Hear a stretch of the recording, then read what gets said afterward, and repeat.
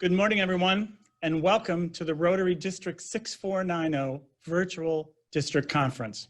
My name is Douglas Nelson from the Rotary Club of Champaign, and I will be your Master of Ceremonies for today's very special conference. One of the highlights of any district conference is the opportunity to reconnect with Rotary friends from around the district, and we hope you were able to do that during our virtual House of Friendship from 8:30 to 9 o'clock. The theme for today's conference is Rotary Makes Miracles Happen. And this is a theme you'll hear repeatedly throughout the morning. One way to define a miracle is a transformative experience that in a way defies explanation. Rotary's people of action provide the energy and driving force that create these experiences.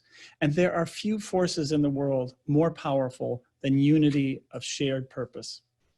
For 115 years, Rotarians worldwide have been committed to the concept of service above self, providing these transformative experiences, these miracles, if you were, on a personal, professional, and international scale. My own Rotary journey started in 1992, which was really another miracle when I was selected to be part of a 5-week Rotary District 6490 group study exchange to Japan. That was an opportunity to a farm kid who'd never been out of the country, and it was my chance to really be a global citizen, and I saw the power of Rotary on a global scale. Suddenly, my world and my understanding became much broader, and I was challenged to pay it forward and do the same for others when I returned. It was truly a life-changing experience for me. Your donations to the Rotary Foundation provide these transformative experiences for people across the globe. And I have to say, the leader of my group study exchange was Gary Shore, who's on the call today. So shout out to Gary. And you know, he's a man of deep character and patience because he put up with me every day for 5 weeks, which is another miracle in and of itself. And actually, when I think about it, the tie I'm wearing was given to me by past District Governor Ken Gunji, who was District Governor at the time of that group study exchange, and really made it possible for me to go. And Ken passed away, I think, 3 years ago, almost to the day. So shout out to both of them. And at this time, speaking of district governors, it's my great honor to introduce our Rotary District 6490 Governor, Michael Stepp, coming all the way from Paris, Illinois. Good morning, Mike. Good morning. You know, I was going to ask you about how many clubs you've visited already, but actually, you know what? Instead of asking you, I'm going to ask everybody out there. So we're going to throw a poll up. So let's do it this way.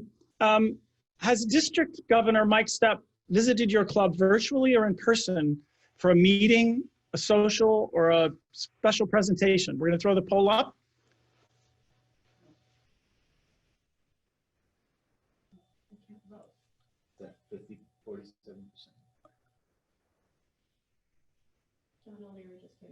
Okay. So I can't quite read that. In person, it's 44%. The in-person visits are 44% right now. Virtually, it's 45. Virtually, it's 45. Oh, it's neck and neck. Oh my goodness. Well, that covers like 80% of everything. Awesome. Awesome. So kind of half and half between in-person visits and also virtual visits. So that's pretty impressive, actually. That's a lot of visits. And just a little fact about Mike that he might not tell you, while he spends 5-6 days a week working for Rotary, he does take Fridays off, just so you know. But on Fridays, he builds ramps and steps for people in need through the Faith in Action for Edgar County. Mike is truly living out the Rotary motto, service above self. Good morning, Mike. Thank you. Good morning, everyone. I'm so excited to be here with you all this morning and know this will be the very best virtual district conference any of you have ever attended. I joined Rotary in 1995 and have gotten to witness firsthand the many opportunities Rotary makes happen, miracles happen in ourselves, our clubs, and in the world. As I finished my first 3 months visiting clubs virtually, in person, or in a hybrid mode, both, I have been amazed by the creativity, adaptability our clubs have demonstrated during these challenging and unprecedented times. Despite the impact of COVID-19, our clubs are continuing to serve their communities. They're getting creative in their fundraising and recruiting new members. Rotary has truly opened opportunities, and you should be immensely proud of yourselves. First off, I'd like to take a few moments to recognize some guests that we have with us today. And if you're on the line here on the screen here, why don't you give out a big wave when I read out your name. We have Rotary International Director Valerie Wafer.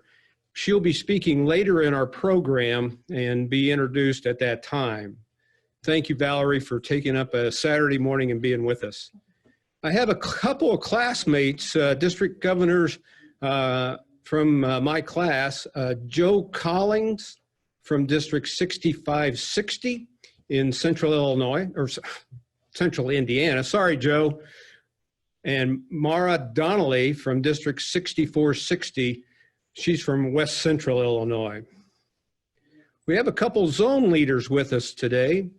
Dr. Rita Esterly, Rotary Coordinator for Zone 31, our zone, and Jill Petrozinski, Innovative Club Advocate for Zone 31 and a past district governor from 2017-2018. So welcome, Rita and Jill. We also have 13 past district governors from around our district who signed up and should be online today. If you give us a wave there, Gordon Bidner, Ken Buell and his wife, Margaret, Julie Dobsky, immediate past district governor, Larry Howell, Arlene Penny, Ray Ropp and his wife, Carol, Chris Shear, Surinder Sethi, Gary Shore and his wife, Joyce, Elizabeth Liz Skinner and her husband, Kelly, Jay Stortstrom and his wife, Winnie, Dick Wagner and his wife, Eileen, and Kevin Yance. Kevin is also my vice governor for this year, so he's trying to keep me alive. District Governor-elect Heather Stoa and her husband Terry are on with us today. And District Governor nominee Connie Walsh. So welcome all the past district governors to our virtual conference. A powerful experience during a traditional district conference is our memorial service, honoring those who have passed during this past year since our last district conference. Although we cannot take an hour to recognize these Rotarians today, let us have a moment of silence for all the Rotarians we hold in our hearts who have passed since the last district conference.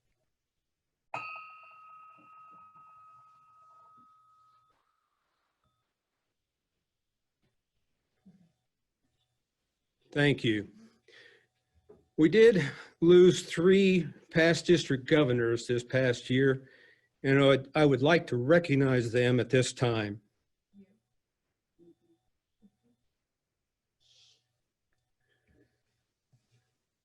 Sandra Broderick Allen, 2001-2002, and the theme that year was "Mankind is Our Business." John Barron, 2006-2007, and the theme that year is "Lead the Way."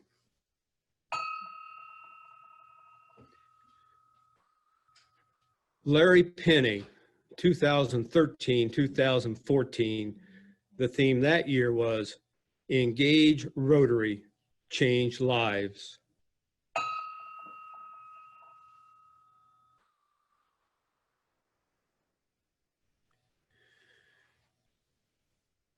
At this time, it's a real honor to introduce Holger Knock, the 2020-2021 president of Rotary International, as our first speaker.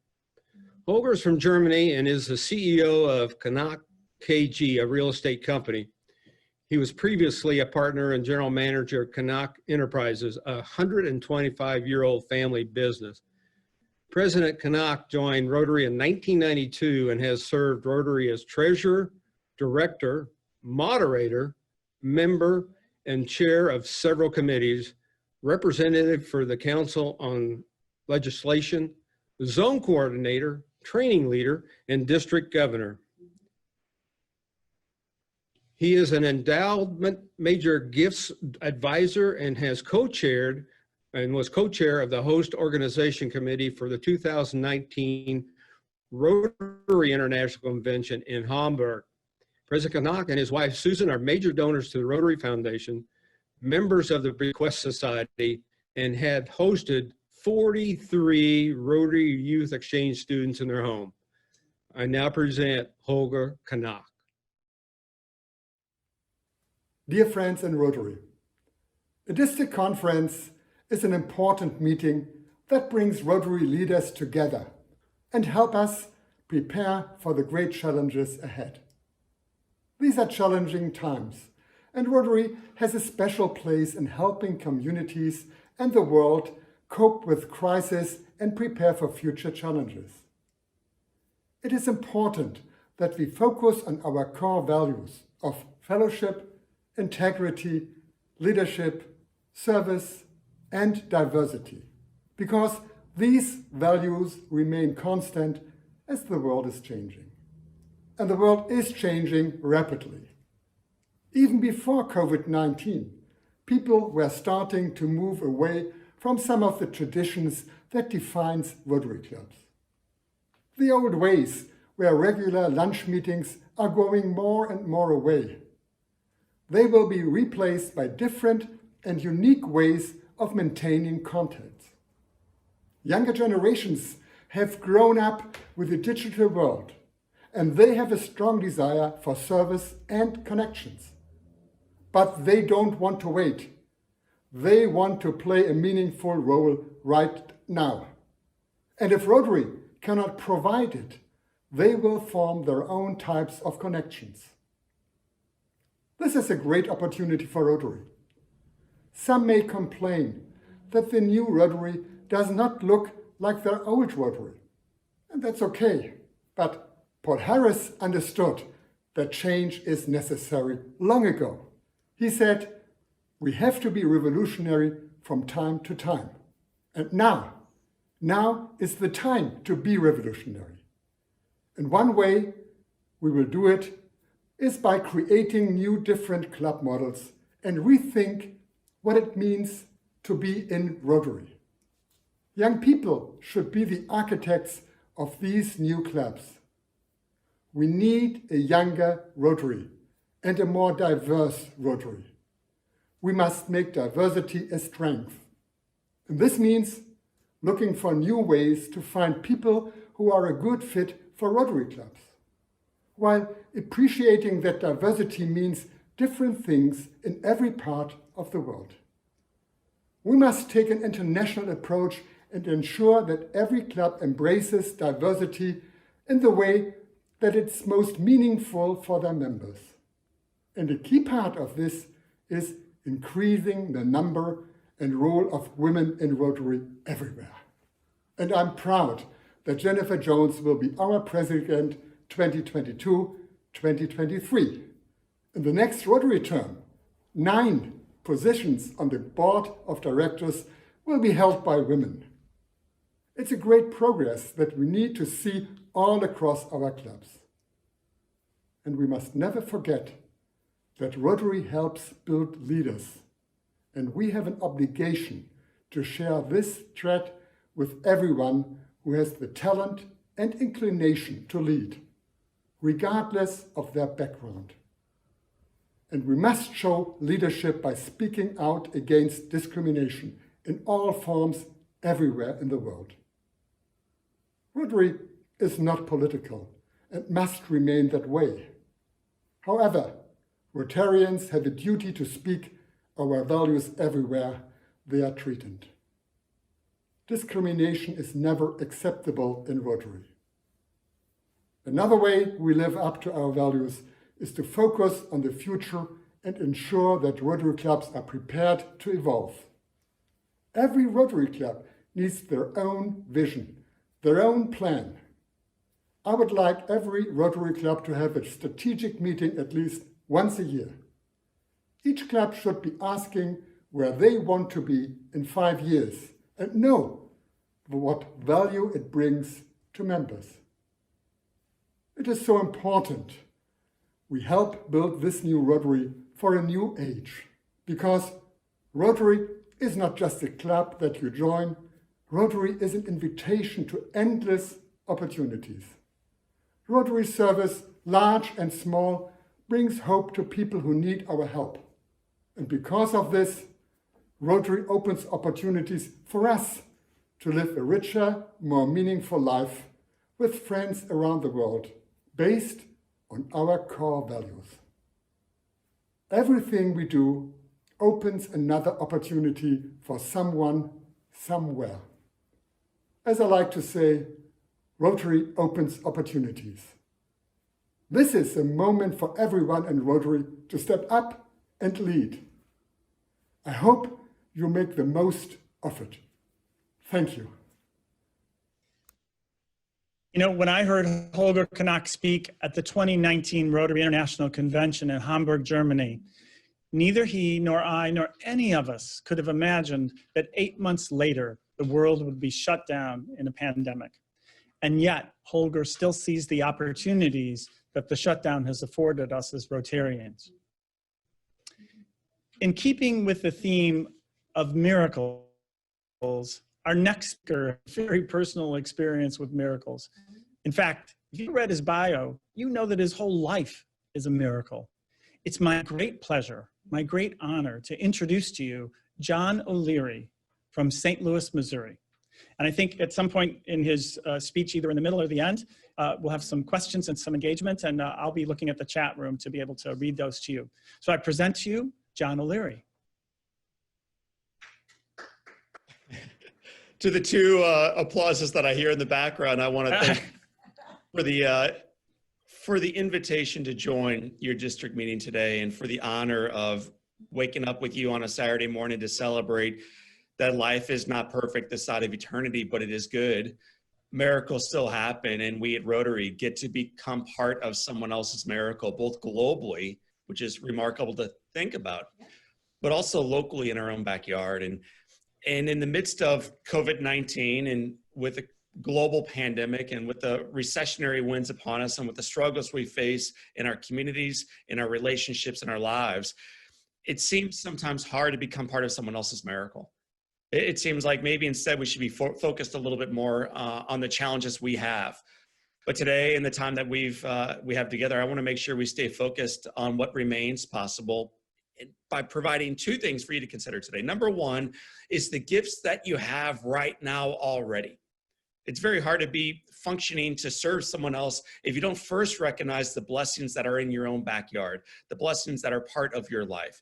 So part of my message today to you this morning will be to recognize what you have, that it is enough, that the foundation is firm, and that the best days are in front of us.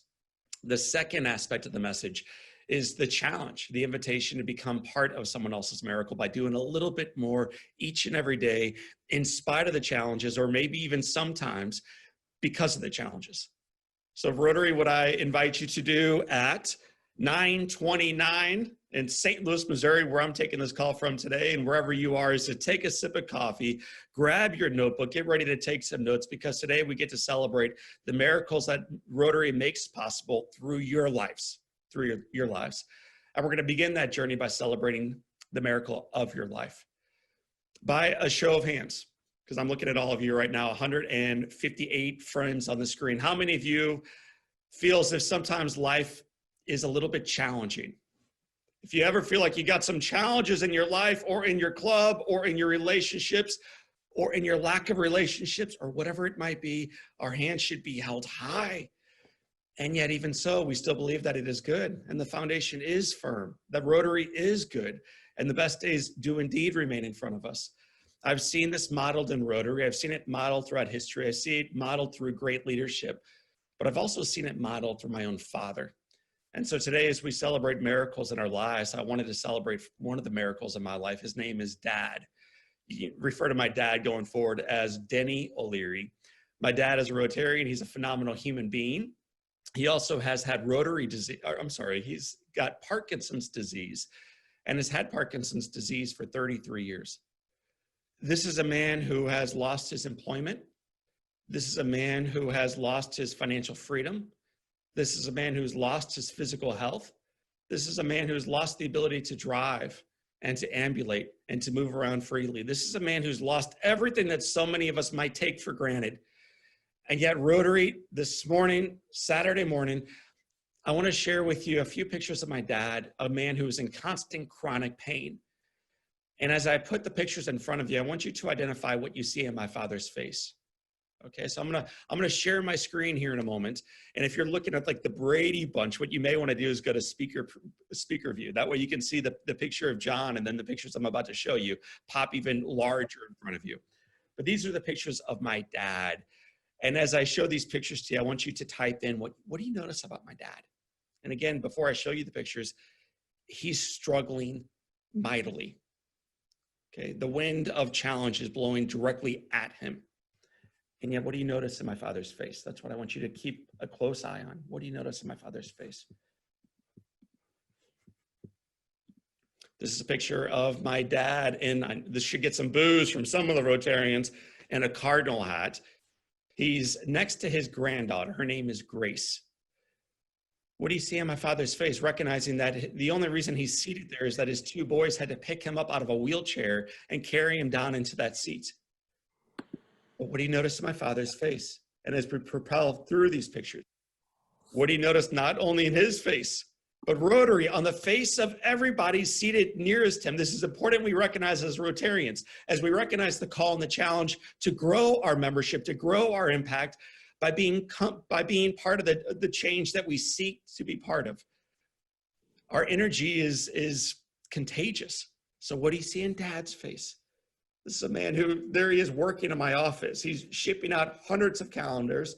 The work is hard. The wheelchair is behind him. But what do you see in his face? This is our last speaking event that I was able to be part of with my dad in 2020. This is before COVID-19 shut everything else down. Those people are lined up not to meet John O'Leary. They're lined up to meet the real hero of the story. And so what do you see in my father's face? And what I'm seeing from many of you as you type in your responses are the responses like joy and courage and faithfulness and spirit, happy, smile. My dad is beat down by life, but he refuses to show it. What an awesome example for the rest of us as we try to model what a miracle looks like for a nation and for a global marketplace that is starved for it. I sat with my dad 5 years ago. We were on his screen porch. He just spilt an iced tea. And so my mother got up to go get a towel to wipe off both my dad and the table outside. And we had a few minutes together. And I said, Dad, you've had this disease for, at that point, 28 years, but I've never heard you complain about it. Why don't you complain more, Dad? Rotarians, think about all the reasons we complain about Rotary, about a club, about a district, about global, about a president, about a presidential debate, about recessionary winds, about ag, about whatever it is we're complaining about today. My dad has had Parkinson's disease now 33 years. Back then he had it for 28 years. And over 2.5+ decades of this disease, not once, Rotary, not once has he complained about the storm, the struggle, the challenge. So I said, Dad, why don't you complain more? And he looked at me and he said, John, how can I complain when my life is a miracle and I have so many things to be grateful for? I want you to hear that again, because I hope this is something that you think of in your own life today. How can I complain when my life is a miracle and I have so many things to be grateful for? I think of Dr. Sprague, 93-year-old physician with a flip phone who tunes in every week for Rotary on his flip phone, recognizing that his life is a miracle. And there are so many things to be grateful for, so many things to be grateful for. But I think frequently in our marketplace, in our country, and the richest one in the history of the world, sometimes we forget that. And sometimes being beat down by life a little bit reminds us of the blessings of our life. And so I'm across the chair from my dad, and I look at him and I say, Dad, what are you grateful for? Because of Parkinson's disease. And as I go through this list, I asked him to come up with 3 things, Rotary, that he is grateful for because of Parkinson's disease. I'd like you to begin in your mind, what are you grateful for today in your own walk, in your own leadership, in your own club, in your own ability to become part of a miracle for someone else globally, someone else nationally, someone else locally, someone in your club, someone in your household, someone maybe in the reflection in the mirror. So as I go through the 3 things that my dad was grateful for because of Parkinson's, I'd like you to begin thinking, what are you grateful for today on October 3rd, 2020 at 9:35 on a gorgeous Saturday morning? What are you grateful for today? So I'm going to go through the 3 that my dad shared with me. Again, Rotary, these are 3 things he's grateful for specifically because of a challenge. Specifically. I'll list the 3 that my dad provided me. Seated in his wheelchair, iced tea on his lap. These were the 3 that my dad shared. Number 1, he said, John, I'm just grateful it was not a more serious disease. It could have been far worse. And although I think every one of us, 170 or so friends on this call, recognize that is true, it could have been far worse, John.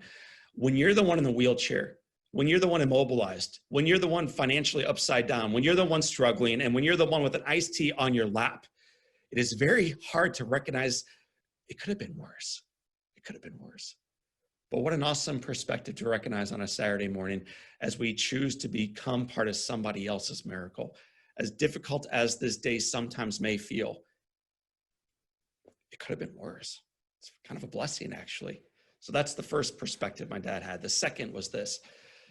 He said, John, I used to be so busy, but now all this time at home has provided the opportunity for me to reflect on who I am, what really matters to me, and where God is in my journey. And he said, I'm really grateful for this time. And then he went on to say, and third, John, I've always liked your mom. To which I said, Dad, I'm glad you like my mom. You've been married to my mom for 53 years. I'm glad you like my mom. And that's when he whispered back, District 6490, I think you're missing the point, John. My coworkers no longer saw value in the work I did, and so they showed me the exit. The guys who used to come around and pick me up for golf, they no longer come around and take me out for golf. Everybody else in the world is pushing me farther and farther and farther back, John. But your mother, my wife, she just keeps stepping closer and closer, closer. And I'm grateful and I love her. She's a miracle for me. And so at this point, I'm a total train wreck. Mr. Leisman knows me pretty well, so he and I are friends. I'm friends with his son, Jonathan. So Keith Leisman's a buddy of mine. He knows that I'm an easy cry. A good dog food commercial will sometimes get me. So I'm crying in front of my dad right now. I stand up to give him a big, huge bear hug. And that's when my dad says to me in his very firm voice of the day, John, sit back down. I'm not done. I'm not done, Rotary. Maybe a century into the work that we do, we should recognize that neither are we. We're not done. We're not done. We're not done. Sit back down. On a Saturday morning, I invite everybody just to remain seated back down. I'm going to go through the rest of my dad's list very quickly with you. And I do this as a tool to open up your heart and your mind on the litany of reasons today in this country, the freest one in the history of the world, I believe, with the foundation firm and the best days even still in front of us. We have an opportunity to become part of somebody else's miracle this day, right now, October 3. So sit back down, Rotary. I'm not done. Let me go through the rest of my dad's list.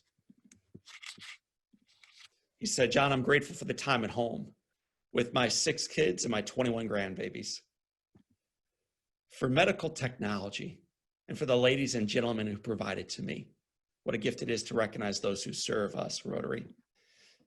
He said, John, when I was on top of the world, I'm not sure I really had eyes and a heart for those who felt beat down by it.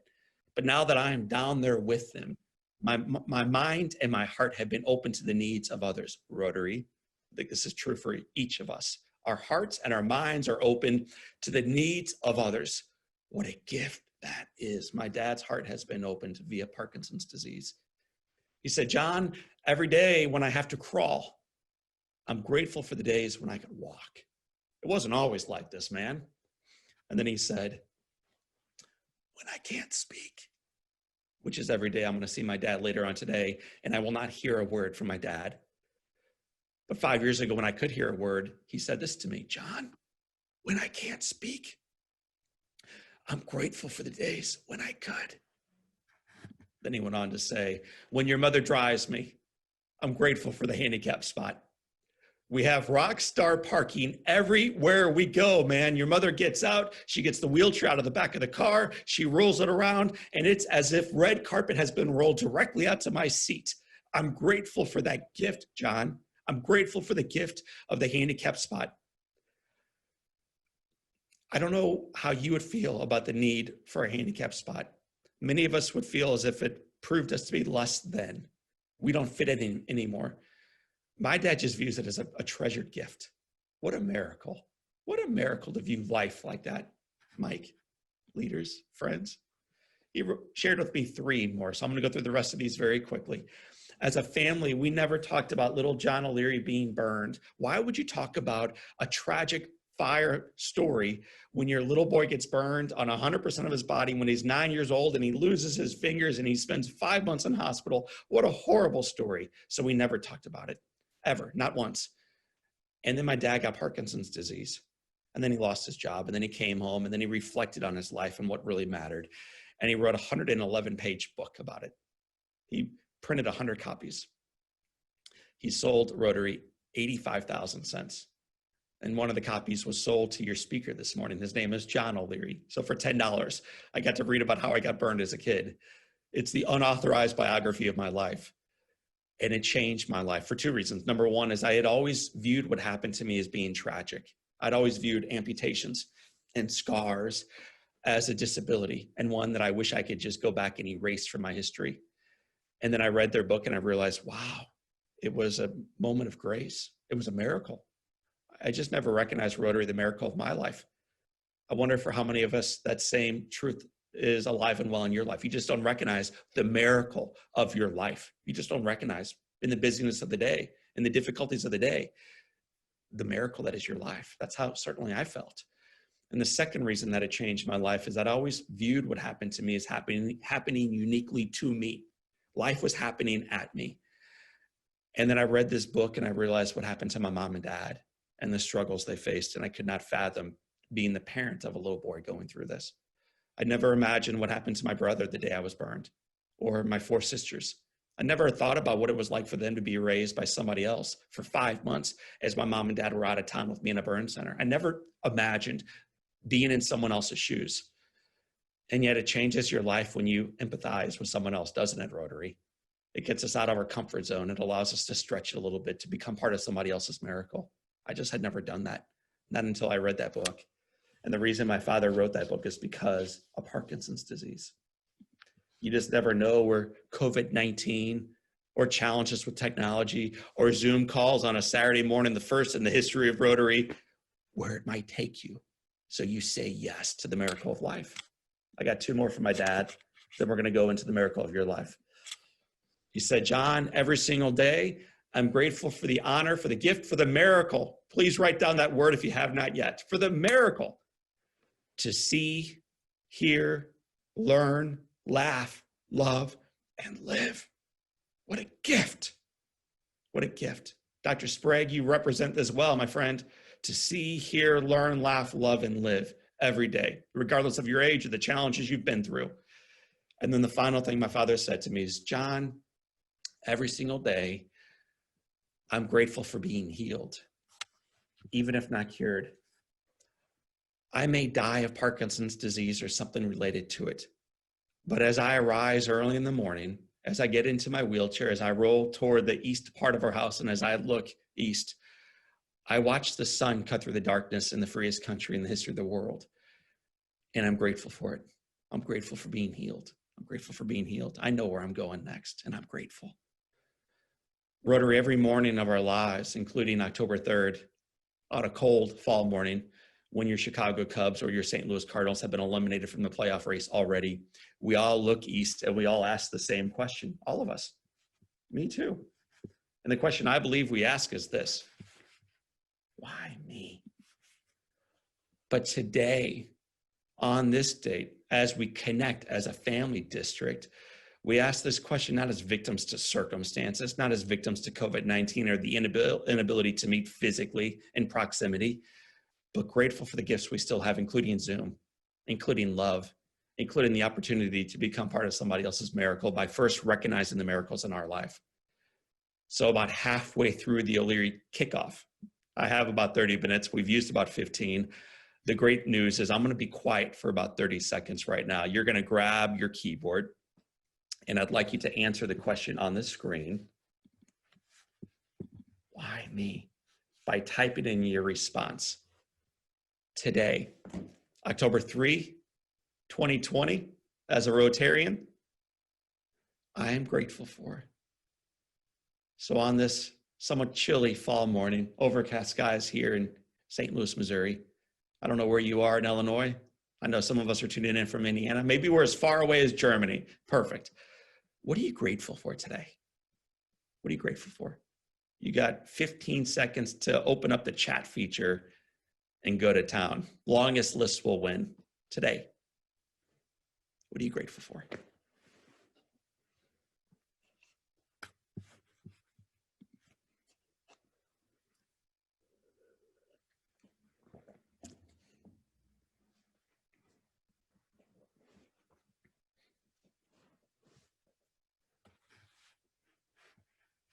And I see them popping up.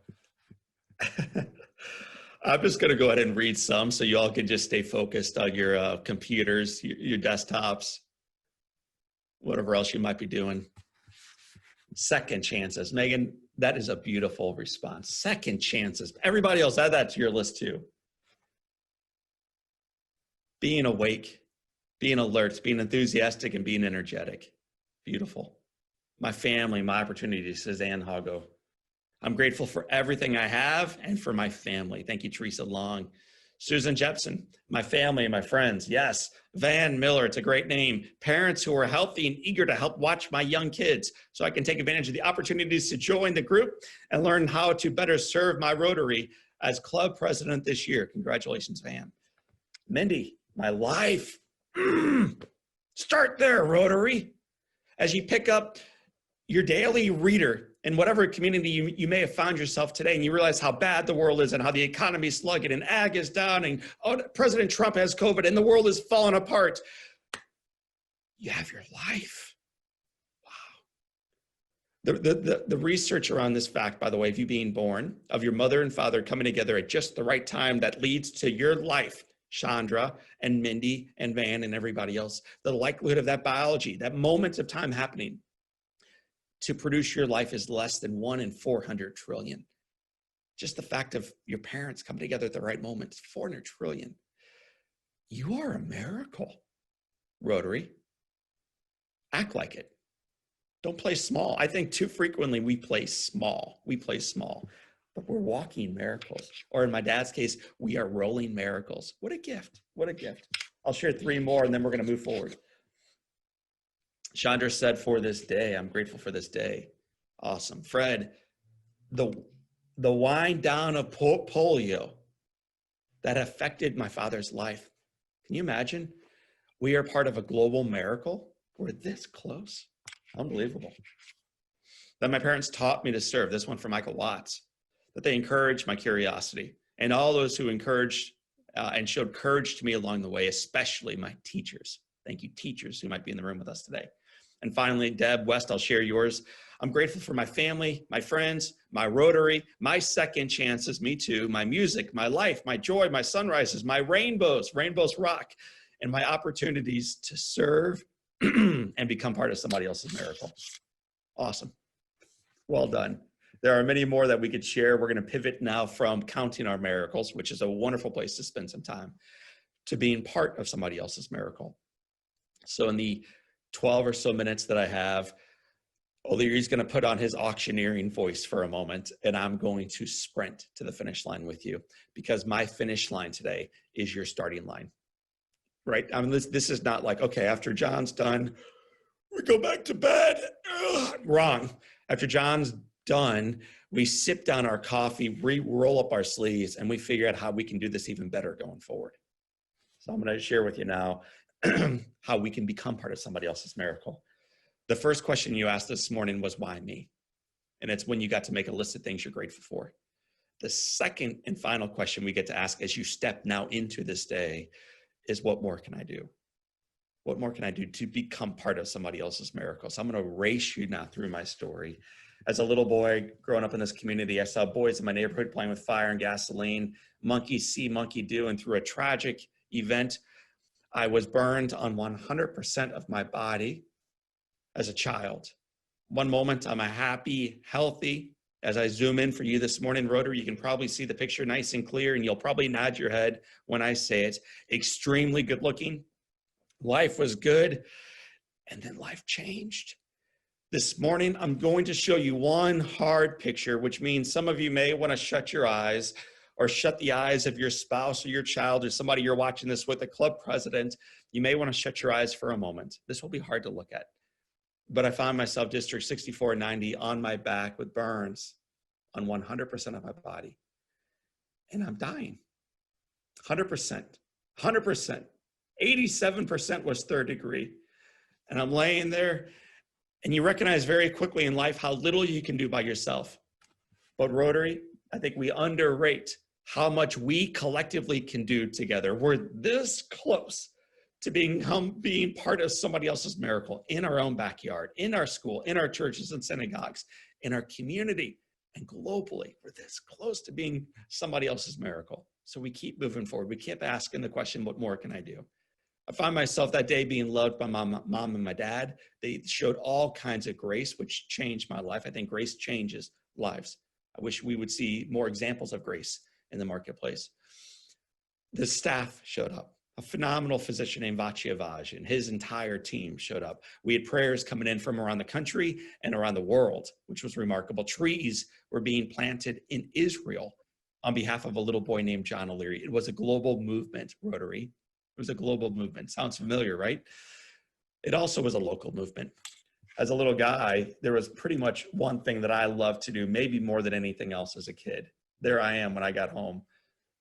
But more than anything else, I liked baseball.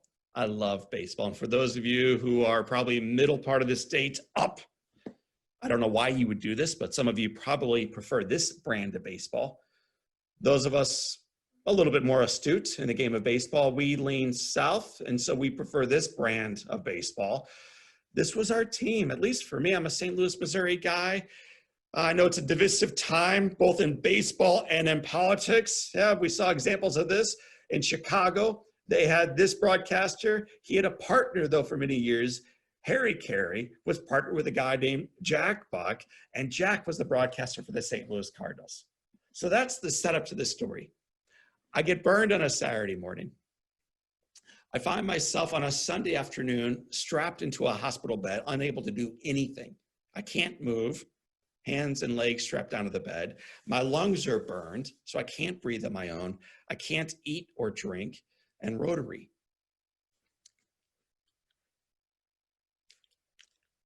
I can't talk. I can't talk. And one more struggle that I faced as a child, my eyes were swollen shut, so I can't see. I'm dying, and there's no reason for hope. It will take a miracle to get out of this thing. Good news. We're in the miracle business, and so is God. I'm hanging out in the hospital bed dying, and then my door opens up, and one individual walks in. Rotary, all it takes is one. 1 + 1 + 1. That's how miracles have always happened. One person walks into my darkness. I hear the footsteps. I hear the chair come across the floor, and then I hear this voice. One voice. comes into the darkness one time and says to me loud and clear, the voice of the St. Louis Cardinals, "Kid, wake up. Wake up. You are going to live.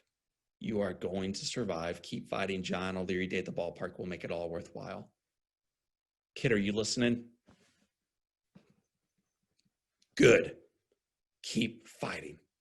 The man stands, he walks out, and he leaves a child tied down in darkness, but filled with hope, renewed.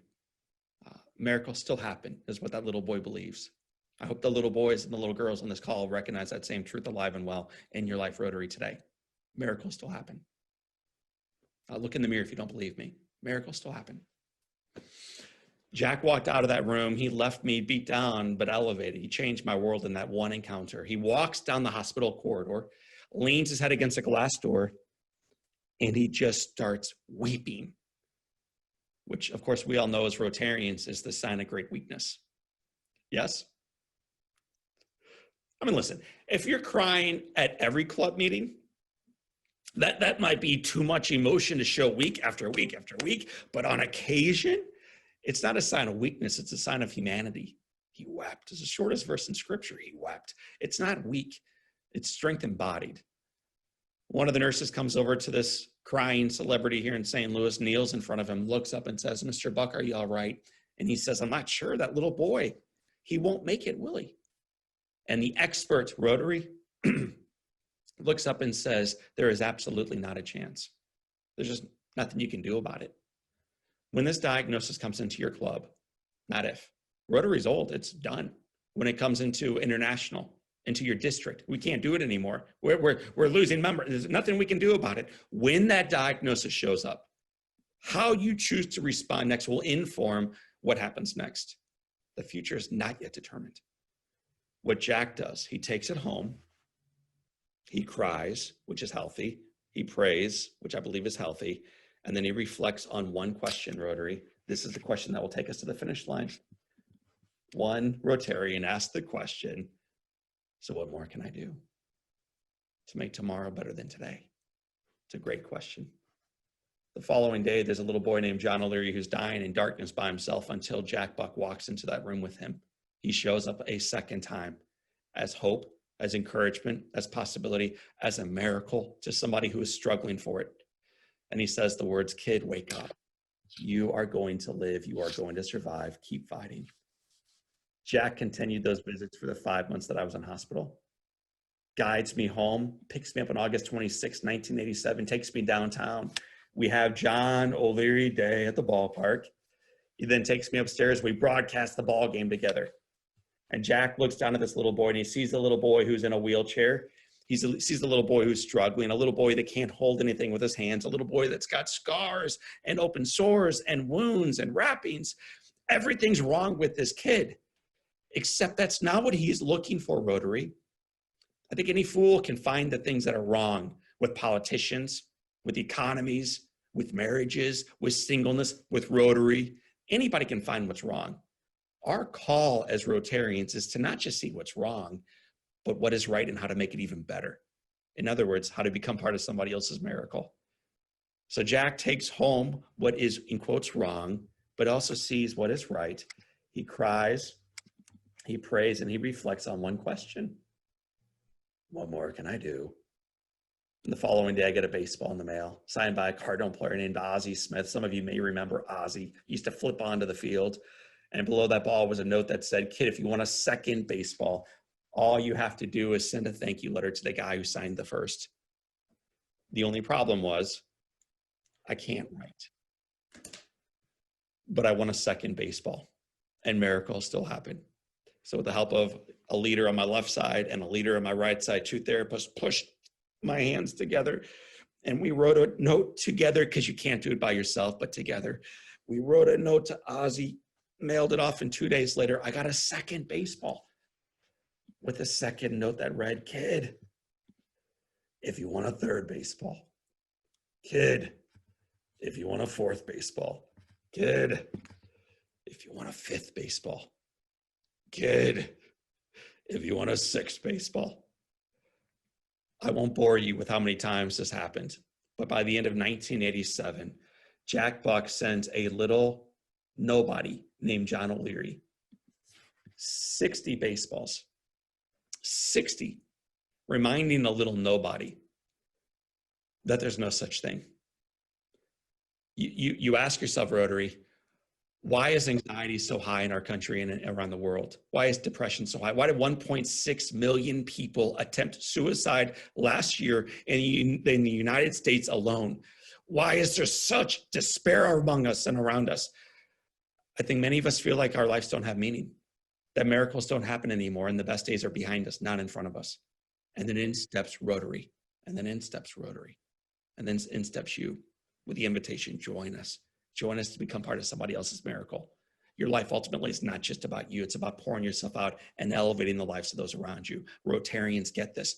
The pivot then, the attention turns away from our own challenges to what we can do to redeem somebody else's. It's a game changer. It's a game changer at a marketplace that is seeking this. They're desperate for it. You have what they need. What a gift. We have 3 minutes left. We're going to use it by sprinting. So let's run together. Jack taught a little boy to write, which brought him back to school. Grade school is followed by high school. I got to spend 4 years of high school, Mr. Leisman. That was followed by 9 years at university, maybe 4. Somehow you graduate. And graduation night, Jack Buck shows up with a package and a note. The first word on the note was not John. Kid. This means a lot to me. I hope it means a lot to you too. Enjoy, it's yours. So I open up the package, look inside, and before I show you what he gave, first, Rotary, Rotarians, servants, the question that always leads to growth. What more can I do? Kid, this is the baseball that I received when I went into the Hall of Fame. It is made of crystal. It is priceless. Don't drop it. His gift of love taught a little boy that he had value, that he should have more confidence, that he should move forward courageously, which led, I think, to this picture, which I can tell you right now led directly 10 months later to this one. The honeymoon was short, people. He was named after one of the great heroes and inspirations in my life, a little guy named Jack. Jack has a little brother named Patrick. My wife dresses them like this. I don't like that. I dress them like that. Cubs fans, tell my boys I love them. There's nothing they can do about it. Tell Jack and Patrick to love on their brother Henry. And in St. Louis and Missouri, man, they just keep showing up. Jack and Patrick and Henry, and now finally a little baby girl named Grace, and now a doggy named MMA, man. The picture is beautiful. The journey toward it was hard, though. It was hard, and it required a global community of people moving forward together as one, Rotary, asking a worthy question. What more can I do? What more can I do? So today, as we get ready to move forward together, I told you this was not the finish line when John finally shuts up and when you can finally start moving forward as a group. This is just the starting point. This is just the beginning of the journey forward. I feel like that today for our district meeting, no doubt, but I also feel like that's true for Rotary. I am utterly convinced and convicted that yours and our best days remain in front of us. FDR back in 1945 said, if you draw a line between the peaks and the valleys over the course of the centuries, you will find that that line always trends up, that it is always getting better. And Rotary, the reason that is happening is because people like you are fighting to make it so. So I want to thank you, Mike, my brother, for the introduction and for the opportunity to be with you today. I want to thank all of you for tuning in. I want to thank my 93-year-old friend, Dr. Sprague, for using a flip phone to be part of our gatherings week after week and being an inspiration to the rest of us.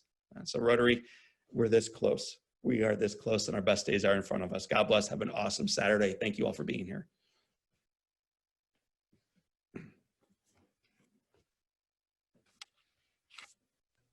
Just wow.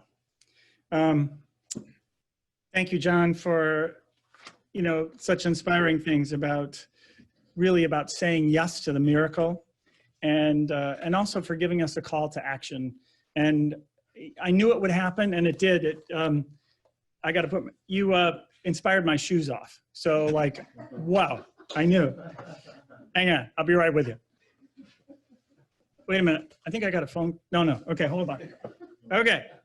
All right. So Thank you again, John. And I know that weekends are really, really special and sacred time for you and your family. So thanks for taking the time off, and say thank you to your family from all of us for sharing you with us today. All right. Whoa, whoa. All right. But wait, there's more. Okay, so I'm really honored to introduce our next speaker, Valerie Wafer, who's serving on the Rotary International Board for 2020-22.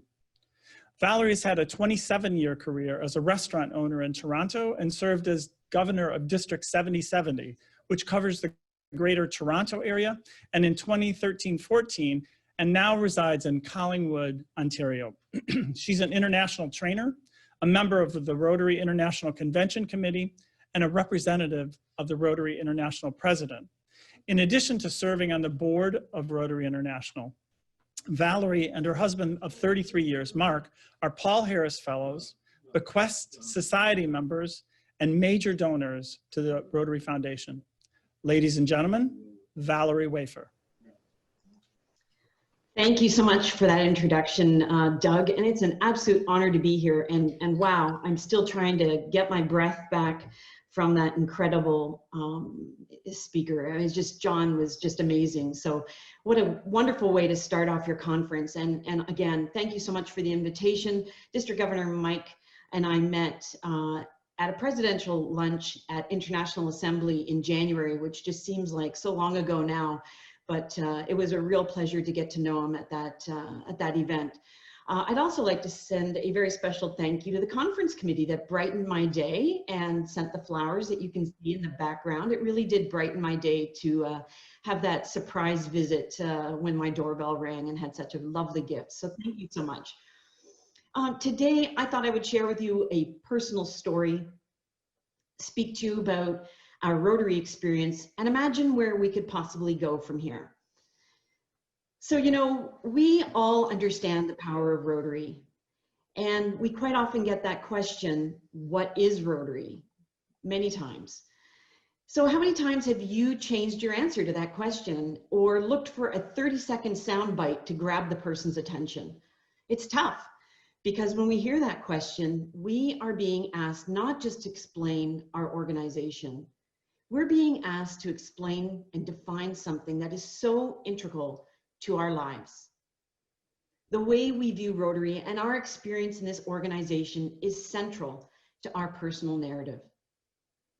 So when I've been asked this question recently, I've asked myself in turn, how can I frame my story in a compelling way that explains why this organization is so important to me and how it's changed my life? I've changed my personal narrative because of Rotary, and here's my story. Last August, my husband Mark and I traveled to Kosovo on a Gift of Life mission, an organization that provides life-saving heart surgeries to children.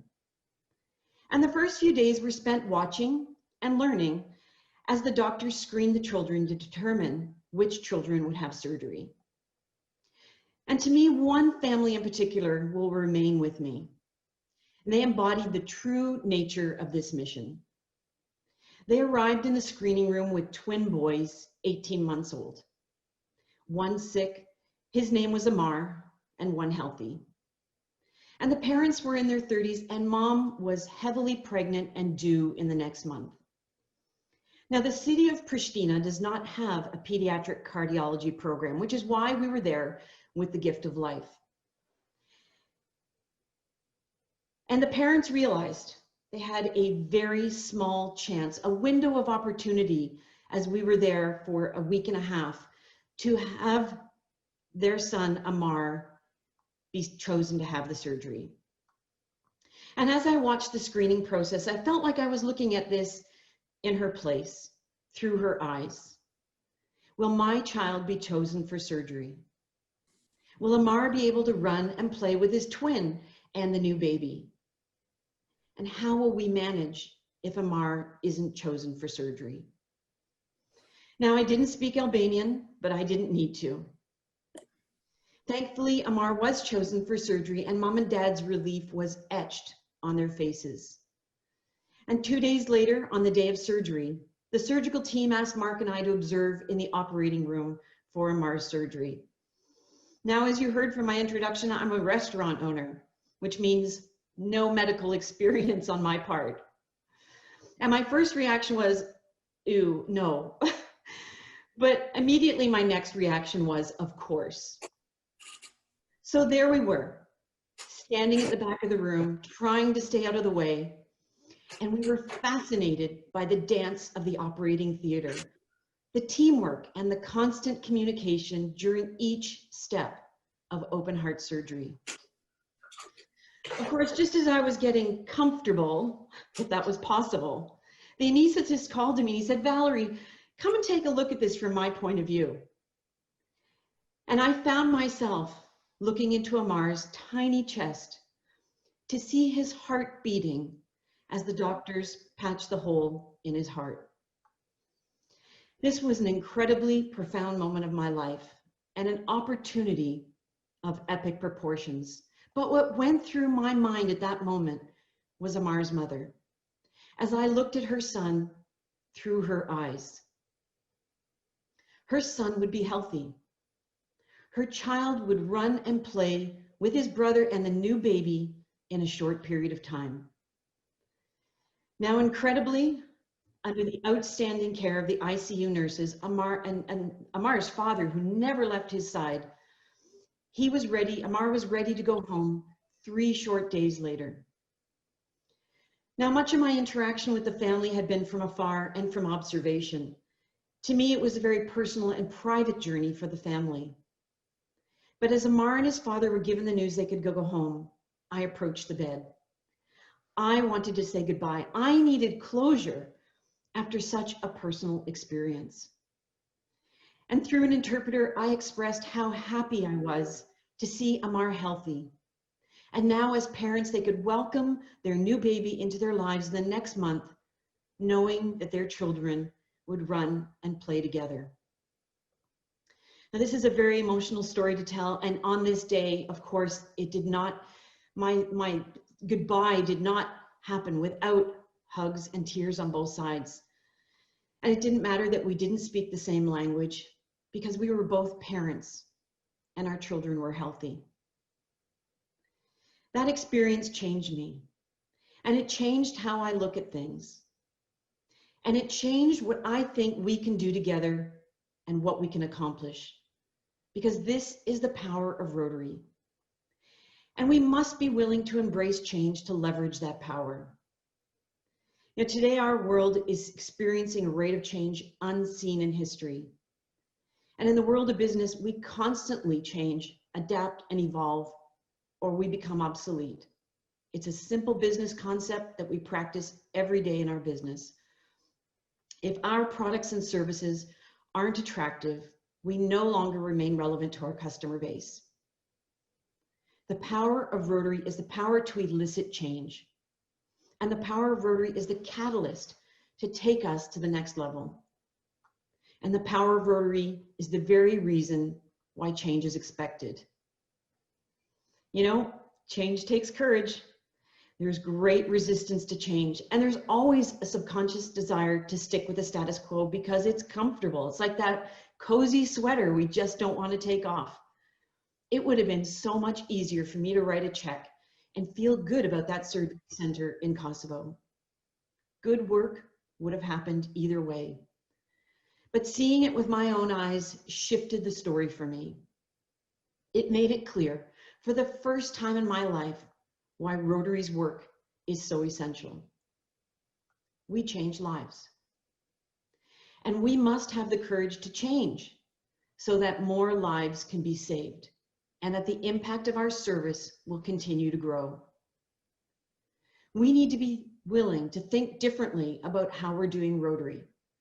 And we need to be willing to look at the Rotary experience through the eyes of our current and future members to ensure that the product we're offering is what they value.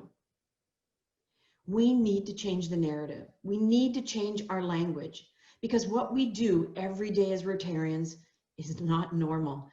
It's incredibly transformational. Each and every day, with every life we save, With every mind we educate and with every attempt at peace, we are transforming lives. Paula Harris famously once said, "It's a changing world and we must be prepared to change with it." Right now, at this moment, we are seeing change in our organization and in the world. We are living a time in history. This pandemic has changed us as individuals, as a society, in business and in Rotary. We have shifted and we have been innovative and we've been resilient. In April, the Rotary International Board received a presentation, and we didn't realize, but we have a PhD statistician on staff at Rotary International.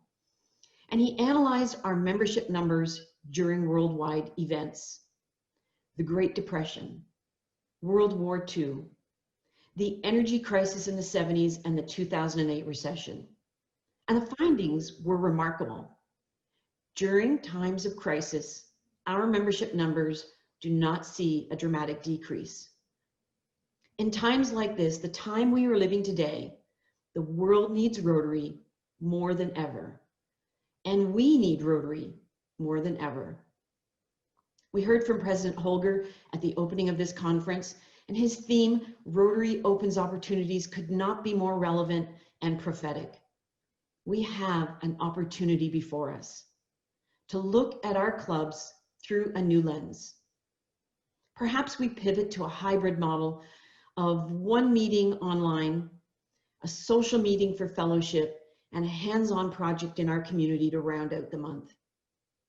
Perhaps we start a cause-based club with a key focus, perhaps on water, our new area of focus, the environment, or the homeless situation in our communities. Now, I mentioned that we don't see a decrease in membership during times of crisis, but I do want to take some time to talk to you about what I consider the crisis of membership in North America. And I don't use the word crisis lightly.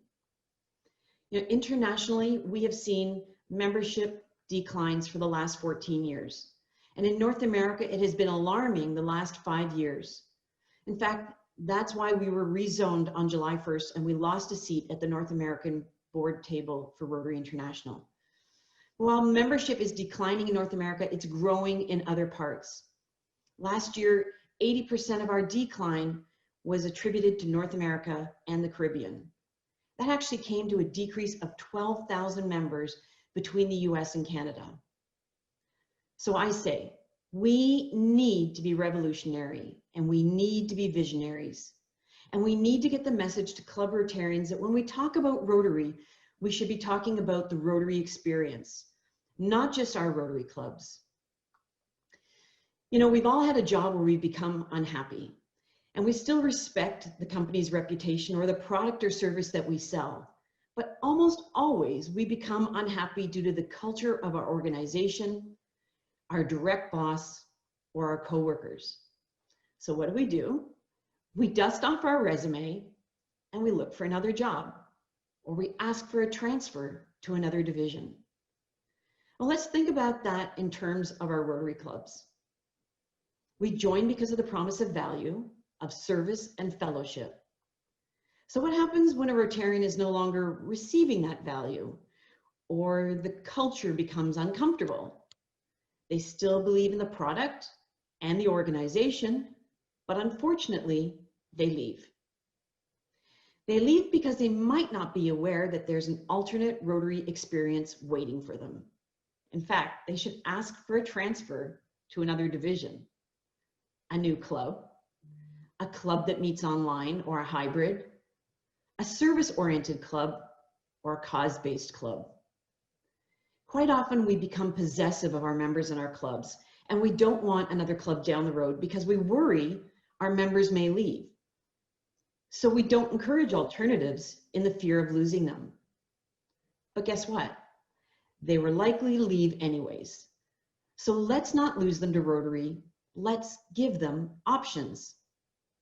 In my business, which was Tim Hortons, I was a restaurant owner, so it's a coffee shop, when another chain opened a coffee shop nearby, we always thought it would negatively impact business, take away our customers.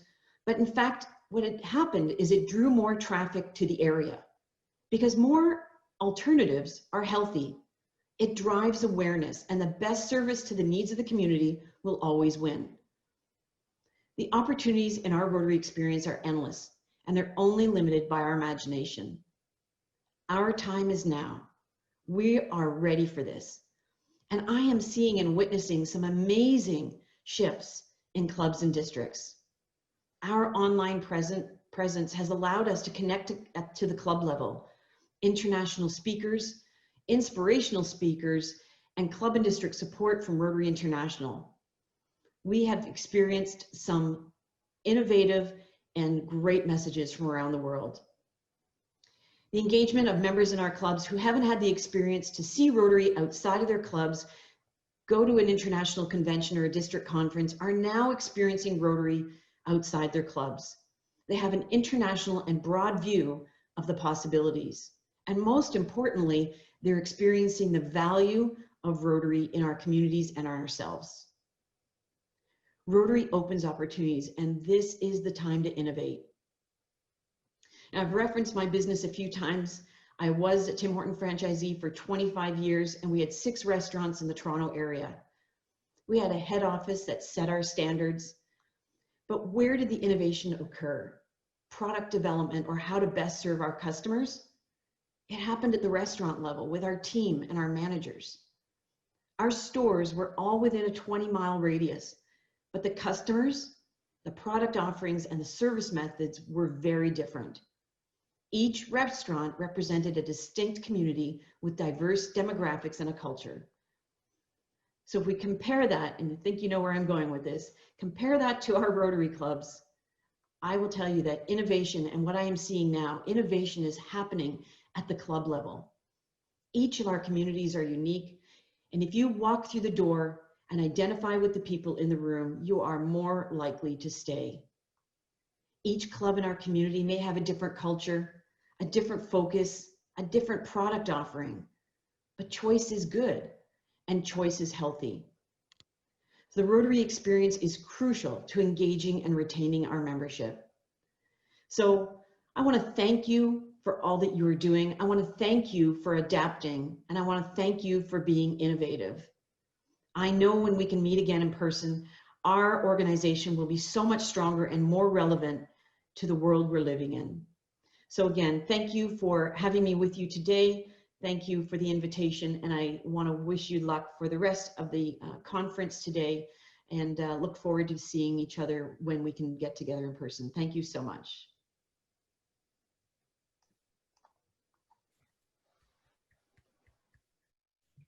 Thank you so much, Valerie. Thank you, thank you. Actually, we have a few minutes. If you have questions or comments for Valerie, could you send them to the chat room now, please? That was really inspiring, Valerie, about, I love just focusing on the Rotary experience and the parallel between restaurants and different cultures and different clubs, and a call to action for everybody in District 6490 about being revolutionary, visionary, and transformational. So let me take a peek at the chat room. Any questions for Valerie?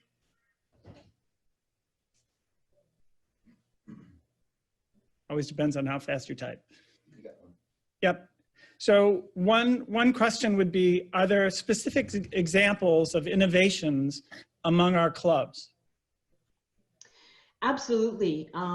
So we have innovative club advocates in North America that met in January at Rotary International, and they have been charged. These are members that have proven track records of having innovative club ideas or have started clubs themselves. So we're taking a proactive approach in North America to actually, and this was prior to COVID, which is exciting because we already had the mindset and the wheels in motion to start innovative clubs. And we're seeing during COVID and during our online presence that there's so much more opportunity for us to meet And we are attracting members who have left Rotary for various reasons. You know, the reasons that we always hear, that their working the working schedule doesn't allow them to be coming to our clubs, or the cost of Rotary is prohibitive for them to be a member. And so this online presence is now eliminating a lot of that. And we are seeing clubs, very much cause-based clubs. We're seeing clubs focused on veterans. We're seeing clubs focused on sustainable food sourcing and working with food banks, definitely responding to the situation that we're faced with today, but also seeing that the need in our community is going to remain post-COVID as well. So really great, sustainable, service-oriented clubs, which is so necessary. And what a great way to attract new members as well, because we know that one of the reasons that we really stay in Rotary and enjoy the fellowship is when we work side by side and roll up our sleeves in our community. So seeing some amazing, encouraging ways of serving in our community. Thank you so much. Yes, I see the So comment. I see another. Sorry, I just see the comment that, yes, I did meet Jill in Evanston in January, and she is your innovative club advocate, and she's working really hard in the manner I was just speaking. Well, thank you again, Valerie. Thank you so much. Let me set that down. What a pleasure, and another very inspirational and for us aspirational approach to moving forward. So thank you so much for being here and taking the time to join us this morning. So we've now heard from 2 Rotary International leaders and a wonderful inspirational speaker from St. Louis. And now it's time to be inspired by 6 Rotarians from District 6490 and one of our own Rotary Peace Fellows. When you registered for this conference, you selected a breakout session to attend. In a moment, the always amazing Jane Chamberlain will put us into a breakout session. I said that only to put a lot of pressure on her. And because there's so many of us, it might take a couple minutes to actually finalize. So we ask your patience with that. But each of the breakout sessions will be recorded. So if you chose one and you thought, gee, I really wanted to do this other thing, don't worry about it, because they'll be recorded and you can view them later. So Jane, if you want to, any instructions for us? Do you want to? I am clicking right now, opening all of the breakout rooms, and folks will slowly go into them. If you are left in the main session, it is because Liz Palma and I were unable to identify you by either a phone number or a name, and we will try and get you assigned as soon as possible. So I see this session, recording is now on, so that others can participate on our YouTube channel. And if you haven't, you may want to mute yourself, and then I'll try and figure out how to pin your, I think I can pin your video, but Don, I'll let you go ahead and get started. Okay, very good. So I'm going to share the screen. I have some slides, as I mentioned, and hopefully that'll work okay. And here we go. So I'm going to talk for something like 20 minutes, then we'll leave like 10 minutes for questions, and hopefully, and then let everybody have a bathroom break before the next session starts. So I'm going to talk about one of the most important issues facing humanity. It's already affecting us, and it's going to affect us much more over the next few decades and beyond. And so it's going to affect us. It's all going to have huge impacts on our children and our grandchildren. And so it's one of the things I particularly tend to worry about. I hope you can all see the figures, and if there's an issue, let me know. So I will try to proceed. So this is a forest fire from California very recently that I showed on the cover. But almost daily, you hear about some new weather-related disaster. And I'm calling these unnatural disasters because they're beyond what would normally happen in the past because of the changes that are happening in the changing climate, are driving much more intense events than we've seen before. So we're seeing record wildfires. In the US, it's primarily in the West, in California and Oregon and Washington, we've been hearing a lot about recently. But we're also seeing them in other parts of the country and other parts of the world. Australia last winter, our winter, their summer, was having record wildfires there as well. We're seeing record heat waves. You know, it was 100 plus in Northern California this week. I lived in Northern California for 20 years. We never saw that in October. So what was unusual is getting to be more common. And also we saw it in Arizona this week as well. We're seeing extreme drought in places, particularly in the western states. Southwest is under a kind of a continual drought right now, and probably will continue well into the future. But when it does rain, more rain is coming as larger events, and we're seeing more flooding. We're seeing that in the Midwest, particularly in the spring. And so farmers are having, I'm a farm boy. I came from Southern Illinois. I grew up near Carlisle. Went to University of Illinois in engineering, and then got interested in the atmosphere. And so I worry about, you know, what's happening for farmers. And we're seeing many more flooding events in the spring and winter and spring than in the past. And that's I'm sorry. And that's because when it does rain or it snows, it's more likely to be a larger event than in the past. Hurricanes are becoming more intense, and that's having devastating effects on the southern and eastern coastlines. One of the things we saw was Hurricane Laura went from a Category 1 to a Category 4 storm in a single day before it hit Louisiana and Texas. And that's because the Gulf is so warm. All the way from the top to the bottom of the Gulf is such warm temperatures that these storms are able to pick up all that energy and increase their intensity. So we're going to expect more of these things. That's what climate change is about, is driving intense storms, not just global warming, as the media has liked to call it in the past. So first of all, let's look at some basic definitions. Weather is the state of the atmosphere at a given time. So, you know, today here it's kind of cloudy and probably, I haven't been outside much, but I think it's around 60-ish. Whereas climate is the long-term statistics and averages of weather. So by looking at climate, you get a feeling for kind of what is expected, and you also get rid of all that chaos that happens with weather systems. So you talk about a given area. One way of thinking of that is what is attributed to Mark Twain, that climate is what you expect and weather's what you get.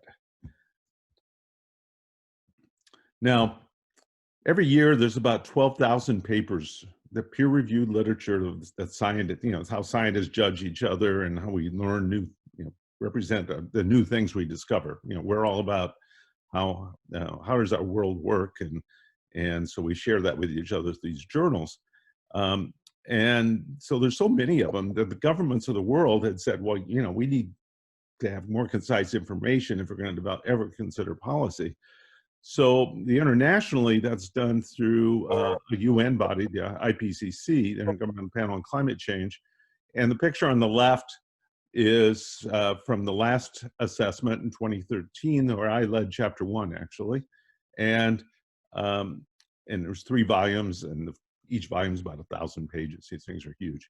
But they nonetheless try to really assess what is the state of the understanding of the science and what it means to our world. Well, the U.S. does a very similar thing through the U.S. Global Change Act in 1990, requires that there be reports regular basis to the White House and to Congress that assess what's happening in the United States, these national climate assessments. And I led this last one, which is the 4th National Climate Assessment. I led volume 1 on the science of climate change for the government. And if you want to see these things, and please do, I show the website there, science2017.globalchange.gov and NCA2018.globalchange.gov. You can find these through the U.S. Global Change Research Program, which is part of the White House, actually. Now, what do all these assessments tell us? They tell us our climate is changing. It's happening now. It's happening extremely rapidly. That's the big point. They're happening about 10 times more rapidly than the climate tends to change naturally. And that makes it really hard for human systems and ecosystems to be able to adapt to that. And that's why we're having changes that we're really concerned about. And it's not just temperature change, as I mentioned before, it's the fact that severe weather is going more intense because of the warming and what's happening to ice and the warming of the oceans. Sea levels are rising and the oceans are being affected in other ways as well. Why is all this happening? Well, it's largely happening because of us. It's happening because of human activities and associated pollution, particularly our burning of fossil fuels and land use change, are increasing the amount of carbon dioxide and methane and some other gases and particles in the atmosphere that are driving this change. A little more about that in a few minutes. One thing I can say for sure is the climate will continue to change over this century in the coming decades because we can't totally slow that down. But how much change we have really does depend on us and our choices, particularly in the near future, as to what direction we keep going with those things that are driving the change. That's what the science shows us. Now, all this conclusions are based on observations in the oceans, on ground, in the atmosphere, and all that is put together, and we can look at what's happening to temperature on our planet, both in the oceans and above the oceans. A major driver is that this increases in gases I mentioned, carbon dioxide, et cetera. Most of that energy that's increasing in the atmosphere is actually ending up in the oceans. So the ocean heat content is really increasing dramatically, but the oceans have a large heat capacity, and they represent about 70% of our planet. So we have multiple data sets that show that that's occurring. And so that's really important because otherwise you'd be seeing even larger changes than we're already seeing. Now, we've seen about 1.8 degree Fahrenheit increase in temperature. Now, that may not sound like much, but when you consider the last ice age, this is over the last century, and most of that in the last 50, 60 years. So that may not sound like much, but in fact, the last ice age was about 11 degrees Fahrenheit colder than current temperatures. So, and we had hundreds of feet of ice sitting over central Illinois. So at that time. So that's a big difference in climate. And so 1.8 degrees is already important. And we're going to see a lot more of this throughout the rest of this century. And as I said, in a very short period of time, that is going to likely drive much larger changes in our climate. 2016 was the warmest year in record, followed by 2019, this last year. 2020 is probably going to end up either second or third, just right, both of those, like right behind 2016. 2016 was an El Nino year, and those tend to be a little warmer than the average changes. And we haven't had an El Nino year since. 2017, 2015, 2018, 2014, you get the idea that all the warmest years in record have been in recently. In fact, 17 of the 18 warmest years have been since the year 2000. Now, these changes are spread throughout the planet. The largest changes occurring on land. The figure I have here tries to go back to the beginning of last century, beginning of the 20th century, but because that's when we started getting really good temperature records throughout the planet. The oceans have a large heat capacity, takes longer for them to respond. We're seeing the largest changes in land, and we're also seeing even larger changes occurring in the Arctic. And we didn't have measurements of the Arctic back in 1900. So that shows up as a gray area here. But in fact, the Arctic is changing about 3 times. Often you'll see, I often will say 2 times, but the most recent data actually shows saying 3 times the rate of the rest of the world. Well, that's having a huge impact on the ice in Greenland. New papers are coming out saying, we're in big trouble with the potential sea level rise this century and beyond if we don't change our ways. Now, I've already mentioned all the extreme events. I'm going to skip over this because I've already mentioned a lot of this. but those kind of trends are going to continue, and that's really the big factor. Now, one way we know this is important is since 1980, NOAA, National Oceanic Atmospheric Administration, part of the US government, has been tracking what are called the billion-dollar events. These are events that cause $1 billion in infrastructure events, weather events. And what we used to see back when they first started was a couple of these events per year. Now we're seeing 16, 17, 18 events, and it does account for inflation and all that. So it's not that. And it's not just people moving in the coastlines. It's because these are occurring all over the country. And the net effect is that we've had a huge impact on the American taxpayer from this increasing intensity of severe weather. So as there's been cost over this 39-year period now of about $1.5 trillion on the US economy. And, you know, even if you say some of that is natural, which it certainly is, that the increase in intensity is maybe cost us still something in the order of $1 trillion. So people try to tell me all the time, oh, climate change isn't affecting me. Well, it is if you're paying taxes. You just don't tend to realize it, even if it hasn't affected you personally. And many people in the United States have been affected personally, but maybe some people feel they haven't been. I mentioned the oceans are sea levels rising.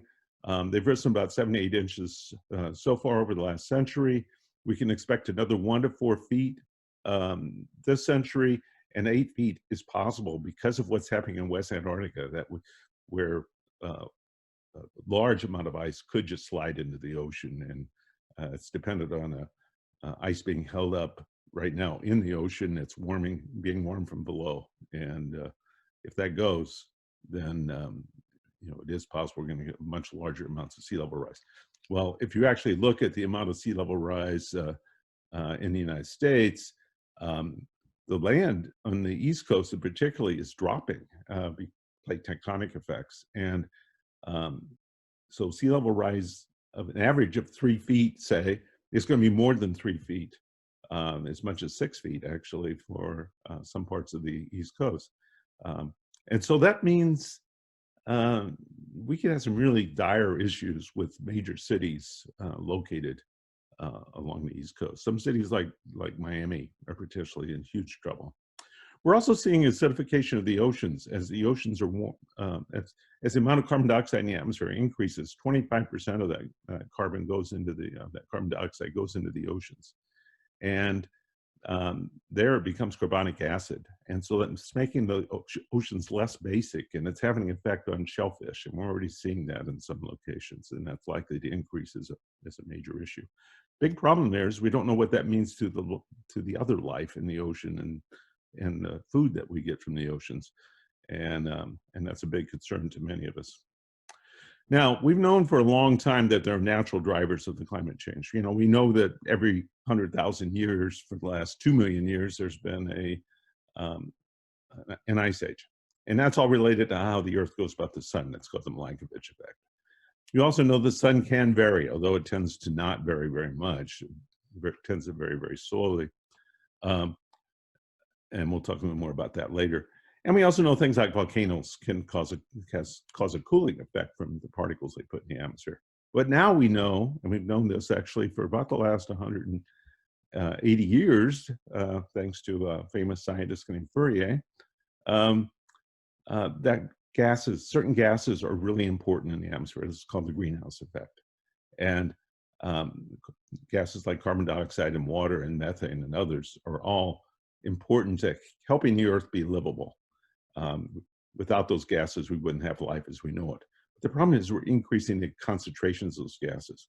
And I like to say this observation from Mauna Loa that shows the average amount of carbon dioxide in the atmosphere is increasing was actually started by an Illinois graduate, Charles David Keeling. And we also know that particles can have effects. Some cause a warming effect, some cause a cooling effect. And we'll go more into that today. Now, that amount of carbon dioxide now is about 410 parts per trillion, parts per billion, parts per million. And so 410 molecules per million molecules of air. Doesn't sound like very much, but because these molecules absorb in the infrared, They're really important to our climate. And if we look at the concentrations going back over the last 800,000 years, you can see the ice ages there, when the concentrations were smaller, and then when they were somewhat higher, up to about 300 parts per million between ice ages. But now we're over 410, and so that's what's driving those changes. And the reason we can get these things is there's little bubbles of gas trapped in the ice, and by taking a core of that ice, as shown in the upper left, we can actually measure that. Now, what is driving climate change? Well, if we go back to the U.S. National Climate Assessment, many lines of evidence demonstrate that human activities, especially the emissions of greenhouse gases, carbon dioxide, et cetera, are primarily responsible for the observed climate change. For the period extending over the last century, there are no credible alternative explanations. It's not the sun. The sun actually has decreased slightly in its output. We have excellent measurements going back to 1980, and we have good models of the sun from before that. That show the sun has actually decreased very, very slightly in its output. It's measurable, but it's not a significant impact. There are no natural cycles can explain what we're observing. I know I've seen in the newspapers many times, somebody will say, oh, it's just natural cycles. Well, it's not. There are no natural cycles can explain what we're observing. So how do we look at the future? Well, we do that by developing scenarios for how much are we going to have more of these gases or less of these gases in the future. Some of these gases like carbon dioxide are very long-lived once they're emitted into the atmosphere. So you have to account for how their concentration will change over time, and then how that can drive a change in temperature. And so continuing to heavily use fossil fuels, which is like the dark red here, is likely could lead to something globally in terms of about 7 to 10 degree increase in temperature by the end of this century. That's huge. Now, hopefully we can do something, we'll slow this down and do something much less than that. The green assumes that there is actions to really try to keep the changes in temperature below 2 degrees centigrade, 2 degrees Fahrenheit, or 3.6 degrees Fahrenheit. And that is getting to be almost impossible. Things have already changed enough. We're not going to change the energy around quickly enough to matter. But the blue one, I think, is quite possible, and that's that's a low scenario we tend to take a look at a lot, which is that by mid-century we really start to reduce these emissions significantly. Now, instead of showing what's happening globally, I'm just going to look at Illinois and Central Illinois. This is all being done for a special assessment we're doing for the state of Illinois through the Nature Conservancy. And we got 30 scientists throughout Illinois being involved in this. Jim Angel from Houston Farmer State Climatologists and I are heading this assessment. And if we look at temperature in Central Illinois, that high scenario, could increase our temperature by something like 10 degrees or more by the end of the century. If we look at that lower scenario, the blue one I mentioned before, or 4.5, then we can keep that to maybe more like 4 or 5 degrees. That's still large, and it still can have significant impacts on us, but it certainly makes a difference in terms of the resulting impacts on society. If we look at the number of days greater than 95 degrees, that's likely to also increase dramatically. Maybe from like 10 days now to weeks and most of the summer as we go out to mid-century and beyond. Seasonal rainfall. More rainfall already. We've had an increase in rainfall of about 10% here in the Midwest over the last century, total rainfall, with more of that coming in the winter and spring. And we haven't seen too much change yet in the summer, though it's slightly less already. But as we look out by the mid-century or late in the century, we can expect another 10% increase overall in total rainfall, but with most of that happening as larger events. So what used to be an unusual event becomes much more common.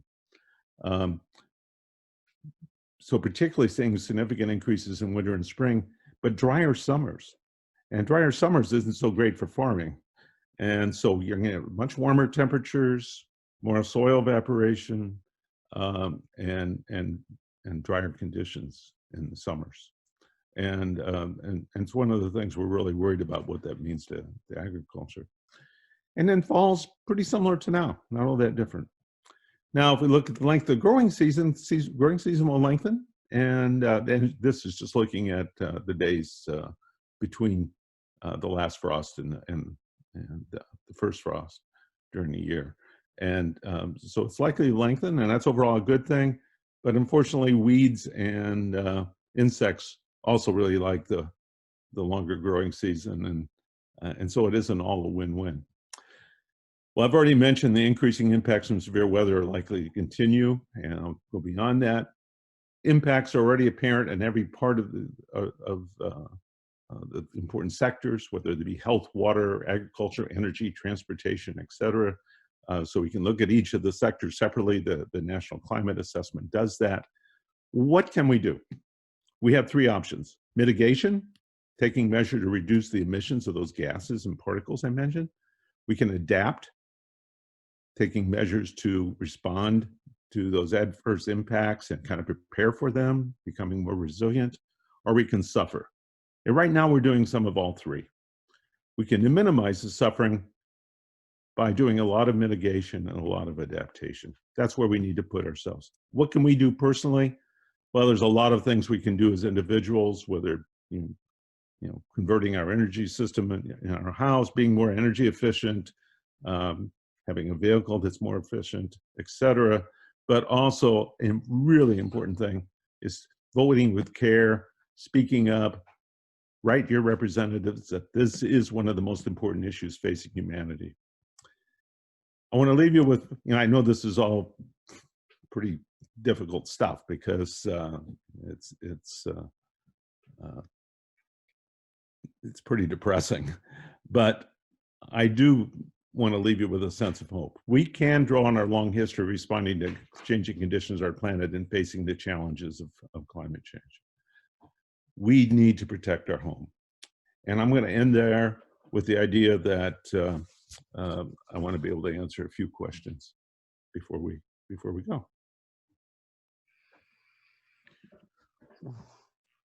Thank you, Don. If you have a question, you can either put it in the chat or you can raise your hand, and I'll see if I can.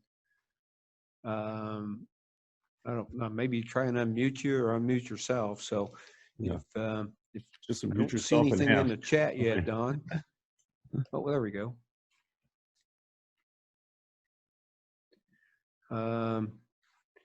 Don, Rebecca was asking if you could put slide 23 back up, Sure. just to give a little bit, Let a little more time to review some of the things that we can do. There we go. There Yeah, and this is just something I put together very quickly that these all have an impact, but and not everyone's going to follow these.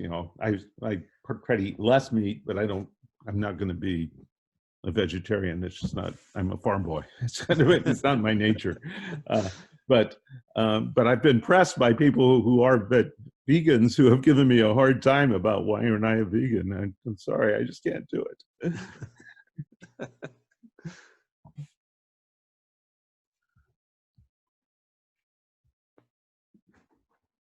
Okay. Is there any other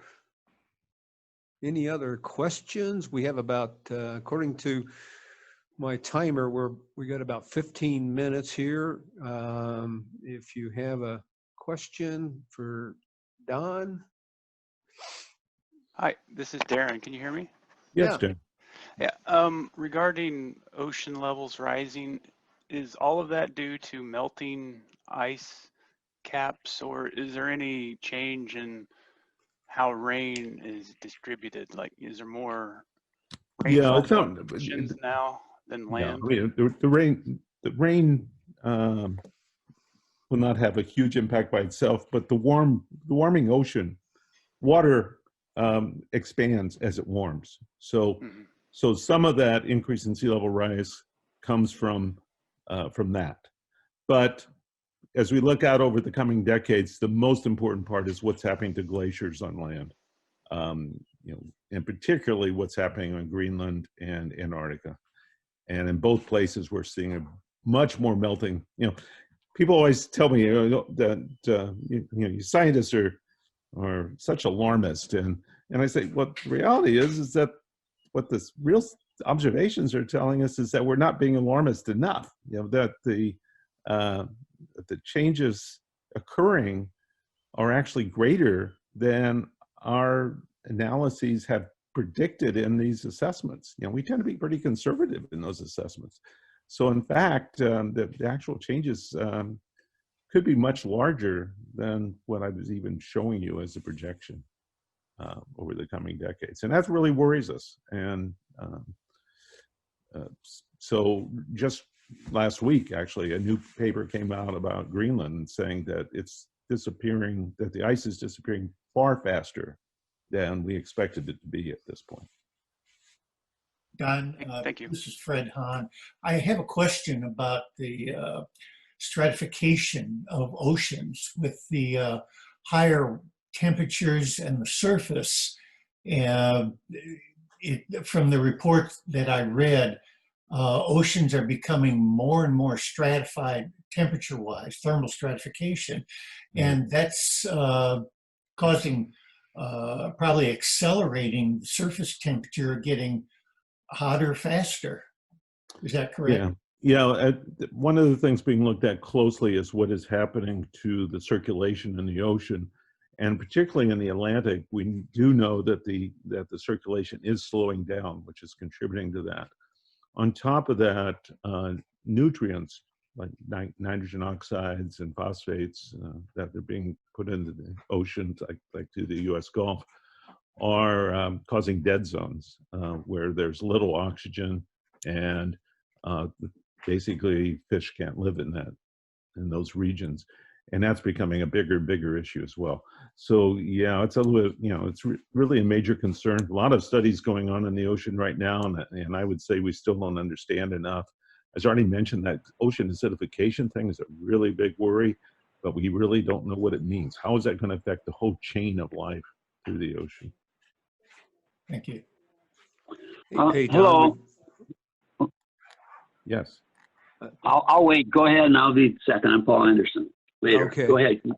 All right, thanks, Paul. I've got some questions in the chat. Tom was asking about the seasonal wildfires in the, what can we estimate the projected CO2 release and effects from those wildfires on the national emissions? Yes, there's a lot of analyses going on right now about that. Right now, globally, it's not a big impact, but there are concerns about as wildfires continue to be a bigger and bigger issue. Could wildfires contribute to even more warming? They could, and can we compensate by growing more trees elsewhere? Maybe. But there is some concern about that. That's probably less of an issue than what's happening in the Arctic. In the Arctic, we have fires that are destroying, there's underground fires that are destroying the tundra. And as that tundra burns, it's releasing carbon into the atmosphere. And those fires just go on continually, all seasons basically. And it just in the last decade, they've really been noticed as becoming a potential major source of carbon for the future. And then the melting permafrost that is going on is causing infrastructure damages, like damages to roads and buildings, but it also can release a lot more carbon into the atmosphere. So sometimes I get criticized, I think I have by the White House, about the fourth national climate assessment. Why do you use such a high scenario? Well, that high scenario can be gotten to too many ways. And one of the ways is not just continuing burning of fossil fuels, because we know that fossil fuel use is going down, but that, and not just because of COVID, um, but on top of that, the melting permafrost and the tundra fires and the wildfires could actually increase carbon in the atmosphere to bring us right back up to that level, you know, no matter what's happening with the fossil fuel burning. Yeah. Paul, go ahead and ask your question now, if you would. All right. I'm Paul Anderson. I'm a retired geography professor over in Normal. So I hope to meet you, Don, someday. Yeah, we can talk. I'd love that. And Rotarian for a long time. I've got bad bandwidth today, so you can't even see me raise my hand, but I did put up a video. I'm interested in action and doing things. My personal involvement in my retirement is with pyrolysis, the biochar as an alternative, carbon dioxide removals. I've got a pretty good reputation on that and looking for people to talk with. It's rather lonely sometimes. And I'm specifically interested in the formation of something like a group. Perhaps it's Rotary, it's our district, that those of us that are interested in this and really want to get together, that we have our discussions on how to do things. And we have to be talking in terms of getting up to the gigaton removal or the gigaton mitigation on these types of things. And that's my interest. So I'd like if Mike could address it, or Don could address, is there a discussion, a working group? I don't want just the discussion. I don't want the polemic. I want the action type of thing. And one of the questions is, if Rotary gets involved with this, we start running into the issue of, hey, there's people making profit off of this or doing things. So I'm looking for some comment about forming further groups and how we can have this come together. I would personally, I would love to see Rotary pick up upon climate as an issue that it helps solve, just as it's helped solve polio, because this really is an issue of great concern, not only to me, but most young people are getting it. They understand that this is important, and they also understand this is not political. Don? Yeah, Paul, I don't know that I can, we can look into that. I don't know that I have an answer for you today. I know that there is a 7th area of focus now, of course, for Rotary International, and that includes the environment. So I'm sure there's going to be some working groups that are part of that. I know Floyd Lancia had talked a little bit about that during our meeting the other day. So we may see some more coming out over the next few months as we move into the environment being an area of focus here next year. So more to come on it, I think, Paul. But thank you. Don. Thank you for your question. Don, is algae bloom, is that regional or global problem? Both. It's increasing as an issue globally, and it's certainly a major issue regionally in the U.S. with what's happening with Lake Erie, for example. Maybe happening as I led an assessment of the Great Lakes last year, and impacts of climate change on the Great Lakes. And one of the concerns there is as the lakes continue to warm, algae blooms might become more and more of an issue throughout the Great Lakes, particularly of concern to Lake Michigan. Is that attributable to the what ag is using for fertilizers? It's the warming and the ag impacts, yes, both combined. I got a question in the chat box, or a little discussion from Carol about during this, we've seen some interesting improvements in nature due to the pandemic. Is there any way we can parlay that into what's going on? Policy talks or anything? Yeah, I've given talks about the impact of COVID, and we certainly have seen a significant decrease in energy use worldwide. It's shown up very clearly. We expect it just to bounce back as soon as we get past this pandemic. And so it hasn't really had a lasting impact yet, but it does show what can happen, because along with that, we've seen a great improvements in air quality. You know, many people have been commenting on their own communities throughout the U.S. and the world about how well they can see in their own community and how well they can breathe. And so it's just a sign that this fossil fuel use has multiple impacts on our society, climate change being one of them, but air quality being another. Yeah. Okay. Do we need to give everybody a bathroom break? We're at 4 minutes here. I had one more question. Okay, It's Bill. sort of related. Has anybody studied how online purchasing has affected energy use compared to purchasing locally at a store? It just seems to me there's an awful lot of trucks running around that weren't running around years ago delivering packages, and it doesn't seem very efficient energy-wise. Yeah, I haven't seen a good analysis of that. I know that there are people studying that issue. I just haven't seen the results. Okay. Are there any other questions? We got 3 minutes, or do we may need to take a bio break here because we're going to be moving into our next segment of our program today. Well, thank you all for attending. I really appreciate it. This is Paul Anderson again. And if while everybody goes to the bathroom or something, can we get some names of people who want to be discussing this continuing on? This is like a take the break, but if you could handle that, Mike, and to bring it together, I noticed a few people. Yeah, well, count me in. All right. Who was that? That was Don. Yes. That Okay. was Don. Yeah. All right. Well, thank you all. We appreciate your participation in our breakout session with Don. Thank you, Don, and safe travels to Michigan for your well-deserved vacation, buddy.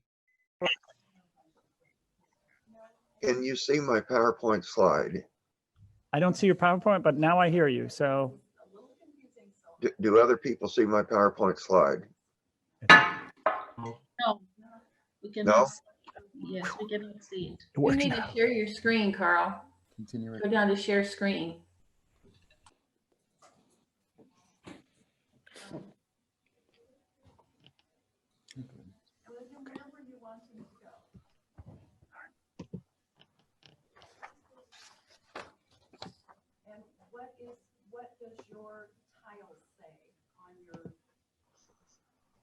There we go. You have it. It started screen sharing. There it is.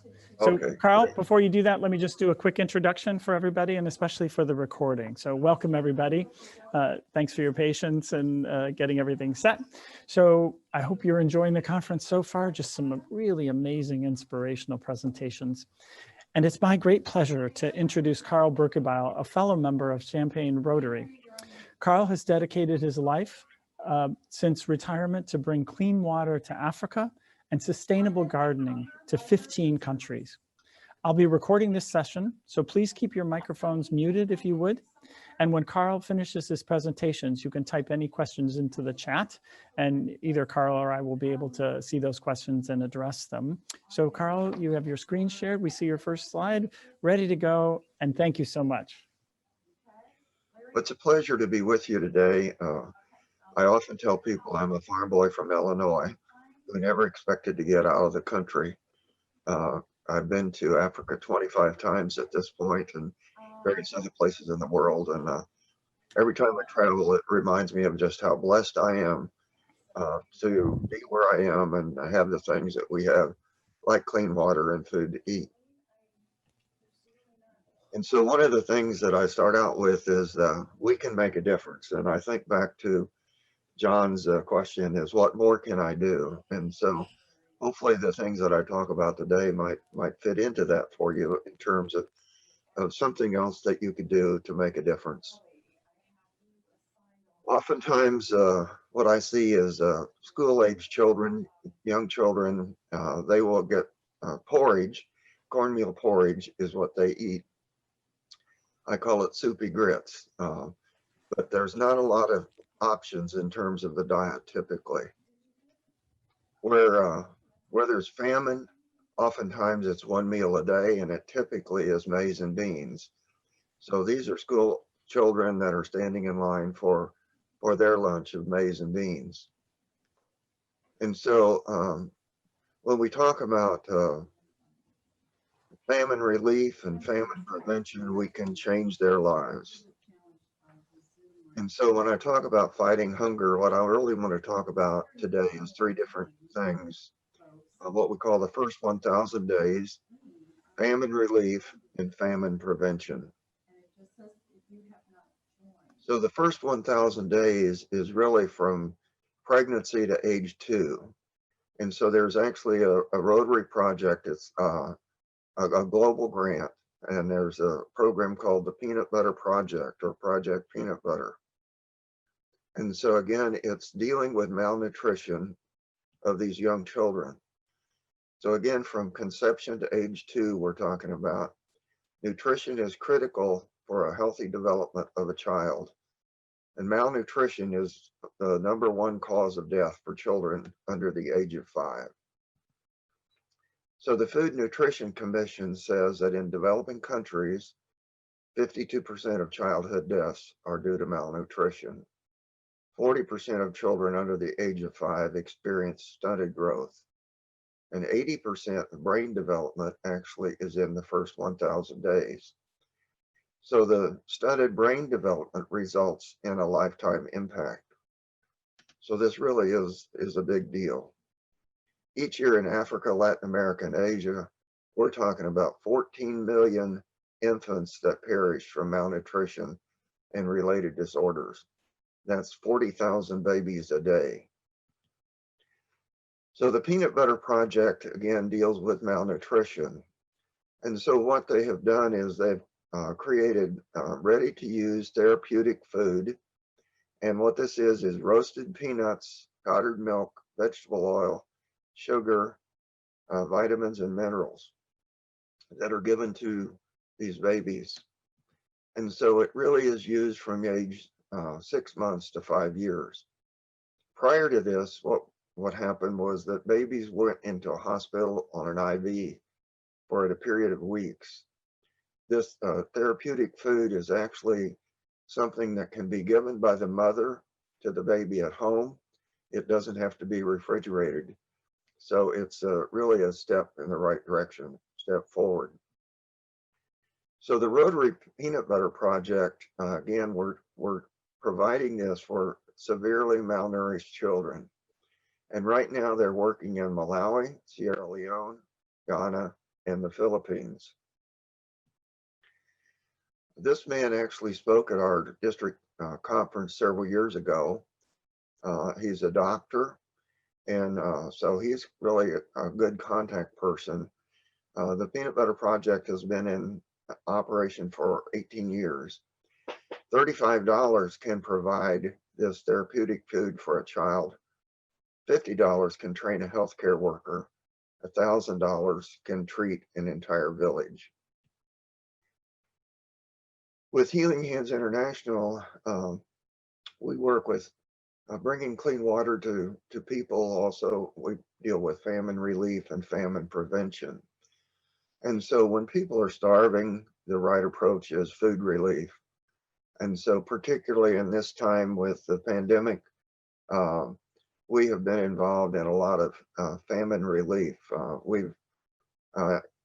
We've provided over $100,000 worth of food aid in over 10 countries at this point. And so what does that look like? Well, the first step is harvesting local produce to be provided. This is in Zimbabwe. And so this local food was provided to hospitals and also to disabled and older folks, and to an old folks home, actually.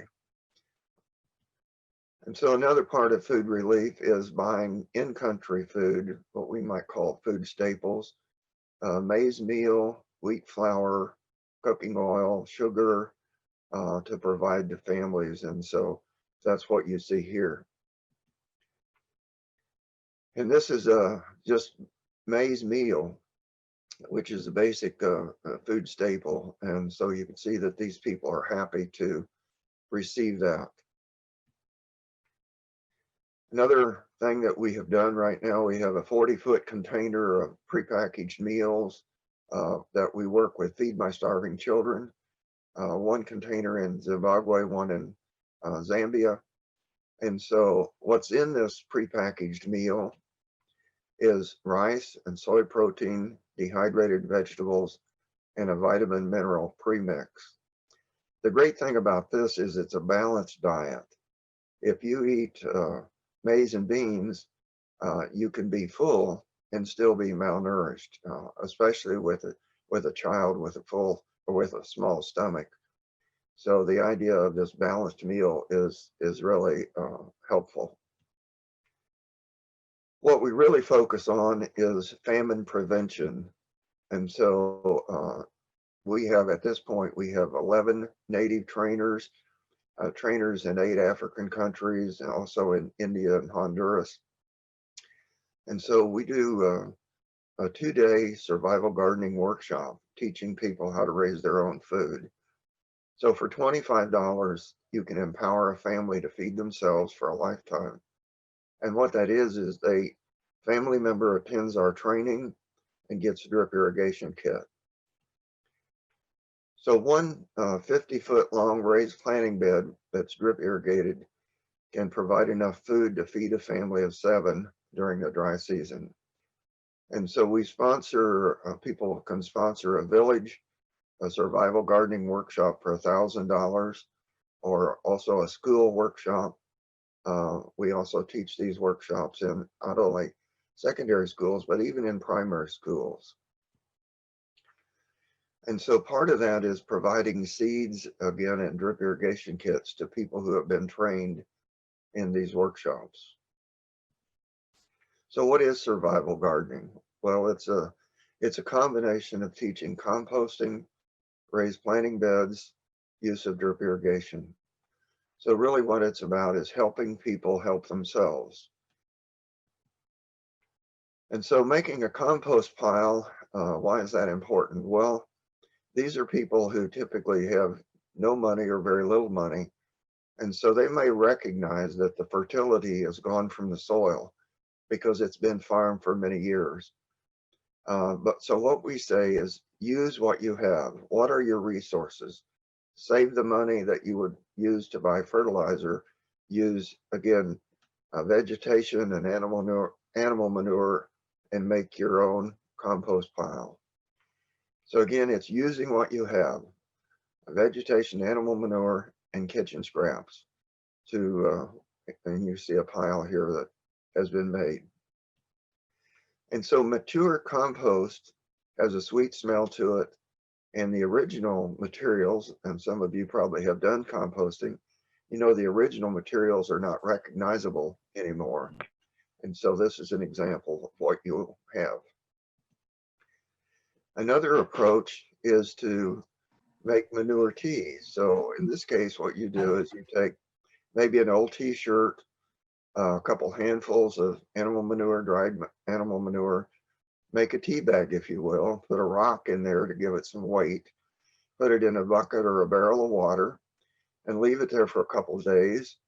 And what happens is the nutrients dissolve into the water, and then you have their version of Miracle Grow that can be used to fertilize the plants. So again, in the workshops, what we've created in many areas, they don't have internet, they don't have PowerPoint, they don't have a printing press. So what we have is these workshop banners that you see in this picture. And so we say a picture's worth 1,000 words. So when our trainers teach what's going to be done, and then they demonstrate, and then the people who are in the workshop actually do the raised planting beds and the compost pile and set drip lines and plant the raised beds. So here's a picture of digging the compost trench that's going to be in the middle of this raised bed. And so we line that compost trench with banana leaves, and that helps keep the nutrients from going on down deep in the soil to be in the root zone. And so there's, again, banana leaves in the trench. And we add vegetation and animal manure. We water it, and then we cover it up to make the raised planting bed. So again, we talk about using what you have. And so the ladies on the left don't have a rake. And so they're using their hands to cover up the compost trench and to make a footpath in between. On the right, you see, again, using your hands and using a rake. And so you can begin to see what this looks like, a raised planting bed with a footpath between the beds. The compost or the raised bed is 1 meter wide and the footpath is a ½ meter wide. We create a bucket stand at the end of the row, 5-gallon bucket.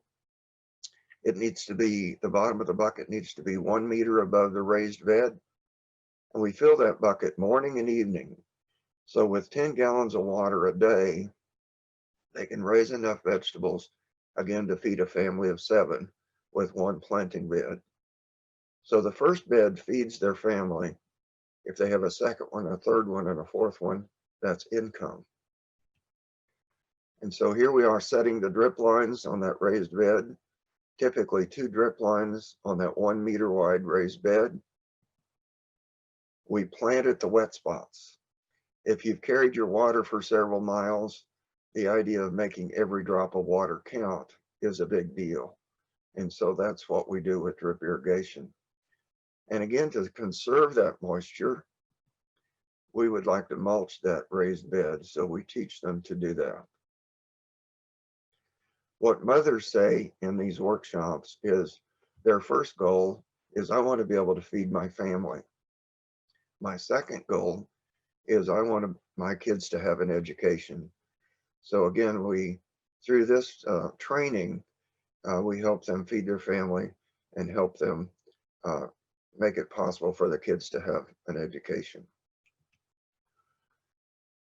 When people go through these workshops, we say to them, we expect 2 things from you. Number 1, we expect you to use what you learn. And so take what you've learned and take it home and use it. The second thing we expect is that you will share this knowledge, that you will teach someone else. The lady in the middle of this picture, Agnes, she and her children did 48 raised planting beds, and they taught 52 other people how to do what we taught her. So again, that's how we magnify that's training, and it keeps expanding. At this point, we have worked in 36 countries. We've trained almost 44,000 people over the last 20 years. So again, how many people have we impacted? It's hard to say. If you say the average family is 7 people, then the people we have trained, multiply that by 7. If each one of the people we've trained, let's say on an average have trained 5 people, then you can begin to see that we have actually impacted thousands and thousands of people. So after the workshop, 3 to 4 months, depending on whether we've used seeds or transplants, here's some things, some pictures of what you can see. This is onions. This is okra, butternut squash, kale, again, tomatoes, mustard, spinach. And the idea is that they will no longer be going to bed hungry. I don't know if you've had that experience or not. Most of us have plenty to eat, and we don't really think about maybe on a personal level hunger. But many people around the world are going to bed hungry. Many people are eating 1 meal a day. Just some pictures about people that we've impacted. This man is in the Eastern Congo. He's lost both legs above the knee. He has 6 children, and he's impressed because we've taught him how to do an above the ground compost pile. And this is what he says: the raised planting beds are going to empower me in producing vegetables that I've not been growing. I promise to lead by example to teach others who are able-bodied but who have not been producing food. This young man, Kevin, is deaf and he's an orphan. And so schools were out of session during the pandemic. And so he was with his grandma and he had an opportunity to be in the workshop. He said, I'm happy to learn these new skills in agriculture. I will use the new skills to help my grandmother. This lady is a widow in an orphanage, in a refugee camp in Nigeria. She says being a widow in a refugee camp is very difficult. I have cultivated vegetables for years, even before my husband's death. This empowerment by Healing Hands has really awakened my desire to cultivate vegetables with drip irrigation. This technology will help small farmers overcome poverty and care for their family. This is a common sight. We talk about multitasking. It's often in our workshops, we see a mother with a baby on her back. And this mother says, I promise I will teach my neighbors. Sixth grader here, Peter, says, I will use these skills for the rest of my life. Maureen says these lessons will end poverty in our homes. Benedict says, we have been trained to train others. And this lady says, this will help us overcome poverty. Again, another mother with a baby on her back. Maureen says the training will transform this village. This is one of my favorite stories. This is a workshop we did in a prison. We've done many of these. This is in Kenya. These prisoners are there because they stole food to feed their family. There's no plea bargaining, so if you're guilty, you go to prison. And so while they're in prison, we're teaching them how to raise their own food so that when they're released, they'll be able to feed their family. Another one of my favorite stories. This man, if you're familiar with, in Africa, there are still, when there's a marriage, the groom and the bride, the families get together and they determine what the bride price is going to be. How many goats, how many cows, what the price is going to be, and they agree to that. So this man had not been able, he was married, but had not been able to pay the bride price. He'd been married 23 years. And obviously he had a problem with his in-laws because he had not made good on his promise. And because we trained him how to raise his own food, he was able to have income and pay the bride price and rebuild the relationship with his in-laws. Working with the university, one of the things that we've done is develop what we call scientific animation videos. It's a computer-generated character who does these three things, who does a compost pile, who constructs raised planting beds, who sets drip irrigation lines. And so right now we, again, you see it, it fits in the USB port of your computer. We have these in 8 different languages. And so this training, even without a trainer, has went around the world. The Spanish version of drip irrigation alone has had over 1 million views. And so these are available free of charge. The copyright that I agreed to simply says, no one can make money from this. Again, this was developed in coordination with University of Illinois, with Scientific Animations Without Borders. They are now located at Michigan State. But again, these are available free of charge if you'd like to have one of those. They're also available on our website, the Healing Hands website. They can be downloaded from there. So the survival gardening workshops that I mentioned have been done in 36 countries. Just to share some different locations where this has been done, we've done many workshops in Kenya, We have trainers in Kenya. We have a trainer in Nigeria. We have a trainer in Zambia, trainer in Zimbabwe. Oops. In Tanzania, we have a trainer. We have a trainer in Malawi. Another one in Uganda. We have a trainer in Ghana. We have 2 trainers in India. 1 trainer in Honduras. We've done workshops in Haiti with orphanages. We also do these workshops in the US. So this is a group of college students in Arkansas. This is a Navajo group in Arizona. Another one in New Mexico. In this case, instead of the dig down approach to a raised planting bed, it's a build above the ground with a wooden box. This is a children's home in Indiana. A workshop in Texas at a church. A community workshop. These planting beds are higher, and it was developed for older people who can sit down, actually have a seat, can sit down and weed and harvest. Another thing that we teach is called farming God's way. It's really a conservation tillage approach, and it especially is used in raising maize or corn. This is in Malawi.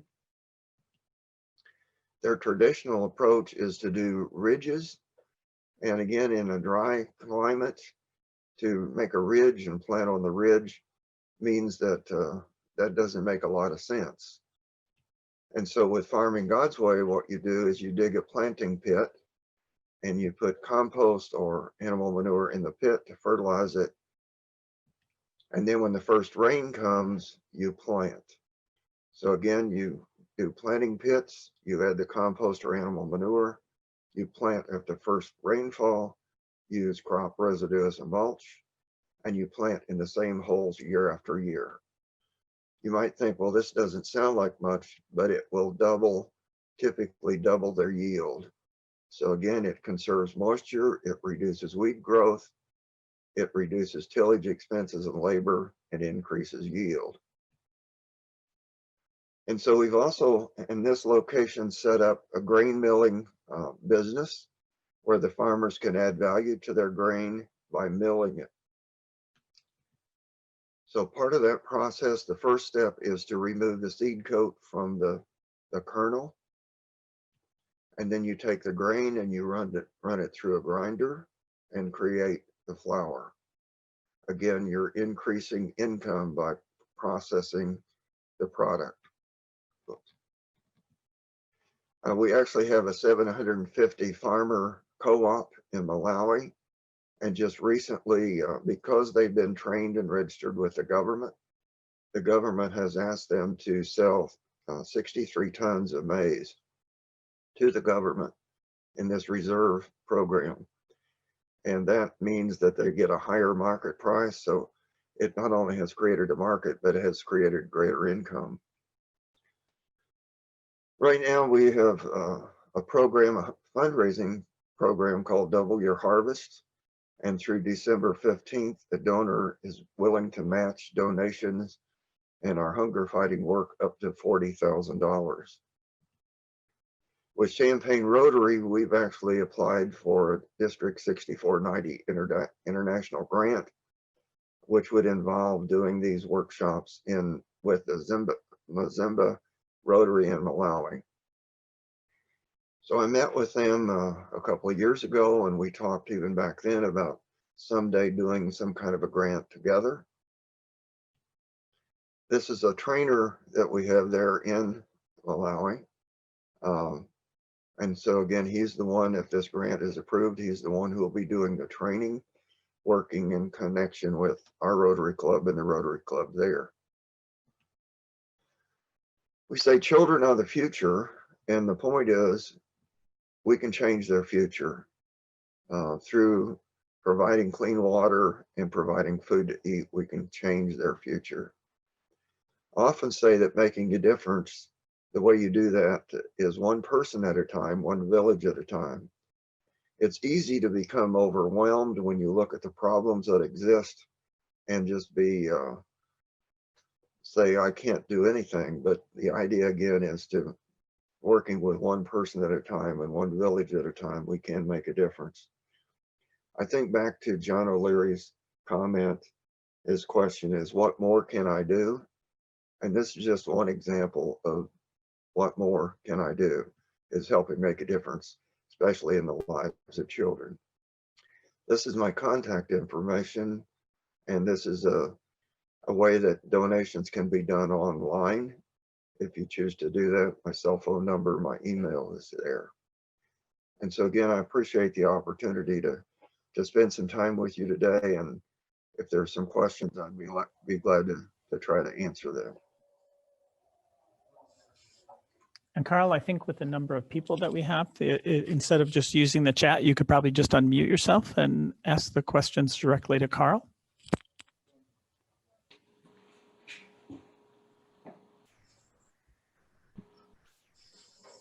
Hi, Carl. Good morning. Morning. I don't have a question, but more of a comment. One of the things, my daughter was in the Peace Corps for 2 years in Zambia, in a little Roby village, a little village. And one of the things that they found was, of course, the AIDS situation at the time was awful and still not great. But the first thing she got there, what she did was start a AIDS garden,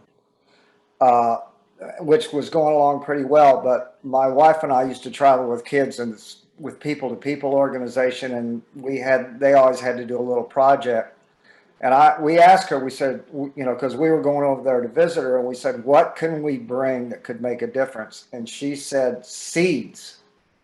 So we had all of our kids, a lot of them were rural, so they went to, a lot of the farm seed places, and we collected 1,000 packages of seeds that we took. And one of the things that she found out, first of all, was the seeds, if they tried to buy them, they were extremely expensive. And they used a lot of them, of course, to plant, vegetables, but they also used a lot of them to trade for fertilizer and other things. And that they were able to sustain that for a long, long time. And when she left, they had learned how to do, a lot of the composting and things that you're talking about now. And 2 or 3 people in the village are still doing all of that stuff. So that worked out really, really well.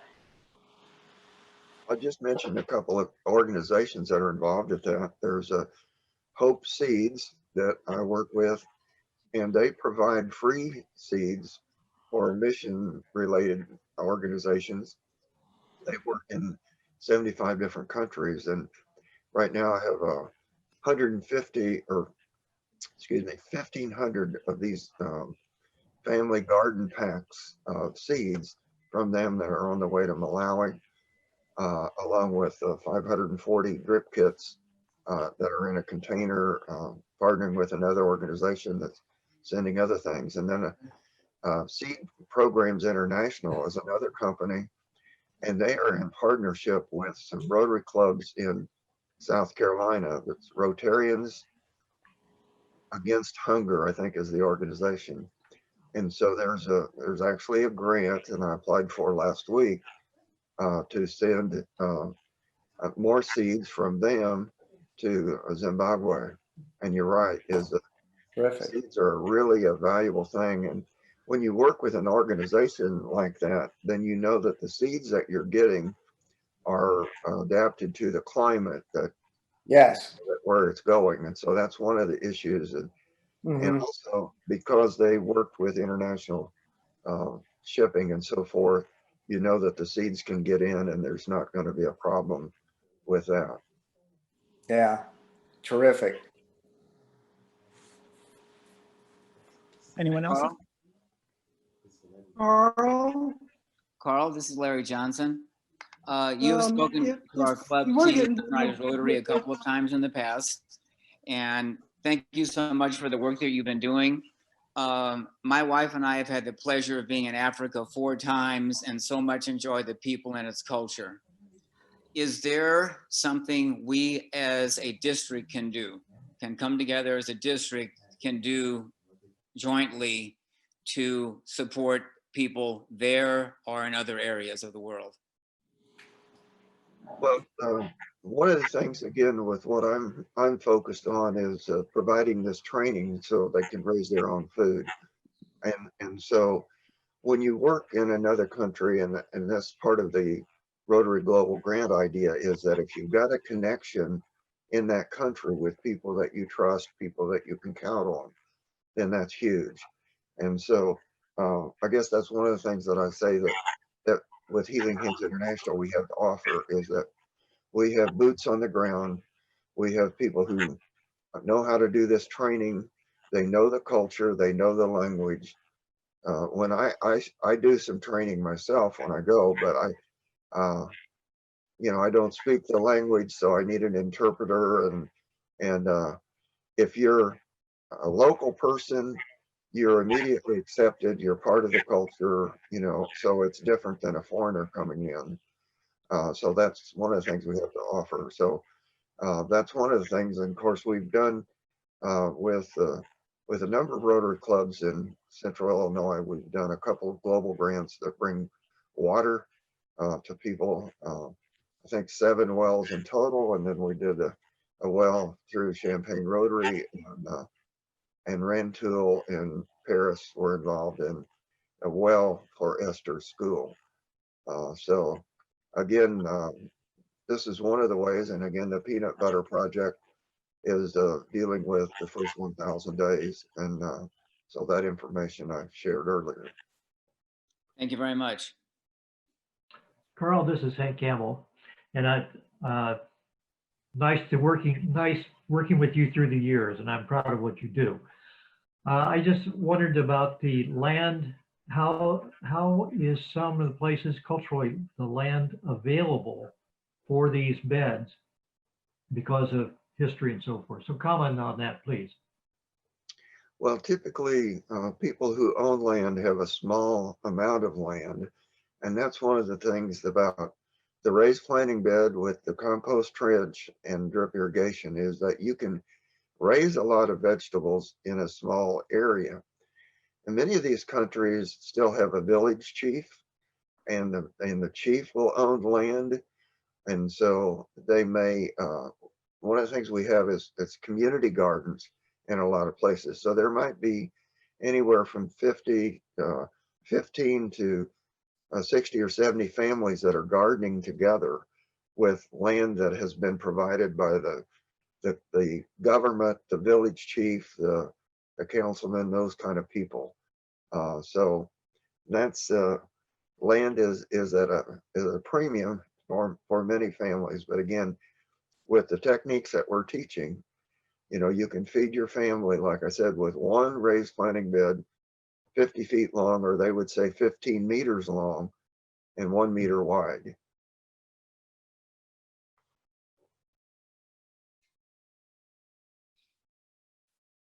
Carl?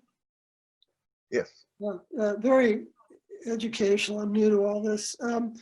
For either an individual or a club to get involved, is it primarily through fundraising, or are there hands-on activities that could be done as well on our local level? It's mostly through donations, but one of the things that I do is we can buy the drip irrigation supplies in bulk.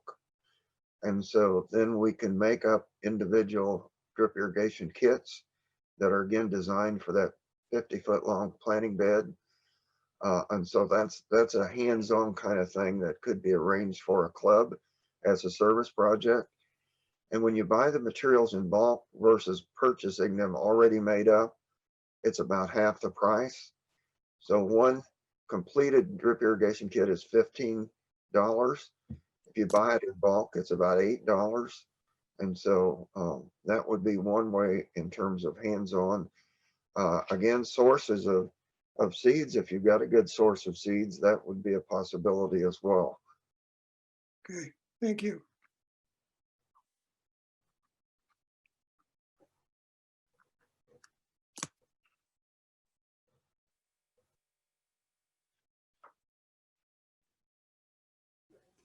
We will be closing the room in just a minute. If anybody has a closing question for Carl. Otherwise, the room will close in about 1 minute or so, and then we'll be automatically joined back into the rest of the conference. Yes, Carl, I have one closing remark. How do you travel now, or what do you see because of COVID? Are things for travel and training rather closed down at this time? Well, it varies from country to country. You know, many of these countries have been in a lockdown kind of mode. They tend to be opening back up. And one of the reasons why the food aid and the training is so important right now is because many of the people are day laborers. And so if there's a lockdown, they can't travel, they can't work. And so they're out of, you know, they literally live day to day.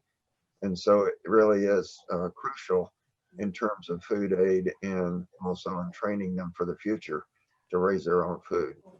So things tend to be, my travel has been limited as well as theirs, but hopefully, you know, there's going to be a time here where this COVID is going to be behind us and things are going to be back to quote unquote close to normal.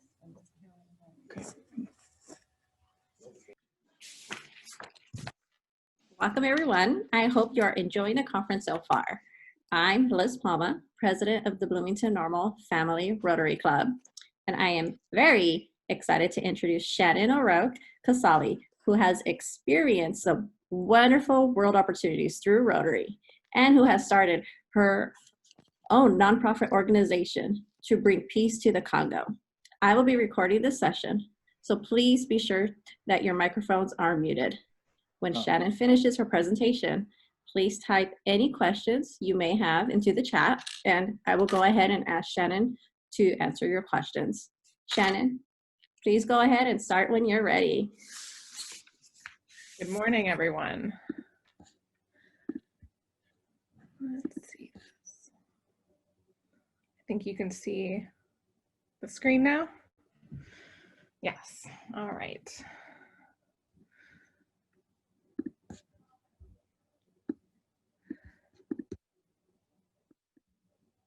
Now I'm sad. Morning again, everyone. It's good to be with you today, virtually.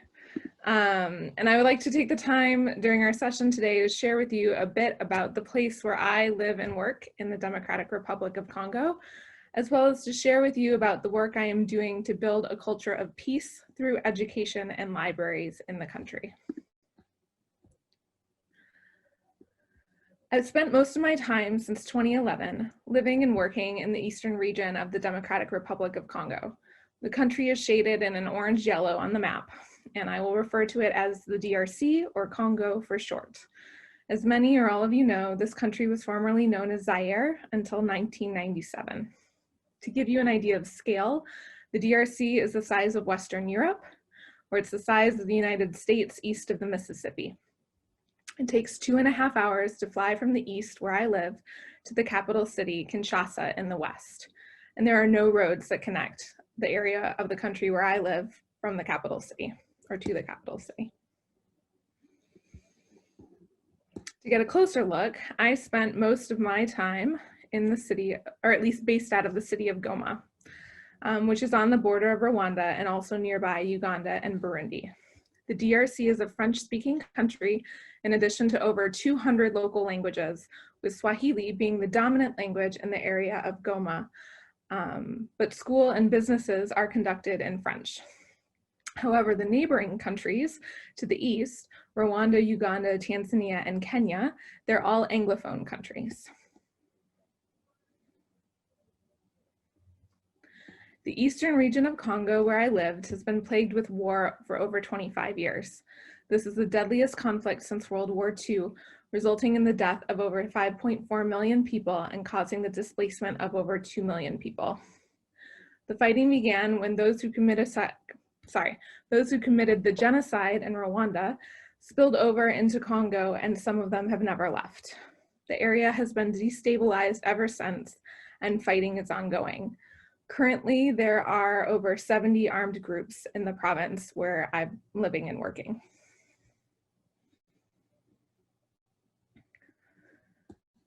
The wars have not only caused an immense lack of life, but the impacts on infrastructure and the economy, as well as on education, have been devastating. Primary and secondary school in the country is not free. Due to the increased level of poverty from the wars, many kids drop out of school due to their inability to pay school fees. The worst part is that typically at the beginning of the school year, the schools are absolutely packed with children. And within a month or two, when they begin to demand the payment of school fees, so many of the kids end up dropping out. Additional education opportunities for kids who drop out of school are few and far between. Parents prioritize education as a main priority in overcoming the years of violence. When polled, more parents placed education for children as a top priority, more than shelter and food. Some of the parents who placed their highest priority on food indicated that it was so that their children would be able to focus at school. Congolese people recognize that this is not a short-term emergency. It's been over 25 years of conflict. And education and economic opportunities are what will help lead their communities out of conflict. Most of my work in Congo is managing a large education portfolio for a Norwegian humanitarian organization, Norwegian Refugee Council. In that role, I work to get conflict-affected kids back into school and to provide education opportunities to youth who are no longer in school. I also worked for the United Nations peacekeeping mission for a period of time while I was there. In 2016, I became a Rotary Peace Fellow. I traveled to Thailand where I studied peace and conflict prevention and transformation with 20 other individuals from 18 countries. While in Thailand, I decided to take action back in Congo by launching an initiative to develop libraries in the DRC. I knew of local organizations who wanted to start libraries, but were unable to access books to put on the shelves. Someone once told me that it was easier to buy a helicopter than it was to buy a book in Eastern Congo. And although that is somewhat of an exaggeration, it does give you an idea of the rarity of books in the area. Based on my, and I should say there's no newspapers, there's no written publications of any type in the area. Based on my previous experience as a Rotary ambassadorial scholar in Senegal, I knew how to access books. And so I decided that I would do my part to support these local organizations. While in Thailand, I crowdfunded $27,000 to bring a container of 27,000 books to Congo. This is a photo of the arrival of the first container.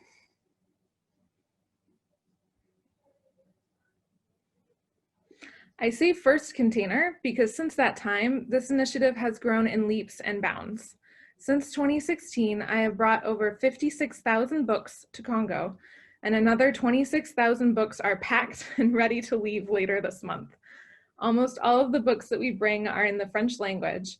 As mentioned, French is the language of school and business in the country. It is also the preferred language for reading. I had mentioned that Swahili is the most dominant local language, and we also received a donation of about 1,000 books in the Swahili language, but people are much less interested in reading them than they are in reading French materials. This photo was taken right after we successfully emptied the first container of books. There was a thunderstorm threatening. We had about 15 to 20 minutes to unload the entire container. And this amazing group of young people got the job done. I hope it gives you a glimpse of the excitement, enthusiasm, and joy around this books initiative. With the 56,000 books, we've established 16 libraries thus far in 2 provinces of the Congo. These libraries serve children, teenagers, and adults. And when opening new libraries, we barely get the books on the shelves before people are already coming in, sitting down to read. I registered a local organization in Congo called Books for Congo that continues this work. We currently have 2 part-time staff who provide regular support to our partner libraries and who organize activities such as the book bus and book writing workshops. I moved back to the United States last August to pursue a master's degree in Illinois. a master's degree in library and information science from the University of Illinois. And this will increase my skills and knowledge to improve the work that we are doing in Congo.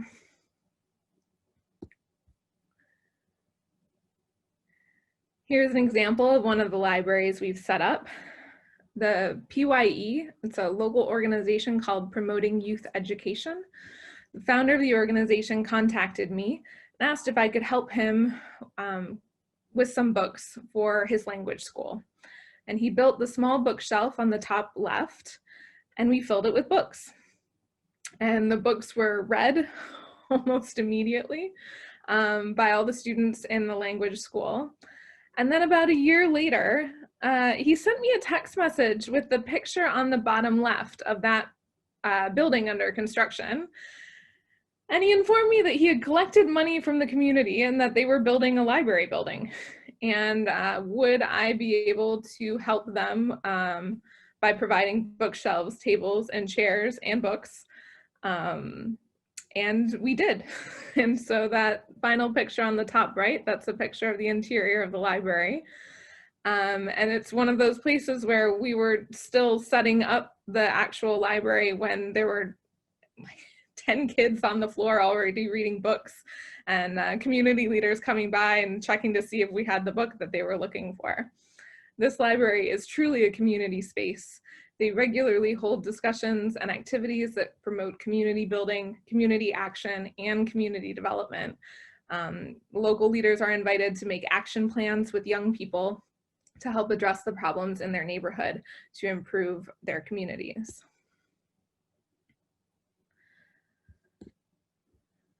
This is the Peace Library in the remote town of Kanyabayonga. I was contacted by a local organization that said they had received letters of request from schools, religious institutions, and community leaders to create a library for the village and surrounding areas. Kanyabayonga is a highly conflict-affected town.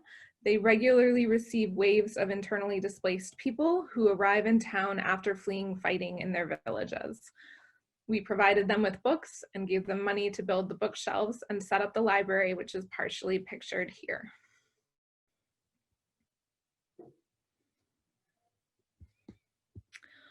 The library specifically requested medical books because there's a nearby medical school, which is one of the schools who requested that they set up the library.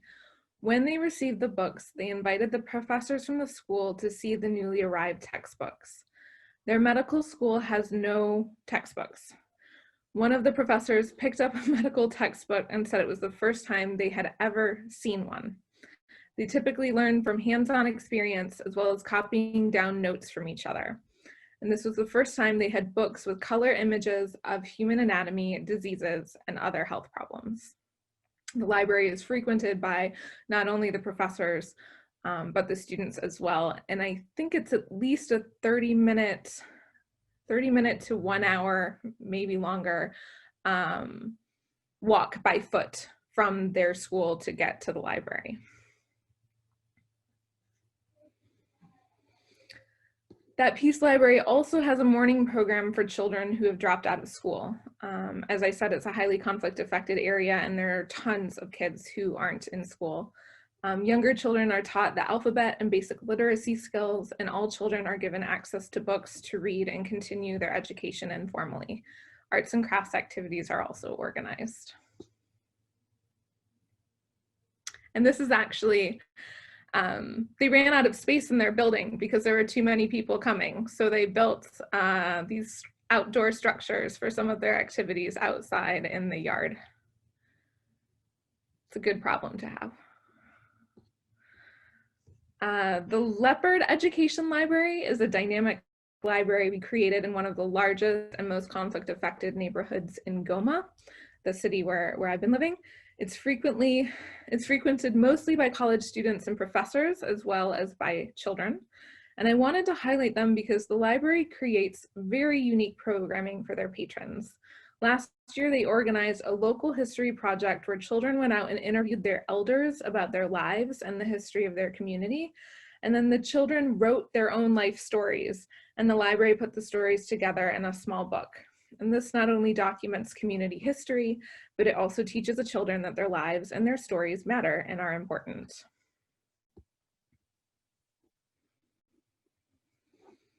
In addition to supporting the creation of libraries, we organize activities that bring books to people who may not be coming to the libraries. We get them to look at books or to read them and tell them where the closest library is to their house. I typically think of the phrase, "If you build it, they will come," from the Field of Dreams, because whenever we set up a table with books or a bookshelf somewhere in a public area, the table or shelf is soon swarmed by people who want to have a look at the books. This illustrates really the rarity of books and reading materials in the area.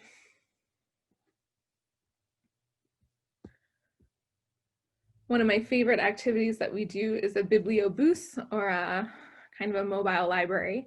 Typically 4 times a year, we rent a large bus that travels around the city of Goma for a day. It stops in different neighborhoods for about an hour. At each stop, volunteers set up a table with books. People are invited to select a book and read it on the bus. The bus always fills up very quickly, and it's incredible how people will drop everything, literally everything they're doing, when they have the opportunity to read. And this is, again, because the opportunity is rare for many people.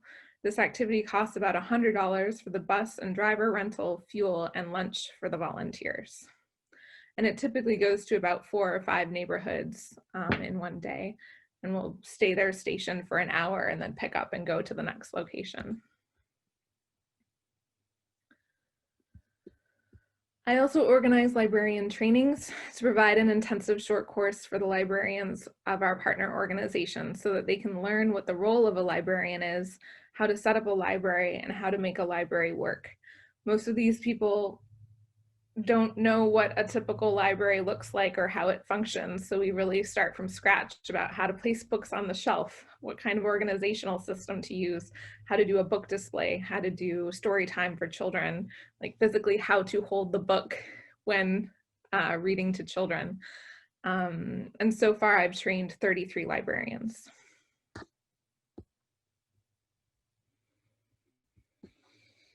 For almost 3 years now, we have had a librarian group that meets once a month to exchange experiences. They are also part of a WhatsApp group, which is like a chat app on your phone. And I created that group so that it's very active in asking questions, sharing information, sharing photos of activities, and supporting each other. This opportunity to share experiences is essential because it's frankly the first generation of librarians in the area where we work. And this group facilitates the opportunity to troubleshoot challenges together and learn from each other's experiences. The group meets at 1 p.m.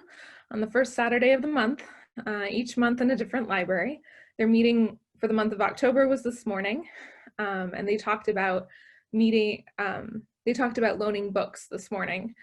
As books are rare, many new libraries are hesitant to loan out books due to the risk of having them stolen or ruined. So the discussion they had this morning allowed those librarians who do loan books to share about their experiences and what they do to minimize theft and lost books.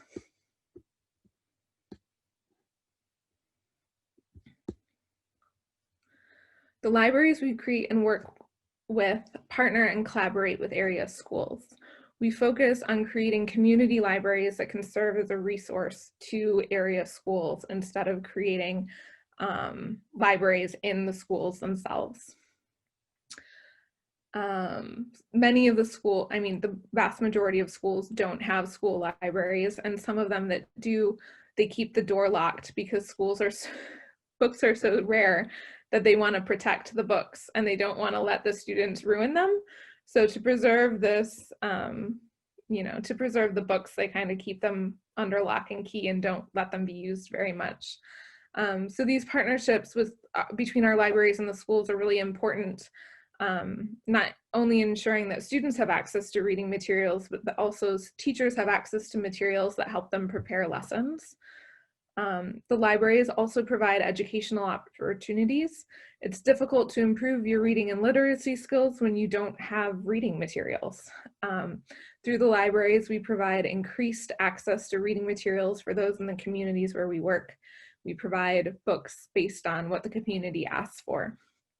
I'll also say that, you know, I've worked in education in Congo since 2011. Most of that work was working, you know, in support of mostly primary schools.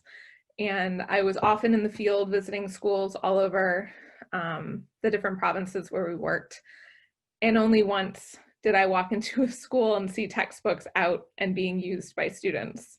It's not that the schools didn't have textbooks, most of them did, but again, they were under lock and key in the director's office or stored somewhere to protect them. So I can't imagine trying to learn to read only from reading what my teacher is writing on the blackboard and not, you know, being able to read at home or to read a book myself.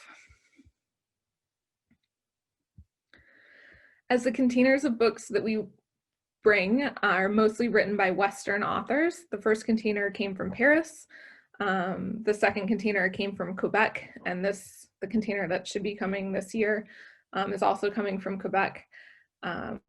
We also try to do as much as we can to promote local authors. Very few books are published locally. We have hosted writers' workshops in collaboration with a Rwandan publishing company to encourage local authors and provide them with an avenue to get their works published. We also purchase books by local authors as much as we can. Annie Lucondo, pictured on the left, is a local poet whose books of poems we have purchased and are available on the library shelves. She's also just a lovely individual and helps out with writing workshops and encouraging young people to write and explore their lives through poetry and the written word.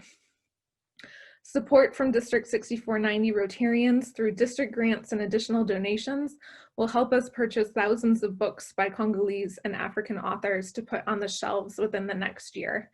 And if this is something that you and your club would like to participate in, please don't hesitate to contact me. We can always do more with more. The current COVID-19 pandemic is not the first major health issue that our libraries have faced. In August 2018, Ebola broke out in Eastern Congo. Ebola often breaks out it's from Congo, but it's usually in the West, and they know how to deal with it over there. And this was our first outbreak in the East, and this was very new to everyone in our area. And our libraries work tirelessly to educate their patrons about the virus, establishing hand washing stations in the libraries and promoting hand washing and hygiene techniques. It is important to note that running water is a luxury where we work, so hand washing stations are essential to promoting good basic hygiene practices. Ebola is very different from COVID-19, and it actually spreads much less easily. So when COVID-19 reached Congo in March 2020, our libraries are once again ready to spread accurate information to help keep their communities healthy. Many of the libraries had to close for some time, along with schools, due to government regulations. And during this time, one of the libraries used its building to construct hand washing stations for their community, pictured here on the left. As libraries began to reopen, masks and social distancing were encouraged, and the libraries also used established best practices to quarantine returned materials and minimize handling materials in the libraries themselves.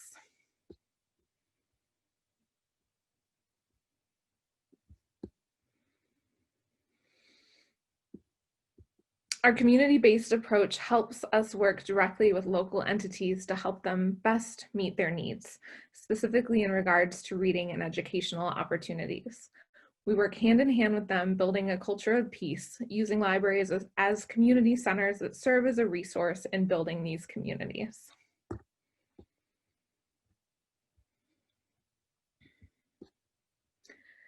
And truly, this work probably would not be happening today, or it might not look like it does without Rotary.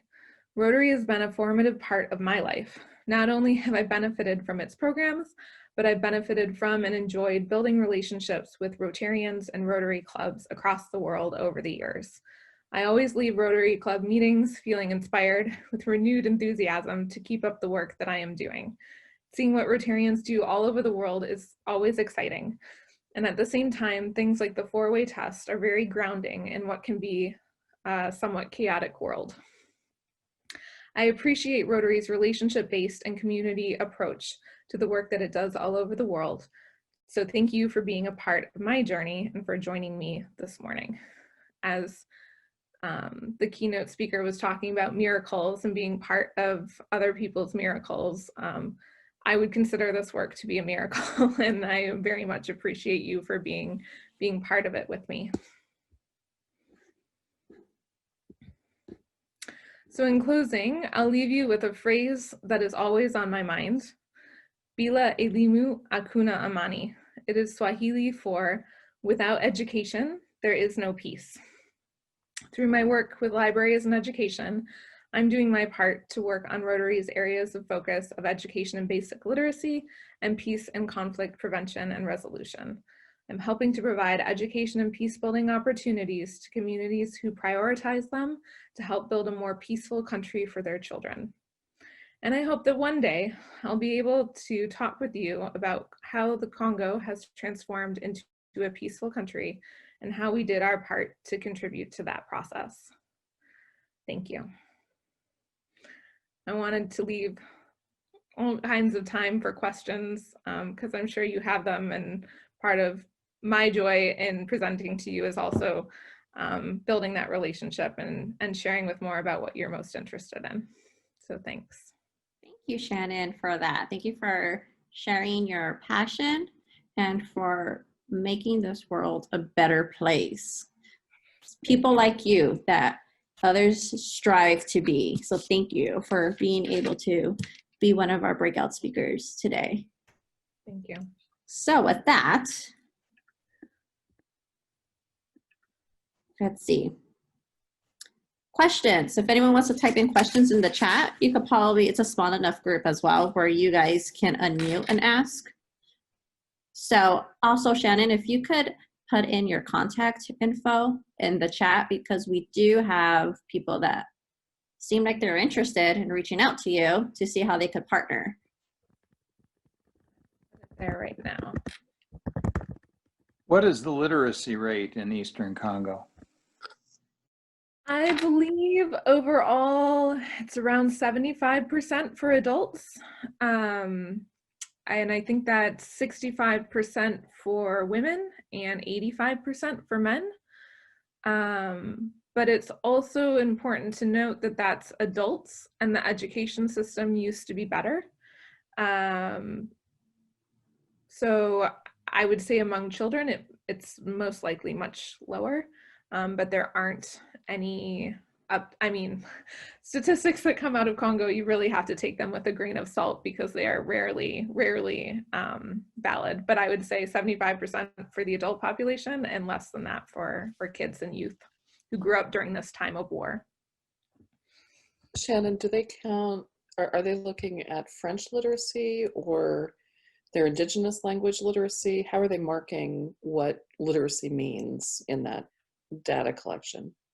That's a great question. It's French because the school system is in French and they learn to read officially in French. So you'll see, well, the Bible, it's translated into all the local languages, but that's about the only thing that they read in local languages. So French is everything else except for maybe store names, you know, signs that people write up on the side of their buildings would be in Swahili or in local languages. So I do have a question from Drake on what clubs or can we partner with in Quebec and France to help? Oh. Or do you already have that? In Quebec and France, I actually do not have connections with Rotary clubs there. I've worked with nonprofit organizations that collect the books and then help ship them to Congo. In Congo, in Goma, there is a Rotary club that is there. The Rotary Club of Goma Nyiragongo, who I have built a relationship with, and they are lovely and enthusiastic about this project and very interested in partnering with US-based clubs. Shannon, this is Celeste from the Urbana Rotary Club. Hi. Hi, Celeste. So when you and I had talked earlier this year, we talked about perhaps the possibility of writing an international grant, and you had said, not this year, but perhaps in 2021. Is that something still of interest to you? Yes, that is something that I would like to do so I am currently in the US, and God willing, I will be graduating with my master's in May.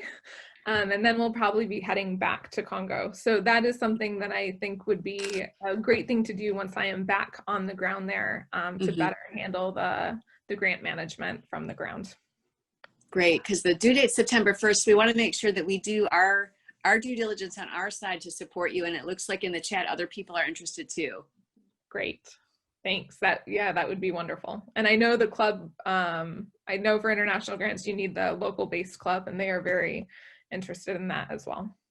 Wonderful. Well, we'll talk more later. Thank you. Thanks. This is Tom Hodson. Hi, I have a Tom. question. Number one, how has your experience at the University of Illinois this year benefited you in your work? And number two, how do you think you see the University of Illinois is at the world's leading, or at least the nation's leading library school, can train people with your kind of focus for developing libraries in places like where you're developing them? I was surprised you were coming as a student. I thought you might come as a faculty member here. The first week I got mistaken many times for a professor. Was asked what I was teaching. I'm a little bit older than most of my cohort. But in terms of what have I learned, I've learned so much this year. It was really nice I think most of us have grown up going to libraries or are familiar with libraries. And so kind of the setting up of a library is something that I was able to do, train librarians on basic library skills, even without the master's degree. However, I've learned so much about all kinds of things that I don't think will be at all applicable to the work that I do, but are really good for me to know how libraries in more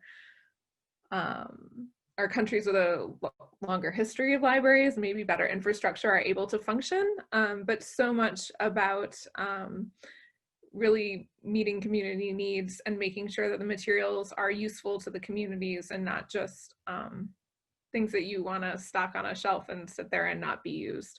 So I think it's been really helpful for me to plug into the bigger library world, to learn about what all is going on and what different people are doing. In addition, I had the great honor to be selected as an apprentice at the Urbana Free Library last year. And so working there was an unbelievable experience for me to get hands-on experience in a US public library. So I then have firsthand skills to transfer to other people. And the second question, how can the University of Illinois help train more people to be doing this kind of work?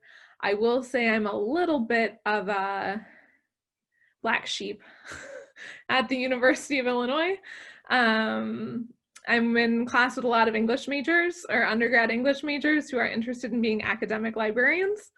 I am on the international committee for the local for the student chapter of the American Library Association, but there's only about 6 of us, and there are only about 5 of us last year.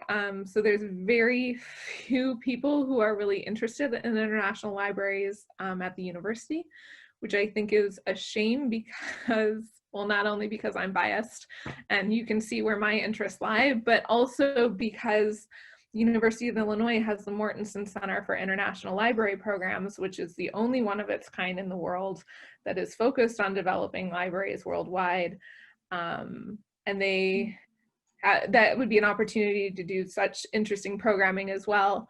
I worked there last year as well. But it's not something that a lot of students are interested in. So I think first it would be interesting to speak with admissions to try and get maybe some more internationally minded students onto the campus. And there are definitely internationally minded students on campus, but less at the iSchool. So to try and promote that as a way to attract a particular type of student into the program.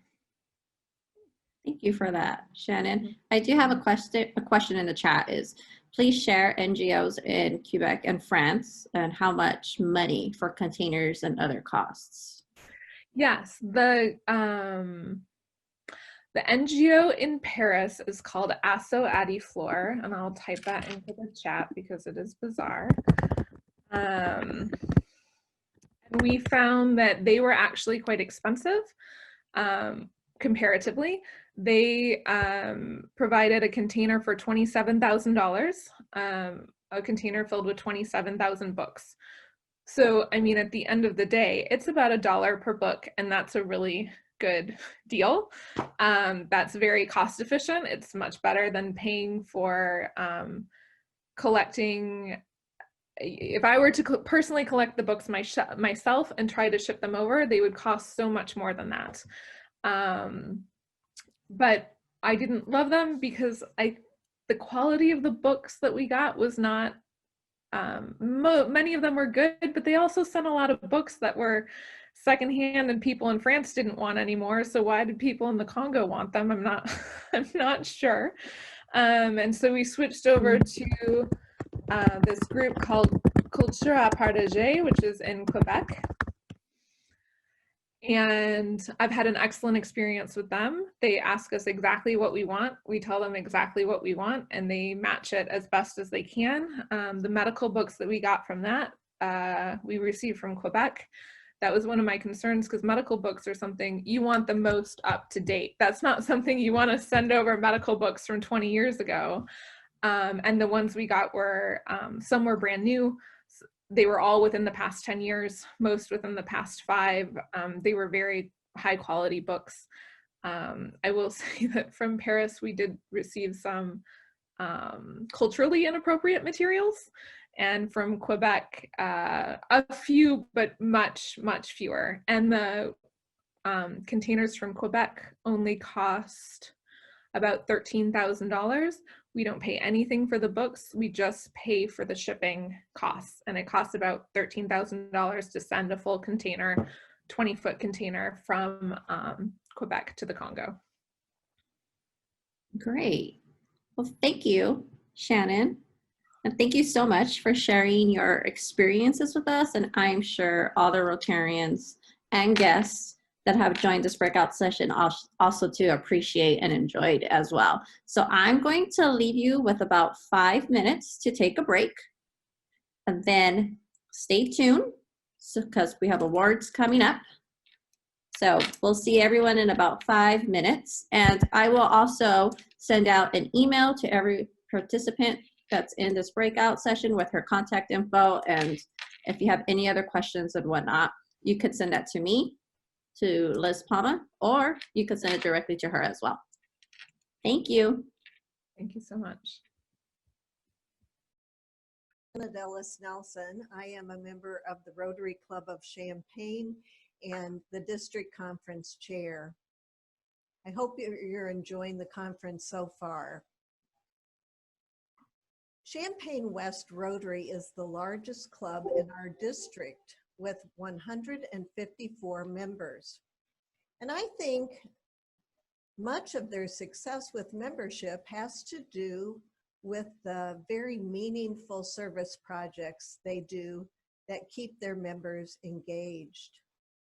Today, I'm happy to introduce Christine Nevitt, who is the president of Champaign West Rotary, Angie Hatfield-Marker, who is the service committee chair, Jane Solon, who is a past club president and a longtime member of the service committee, and Emily Cross-Vayer, who was named Rookie of the Year in 2018, 2019, and who's been very involved in service.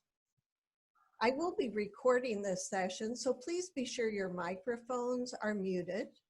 And when they finish their presentation, you may type questions into the chat so they can answer your questions. Ladies, you can go ahead. Thanks, Janet. Welcome, everyone. We thought before we got started, we'd like everyone to take a minute and think back to your favorite Rotary volunteer memory and then share it in our chat. If you could, we all have them, I think.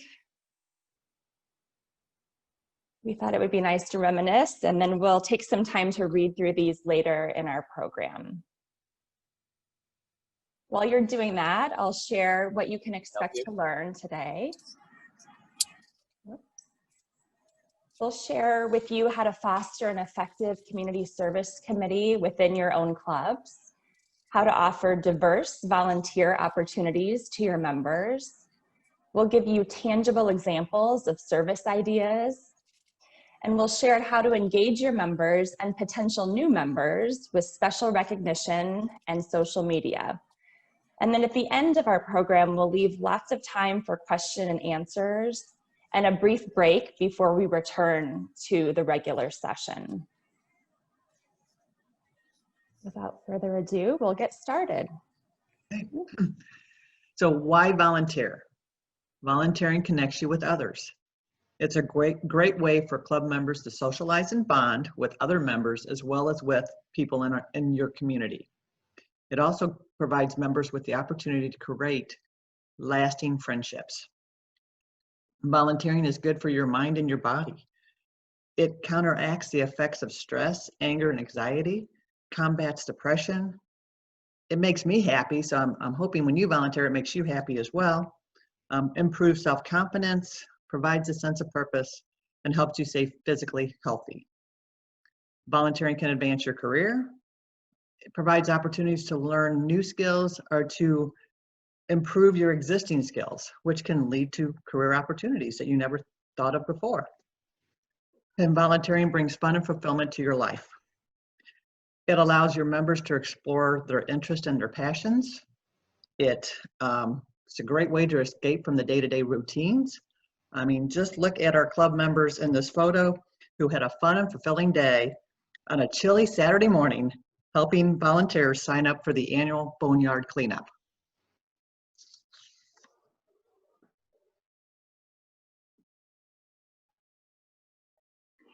$863.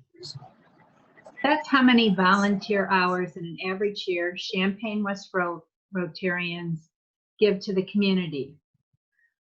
Typically in a year, we have about 30 opportunities for club members to volunteer their time and talent, spending the 863 total hours. These volunteer opportunities help our community greatly, and they also help Rotary as well. It gives the community an opportunity to learn more about Rotary and how committed Rotary is to making a difference in our communities and the world. The volunteer opportunities also sometimes morph into long-term relationships between club members and organizations. One example is our club helping a local non-for-profit that cares for severely and profoundly intellectually disabled individuals. After volunteering 1 year, a member saw a need and started going there every week to read and spend time with individuals that don't have anyone to come and visit them. Other examples are members learn about non-for-profits and join their boards. It helps everyone. And just to help you understand what type of financial impact these volunteers have on a community, according to the independent sector, the current estimated value of each volunteer hour is $25.43. So our Champaign West Rotarians invested the equivalent of $30,000 to help our local nonprofit sector. And that amount does not include the supplies such as paint, totes, or food that we supplied to do these projects. They talked about Rotarians being miracle makers. Going in and helping a non-for-profit organize their storage closets or their storage room is You might not think it makes a big difference, but it does. They're so stretched for time. They don't have the time or the manpower to do it. And you can go in and do a simple project like that that makes a huge difference.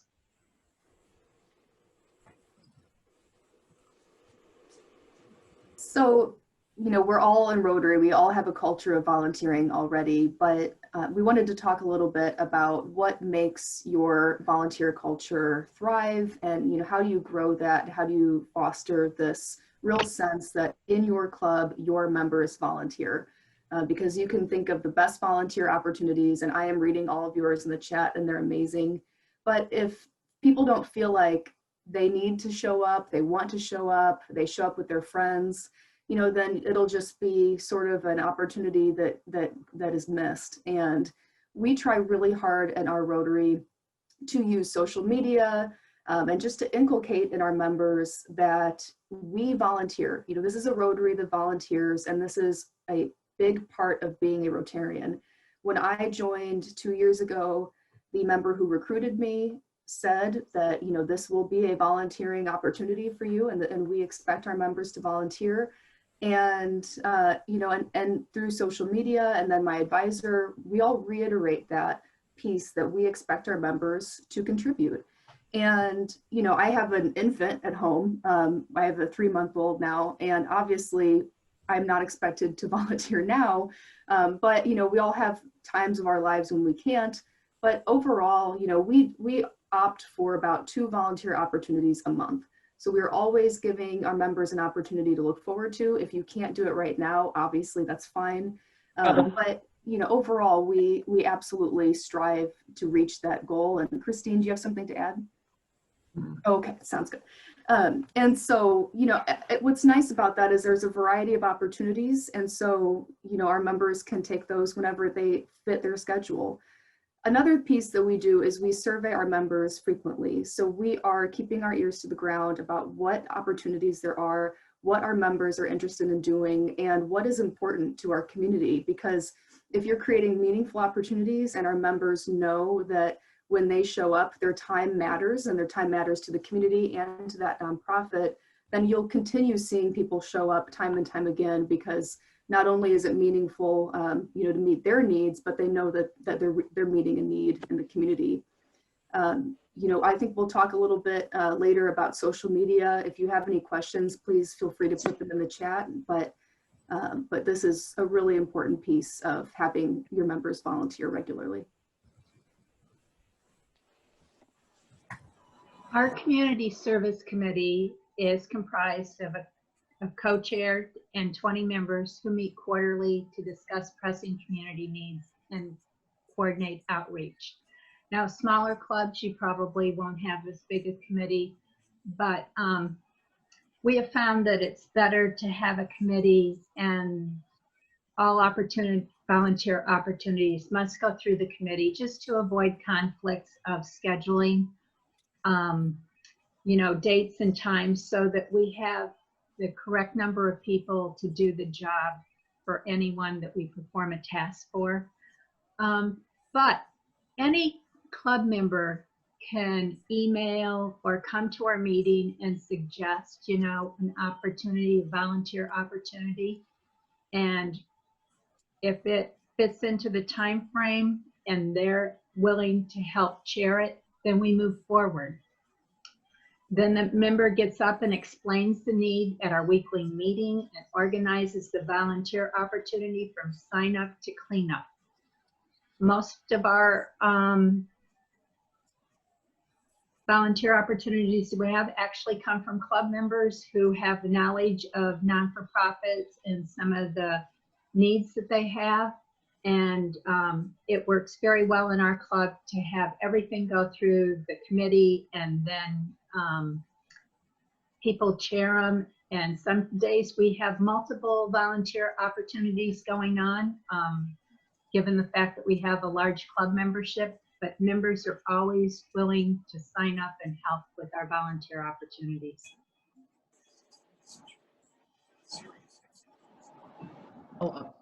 Volunteer opportunity examples are, make sure you offer different days and times. looking for 1 to 2 hour volunteer opportunities. I mean, we normally look for 1 to 2 hour volunteer opportunities that can be done either over the lunch hour, after work, or on the weekends, because I mean, members have a variety of things going on in their lives, so we want to make sure we offer a variety of volunteer opportunities. And it also helps to keep our members engaged because we offer that variety. Offer hands-on volunteer opportunities to give members a sense of completion. We are people of action making a difference, so our club always looks for on-hands volunteer opportunities. A few years ago, we did the Habitat for Humanity, helped to build a house, and that was a very hands-on and great learning experience for our volunteers. In fact, that one always sticks in my mind because I learned at that experience I should never ever lay flooring again in my life. But we also helped with the Humane Society garage sale cleanup. This is the Humane Society employees worked for 3 days, very hard for this garage sale, but they call us the cavalry. I can never say it right, I apologize. Because we just come riding in and we just are ready to go and we just take care of it, and they know we'll be there and we'll be people of action getting it done. Always here, you get the opportunity to hear about the nonprofits and their mission and what they're doing in and for your community. We even look for opportunities to socialize after a volunteer event. Our club does 3 to 4 what we call little Jimmy cleanups annually, and that's where members are broken into groups and we spend about an hour picking up trash along the roadside. So it gives members times there while they're picking up trash to bond and socialize. But then we also invite the volunteers to meet up afterwards at a bar. It's 9 o'clock in the morning, so not a lot of drinking going on, but we call it the meeting of the minds, where any topic is up for discussion. Now, we realize with COVID-19, this might be a little difficult to do at this time, but some members still might be interested in doing that. Just make sure you do it safely, and we will touch on COVID-19 on the next slide. And the last item is just to publicize what you're doing in your community, and that's what we do. We make sure we post on Facebook, on our website, what we're doing, what our club is doing for nonprofits in our community. Not only helps our club, but it also helps the nonprofits as well. This has actually helped our club to engage our existing members as well as to attract new members, because several new members have joined our club specifically because of the volunteer opportunities our club offers.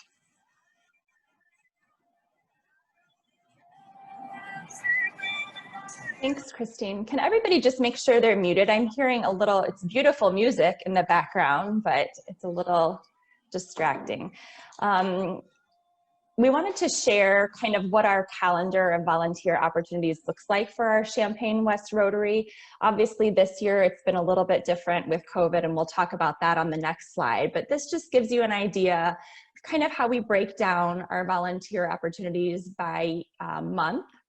You'll notice we don't have anything in January, and the reason for that is we usually have a very busy December and a very busy February. So we want to give our members a little break at the beginning of the year to rev up for what's to come. So you can see each of the events. You can see the individual member name in parentheses next to the event. So that member brings this opportunity to our committee for approval, and then again shares the opportunity at our meetings and gets everybody excited about signing up.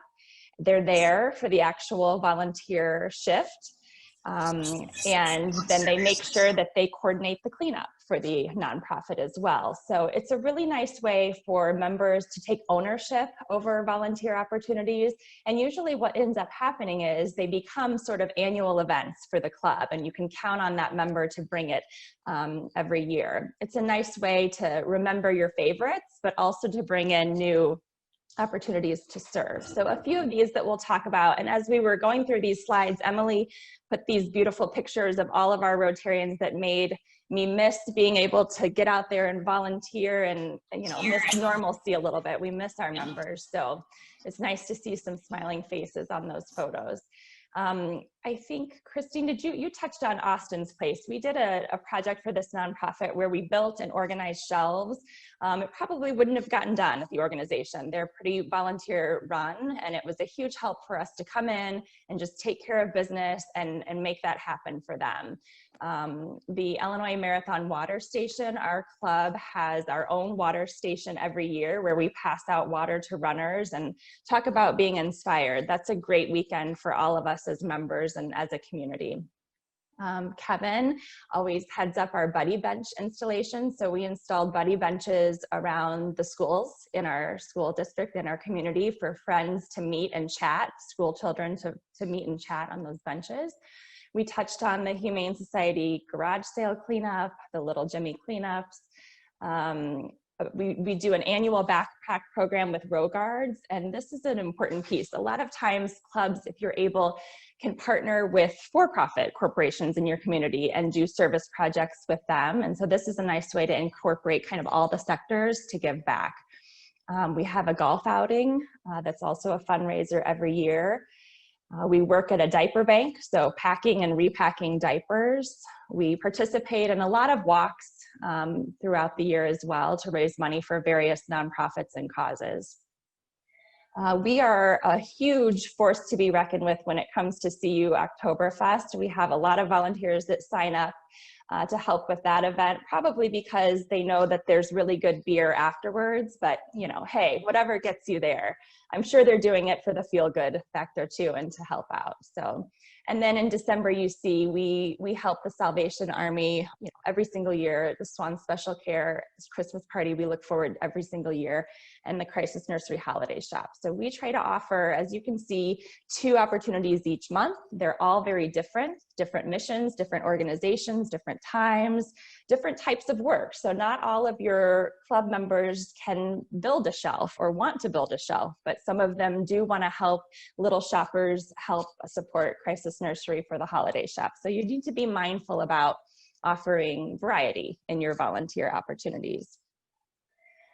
We'll talk a little bit about how COVID has changed things for all of our clubs this year. Gosh, nonprofits need us now more than ever. Our nonprofit sector is helping our communities most vulnerable with really limited resources. So it's really important as a Rotarian that we can help as much as we can. So a lot of in-person activities were canceled this year and will probably be canceled as we go forward just to keep us all safe, but there's still a lot of opportunities out there to give back. So we wanted to give you a few ideas that you could take back to your clubs for these next few months. There's always an opportunity to give blood. I think Nestor is on this call. He kind of always spearheads this blood drive campaign in our Rotary, and it's something that members do on an individual basis.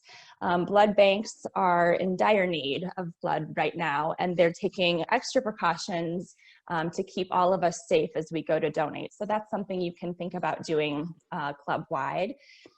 It's also important to volunteer right now at food banks and food pantries. Food insecurity is a huge pressing community need.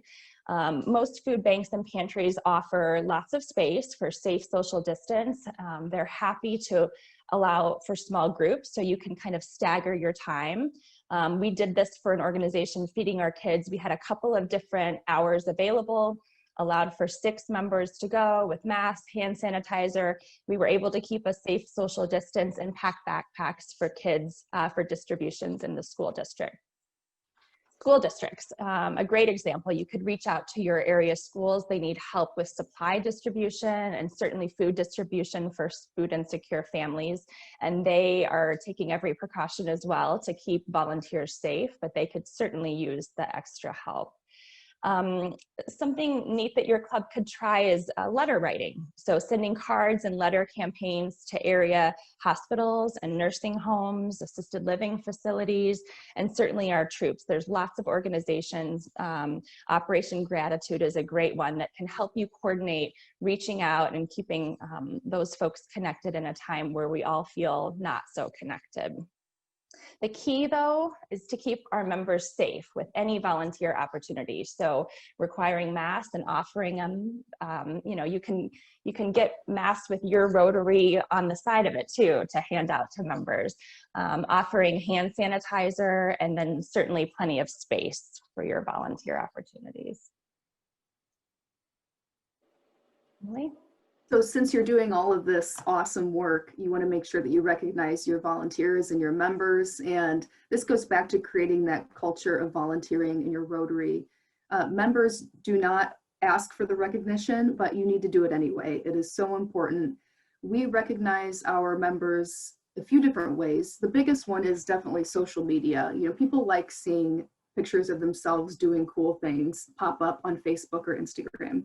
And we encourage our members who are comfortable to tag themselves in those pictures and to share those with their networks. And that gets the word out about your Rotary as well.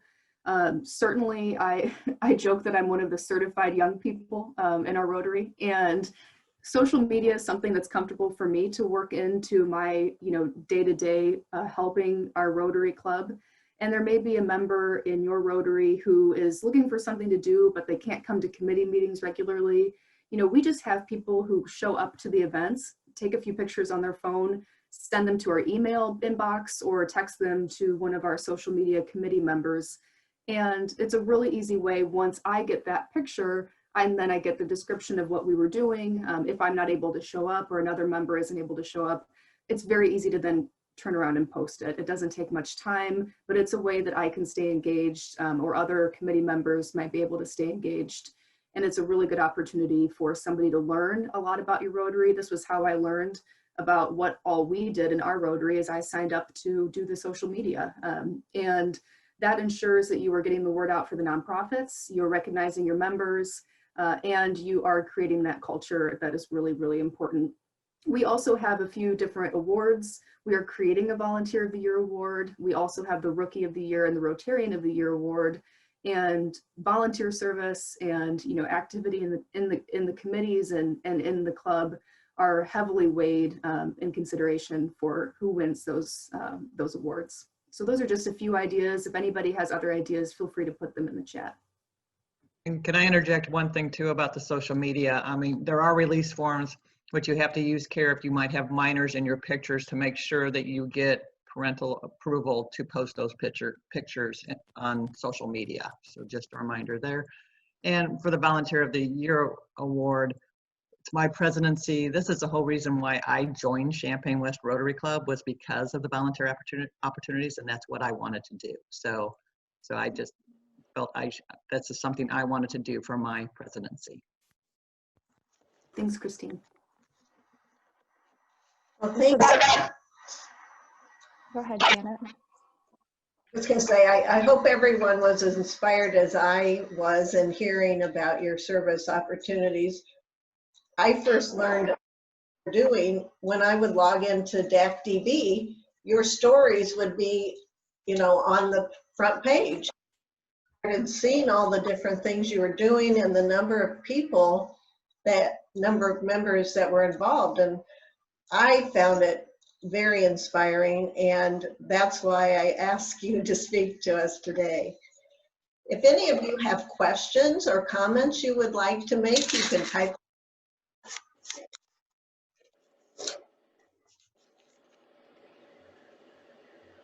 I will say, I encourage everybody to maybe copy and paste or take a screenshot of the list that everybody has written down of all of their favorite volunteer activities. There's some great ideas on here. Somebody, Richard Riggs said, helped build a 9-acre Rotary Park. That would have been so fun to be involved with. Thanks, Joan Dixon.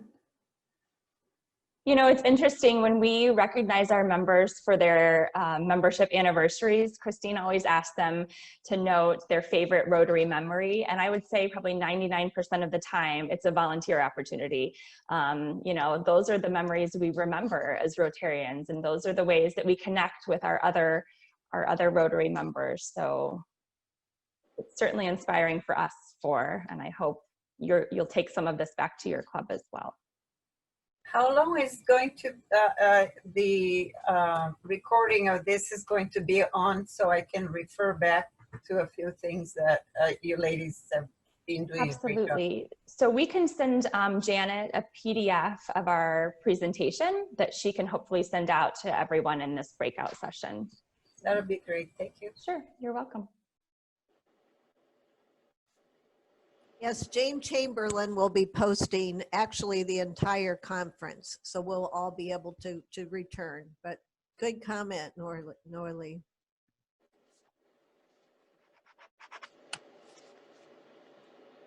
It doesn't look like there are any more questions. So, I would like to thank these women for creating this presentation for us. They're all very busy people, and we really appreciate all that you do. And I know that DSC's Oktoberfest is this afternoon, so I guess when you leave the Rotary Conference, you're going to be going right there to help out. Well, unfortunately, it's virtual and there's not a whole lot to do. So all you can do is join online. So We made it back from the breakout rooms. I hope you enjoyed your session and found it insightful and inspiring and something that you can take back and integrate into your clubs. So, as you might imagine, the pandemic threw a wee bit of a curveball in the last 4 months of Julie Dobsky's term as district governor and provided many challenges for District 6490. But in the midst of the pandemic, Julie led our district with dignity and style and was determined to make the 2019-2020 District Awards special. And Julie, I think it's time for you to present some awards.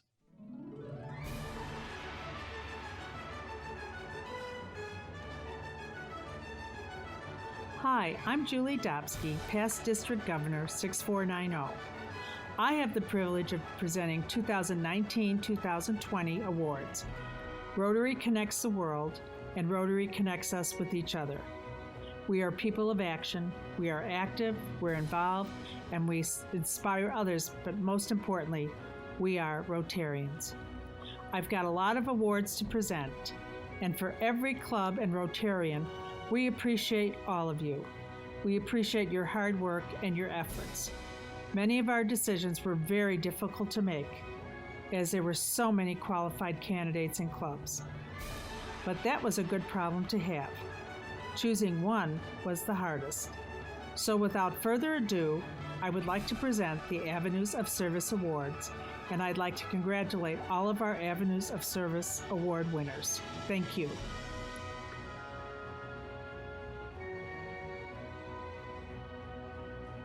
Our first award is going to be Club Service. Club Service focuses on making clubs strong. A thriving club is anchored by strong relationships and an active membership development plan. This Rotary Club took the idea of a social and hosted a karaoke competition to raise money for music education. Leap In Karaoke was held at the Logic Everyday Community. This is a drop-in workspace that hosted the event for free. Daryl Holman promoted the idea to other Rotary clubs, and other Rotary clubs participated in the karaoke competition. $1,100 was raised to support arts education in the schools. The event was highlighted in local newspapers, but more importantly, CU Sunrise got to share their love of music with friends and family. Congratulations, CU Sunrise.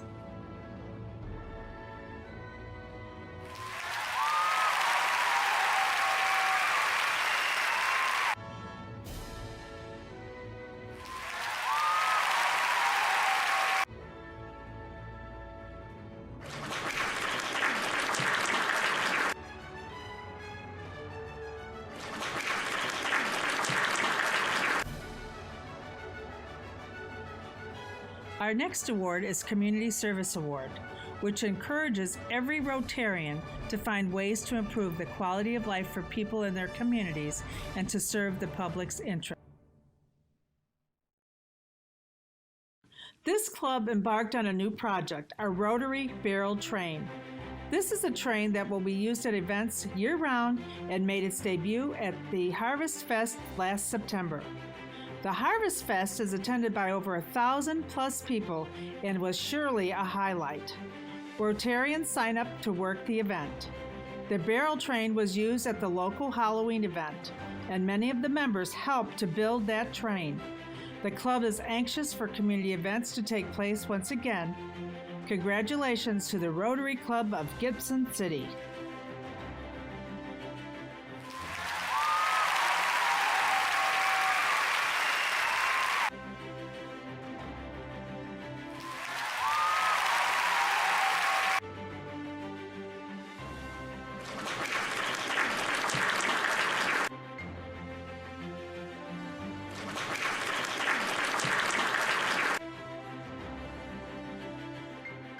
The next award is International Service Award, which exemplifies our global reach in promoting peace and understanding.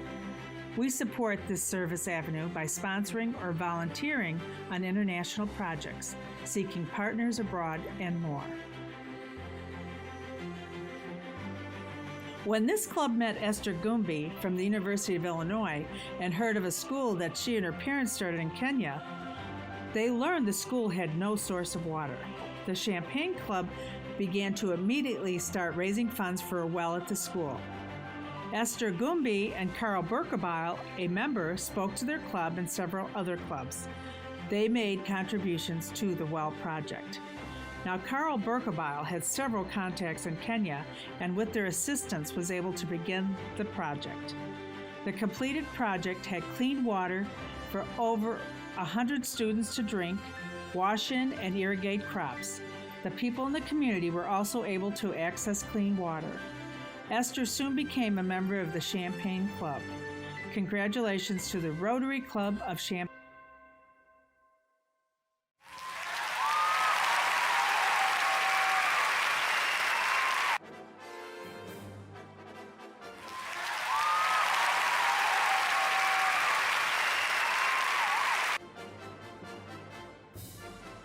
Our next award is the Vocational Service Award, which calls on every Rotarian to work with integrity and contribute their expertise to the needs. There are two programs that have been evolving over the years. First is the Education Ambassadors Program. This is an opportunity to invite a teacher to come join our club. Financial support is given to a teacher for a program they have in their school that may be above the everyday learning. And the next is Reading with Norma. Started as a passion project with one of our members that has since passed. There are books provided to children that may have limited resources. The program has been revised so that Norma's legacy can live on. Projects are funded to give incentives to read 100 books before entering traditional school. Congratulations to Bloomington Normal Sunrise.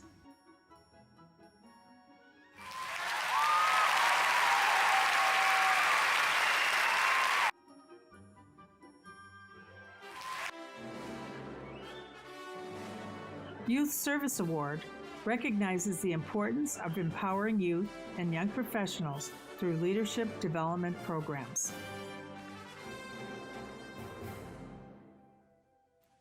Youth, which we all know is under a very big umbrella. There's Interact to Rotaract, from scouting to a youth exchange and Friends Forever. There's always something going on with youth with this club.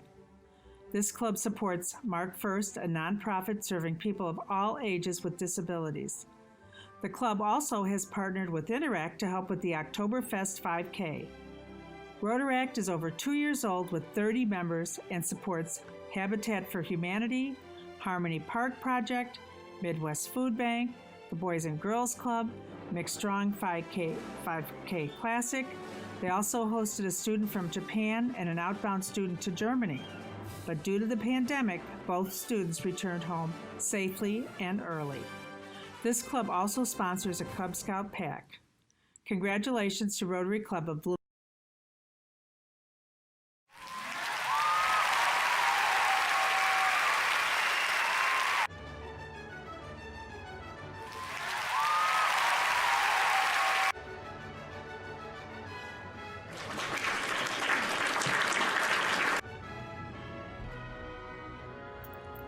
Now, I would like to present our Rotary Foundation Awards. These awards recognize clubs and Rotarians who have helped advance world understanding, goodwill, and peace. For 115 years, Rotary has bridged cultures and connected continents to champion peace, fight illiteracy and poverty, promote clean water and sanitation, and fight disease. Especially now, as our communities and country deal with these uncertain times, Rotarians remain committed to finding innovative ways to take action together to create lasting change.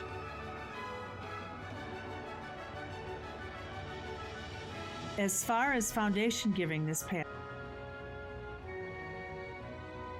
we would like to thank all that gave to the foundation, which includes polio this past year.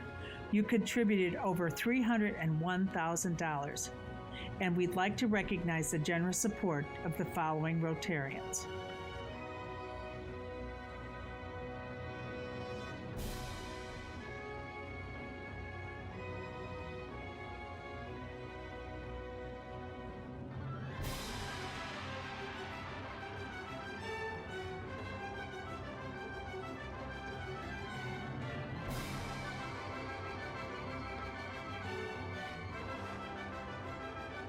I wanted to also show you the top 3 per capita in our district that have given the most.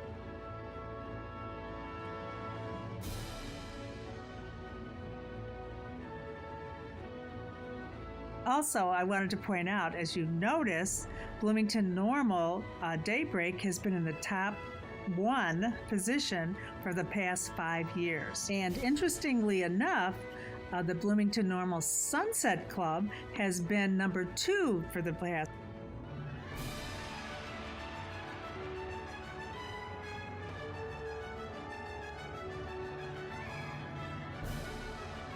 I want to recognize the clubs for 100% members giving to the Rotary Fund.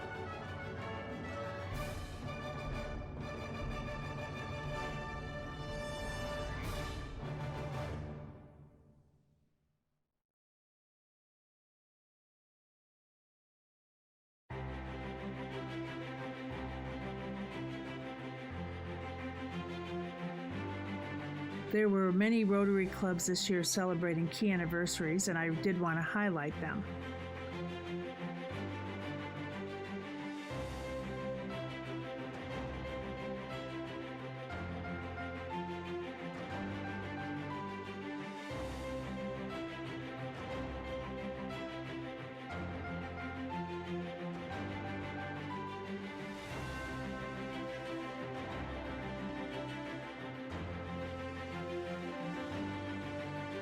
Congratulations on receiving Shelter Box Hero recognition for Rotary Year 2019-2020. Your support is very much appreciated, and I believe you've all received your certificate. 1.6 million people have sheltered since 2000. We could not have reached them without clubs like yours. Your help has provided aid to over 87,000 people so far in 2020.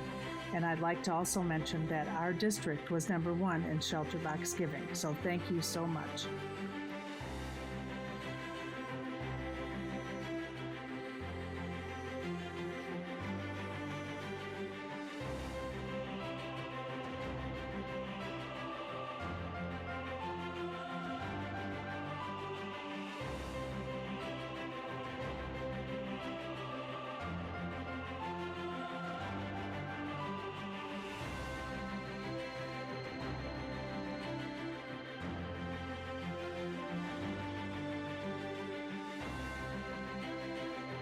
The Rotary Citation awarded by Rotary International helps ensure that clubs are strong in several core areas.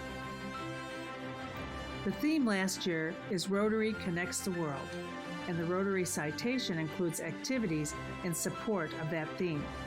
Earning the Rotary Citation is an honor that RA President Mark Maloney hopes all clubs will strive to achieve.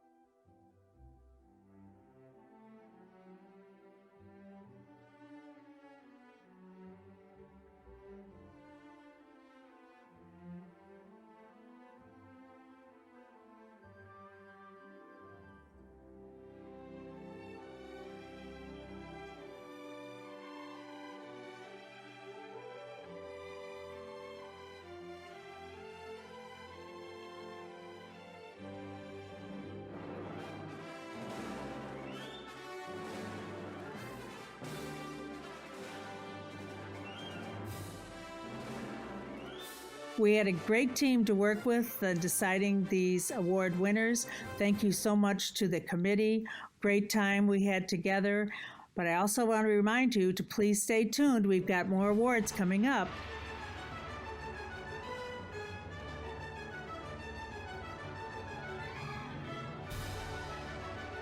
All right. That was amazing. That was amazing. So Julie told me what this district is doing will just knock your socks off. I found my socks and I just found my other shoe. So, because I just got inspired out of my shoes again. So that's the second time. You know, at this time, we have a very special musical presentation. And I'm honored to introduce two friends of mine, Julie and Nathan Gunn. Nathan has sung in perhaps every great opera hall in the world, and that is not an overestimate. And Julie is a tremendous artist who's also traveled and performed worldwide. They are co-directors of the Lyric Theater at the University of Illinois. And Julie and Nathan Gunn have recorded a special performance just for this conference. And so I present to you now, Nathan and Julie Gunn. To dream the impossible dream, to fight the unbeatable foe, to bear with unbearable sorrow, to run where the brave dare not go, to right the unrightable wrong, to love pure and chaste from afar, to try when your arms are too weary, to reach the unreachable star. This is my quest, to follow that star, no matter how hopeless, no matter how far, to fight for the right without question or pause, to be willing to march into hell for a heavenly cause. And I know if I'll only be true to this glorious quest, then my heart will lie peaceful and calm when I'm laid to my rest. And the world will be better for this, that one man, scorned and covered with scars, still strove with his last ounce of courage to reach the unreachable star.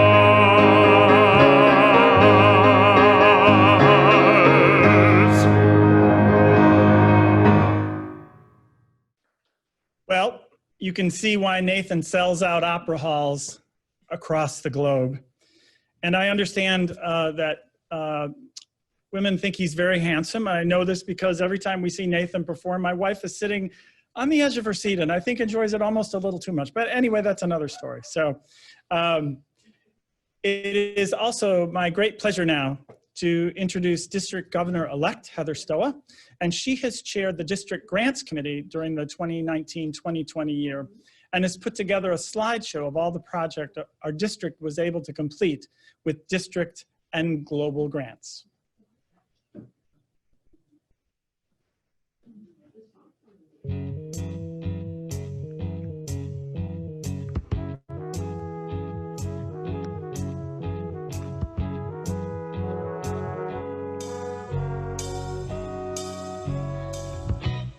Where it began, I can't begin to know it, but then I know it's growing strong. It was in the spring, then spring became the summer. Who'd have believed Rotary's come along?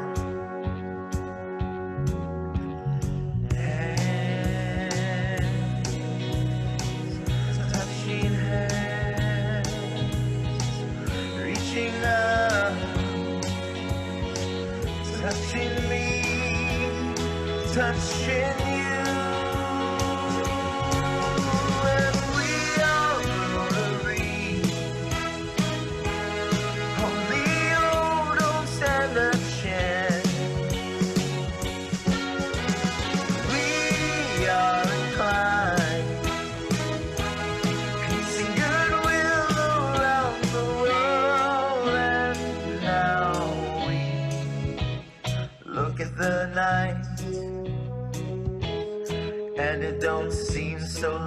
empty. We filled it up with 1.2. And when we hurt, hurting runs off our shoulder, open to all regardless of who. We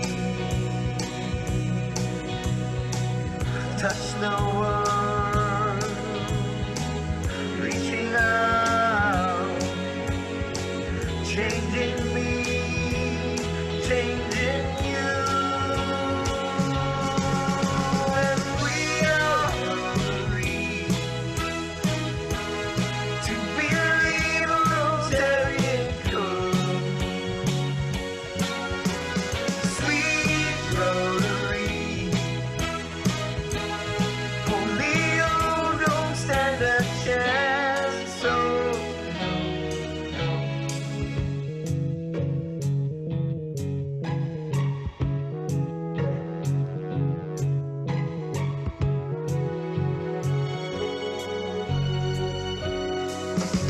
sweet Rotary, live to serve the world with good. We are Rotary, I believe a Rotarian good. Sweet Rotary,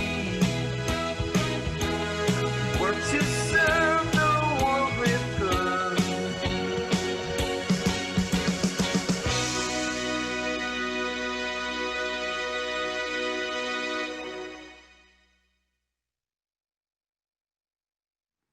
I'm here once again to present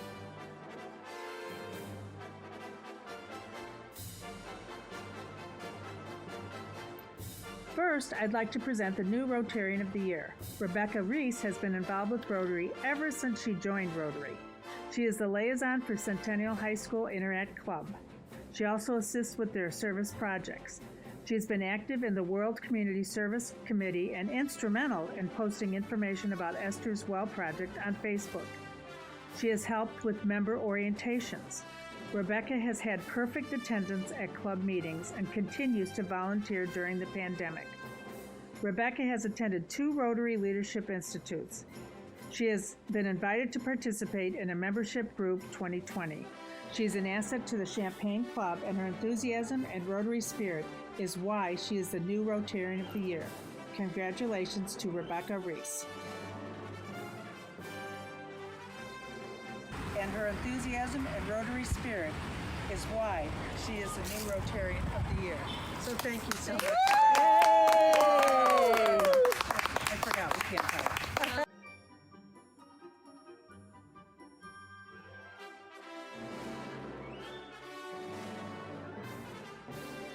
Next, I'm honored to present the Rotarian of the Year. Now, this person has been a Rotarian for over 5 years, and he hit the ground running. Having no knowledge of Rotary leadership, he jumped right in. At the beginning of his year, the club rededicated the Decker Garden, which was founded over 30 years ago to honor one of the early members of the club.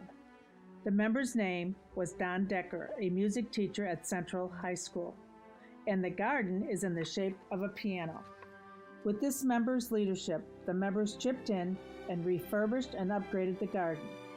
This was featured a couple of times in the local newspaper. In October, he brought back the celebration of the founding of the club. The club was celebrating 32 years in their community. He encouraged a new project called Food as Medicine, a part of Promise Healthcare, where his club received a district grant to support this project. He encouraged the Paul Harris recognition, and 11 of the 30 members became Paul Harris Fellows. He took the idea of a club social and made it an opportunity to give back to the community with Leap into Karaoke. He invited other clubs and their members that were happy to join also.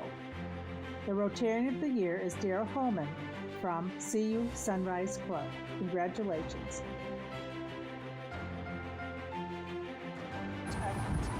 His leadership has kept CU Sunrise going strong through all these uncertain times. Sunrise Rotarian of the Year, as well as the district. So congratulations. It's been a pleasure getting to know.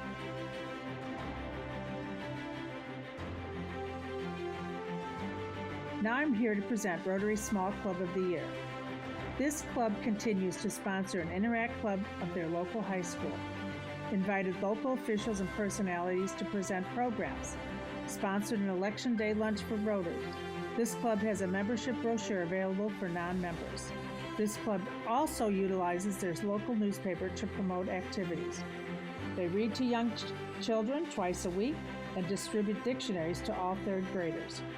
Provided $21,000 in local high school scholarships. They sponsored pool passes to students, contributed to blessing bags at the district conference, provided dollars to the public library for abuse counseling. Every Rotarian contributes $100 to the foundation. They have two Paul Harris Fellows were awarded. Leadership in the district, Terry Weir as district youth coordinator. They provided financial support for the district conference, hosted an exchange student from Chile, participated in World Polio Day, has participated in district grant opportunities. So glad to present the Rotary Club of Marshall, the Small Club of the Year. But I wanted to, but we wanted to do this in person. So, thank you for being here today. I think, as I said, Doug Bach nominated you for Small Club of the Year. And guess what? We sent all the applications to a nonpartisan group. So it wasn't just our awards committee, it was really a nonpartisan group somewhere near here, I think, called Paris Club.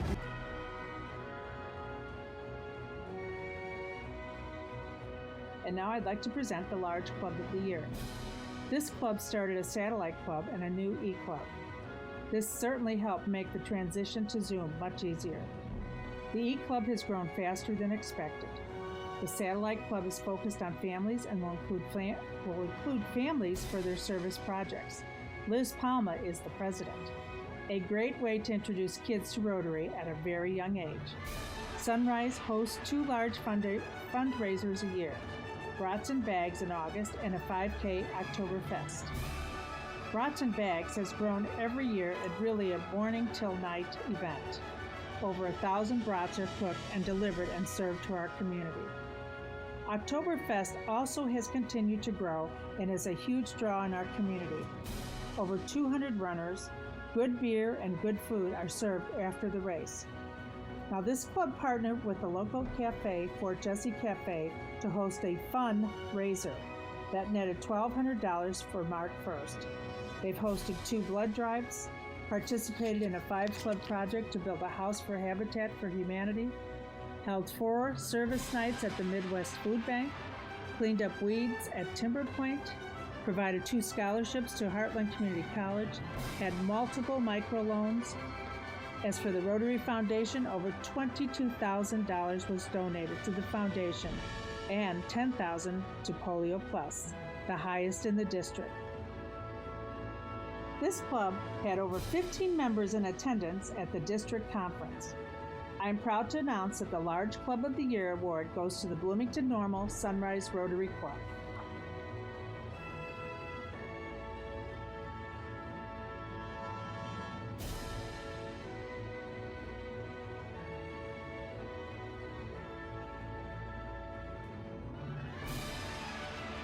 I am proud to present the Hall of Honor recognition. Hall of Honor, special recognition, Mike and Deb Hershey. This couple makes a great team. Deb Hershey joined the Champaign West Rotary Club in February of 1994. In 1999, Deb did a 5-year stint as club treasurer and served as president in 2006. Deb suggested an international project and went on an exploratory trip with teenagers from her church to Honduras. Then in 2006, Champaign West sent 3 Rotarians to help with the building, including new Rotarian Mike Hershey. Now Mike joined Rotary in 2006. A short time later, Deb and Mike became aware of a nearby neighborhood that needed a sewer or septic system. They worked with local officials to see what Champaign West could do. Now, Mike Hershey was named Rookie of the Year in Champaign West Club. He became president in 2015. They led a group of interactors to the children's home and painted the building and fed the area kids. They also arranged for a well to be dug on the property of the children's home. They gave scholarships to the kids for their education. Now, they made several trips to the children's home, and a different focus was fitting an area resident with prosthetic arms. Deb chaired the district grant committee for many years.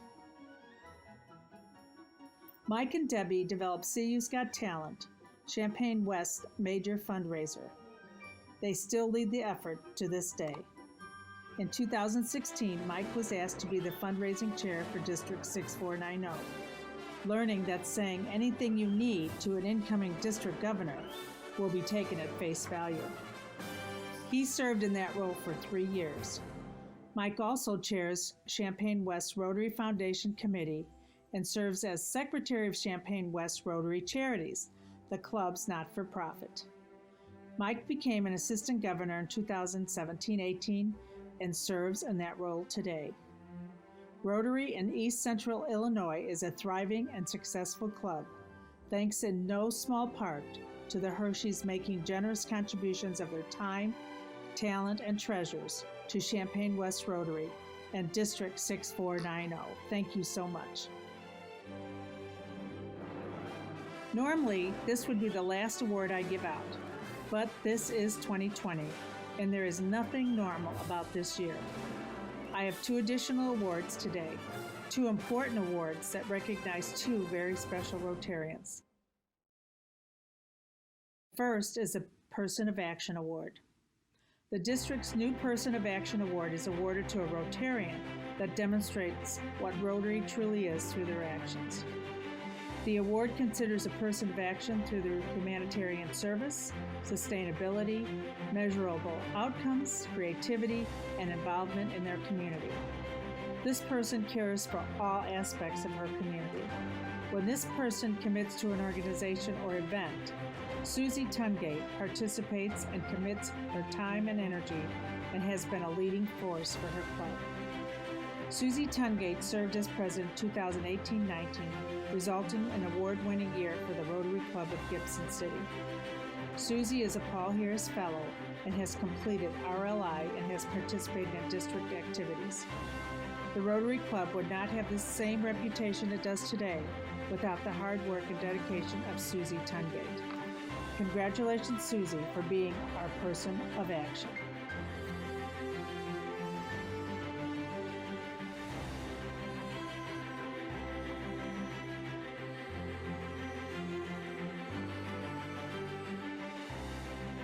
And our new other award is the People's Choice Award. This award recognizes and honors a Rotarian who gives generously of their time and talents. Someone who has gone above and beyond in furthering the mission and vision of Rotary. The People's Choice honoree exemplifies all of the qualities that make our members extraordinary: integrity, expertise, and a commitment to service. Our People's Choice honoree grew up in Carla and has since graduated from Illinois State University. She began a teaching career but later worked for the Illinois Reading Council, serving for 25 years as the executive director before retiring in 2012. She is a founding member of the Bloomington Normal Sunset Rotary Club and has held a number of offices, including 2 terms as president. Her husband of 50-plus years served as district governor in 2013-14. She was the first spouse of a past district governor in our district to serve as governor and only the 3rd female. I am so honored to present Arlene Penny as our inaugural People's Choice Award.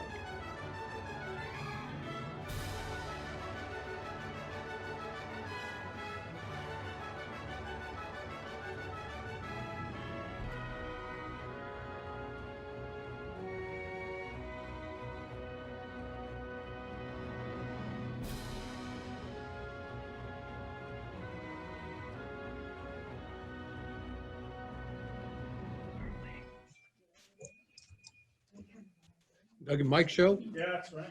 Come on up here. Okay. Hey, Doug. don't you think this was the best virtual district conference ever? I think so. Knock your socks off kind of stuff. But you know what? No. Oh, yeah. Okay, all right. Only so much. Yeah, we want to go that. We want to go that far. Okay. All right. You know what? The fun's not over though, because did I mention anything? Did we talk about the auction and the baskets? I don't think. Maybe we could put a slide up or something about that, or it's in your program. Or oh, wait a minute. I'm sensing a slide right now. So again, the bidding ends tonight at 11 o'clock. So put your bids in. All the benefits are going towards Polio Plus. So do that. I think the bidding has been fast and furious. I'm thinking you're right there. Great. So thanks, everyone. All right, good. Make sure you pick out the basket you want and go for it. Thank you, Doug. I want to thank each of the clubs and individuals who donated items for our basket auction. A special thank you needs to go out to Champaign West Rotary Charities for allowing us to use CU's Got Talent One Cause platform to hold a virtual basket auction. Remember, all proceeds from the district basket auction will go to Rotary Foundation Polio Plus program. So please, please be generous in your bidding. The highest bidders and the Rotary clubs that donate the basket will be notified who won their basket within the next week. At this time, I get the opportunity and the pleasure to thank several individuals and groups that have helped us with our outstanding district conference today. The first, I'd like to thank Angela Garrett from our Paris Rotary Club for her design work on the conference program, which you would have received here this week. I also need to thank the Paris Rotary Club for their support, for without them, I wouldn't be here today either. We need to thank the Palma Entertainment, Joe Palma and Austin Hart, awesome, for running the AV equipment and the videos for us. Need to thank the Liz Palma for the great job she has done with the technical aspects with Zoom platform and putting the slide programs together. She is just awesome. And now, Doug, come back up here. I want to thank Doug for his job as MC. I think he did an outstanding job. Oh, thanks, Mike. It's my pleasure. Just a little recognition for you. Thank you. And thank you very much, sir. Appreciate Thank you very that. much. Thank you. Let's see. Yeah, it's Rotary socks. Yeah, maybe you can find them this time. And Jane Chamberlain, I need to thank Jane for running the back room of DAC-DB and working on our Zoom program and getting everybody into breakout rooms. Come on down here. Come on down here, Jane. Come on. Hurry up, hurry up. Here she comes. There's a little gift for your recognition for helping us out. Thank you very much. Appreciate it very much. Thank you. You're welcome. Wow, awesome. Thank you. You can open that too. We'll have to show that before we leave. And then the last, but obviously not least, is Janet Ellis Nelson. You know, I think everybody in the district knows Janet, and if it wasn't for her, this conference wouldn't have been what it is. Janet and I started a year ago, over a year ago, hasn't it been? And we started out with a district conference face-to-face, obviously. That didn't work, so Janet jumped in and we did a virtual conference. And Janet, fantastic job. Thank you. And here's a little recognition for that. You'll need to open that and we'll show it later here in the, yeah, we'll show it later here in this. All right, so get them open and then we'll show them. In the meantime, we have a theme song, and I think a lot of you may have already been, have heard this, but this is kind of my country theme for this year. And we had Joe Palma and his group do a take on Country Roads Take Me Home. And so now we'll show Rotary Country Roads. Take it away, Austin.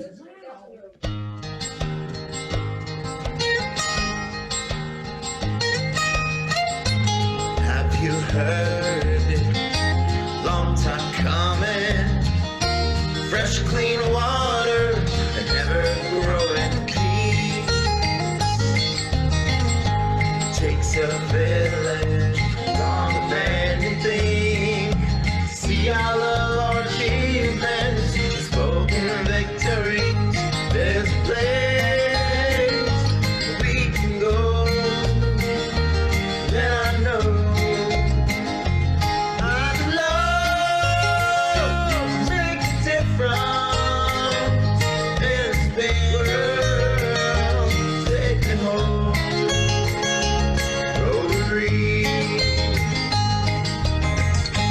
Like a family with tradition, fighting battles larger than the water. Mothers and children, hand in hand leading, brothers and sisters, all we'll ever need. There's a place where we can go, and I know we can love. Let's make a difference in this big world. Take me home,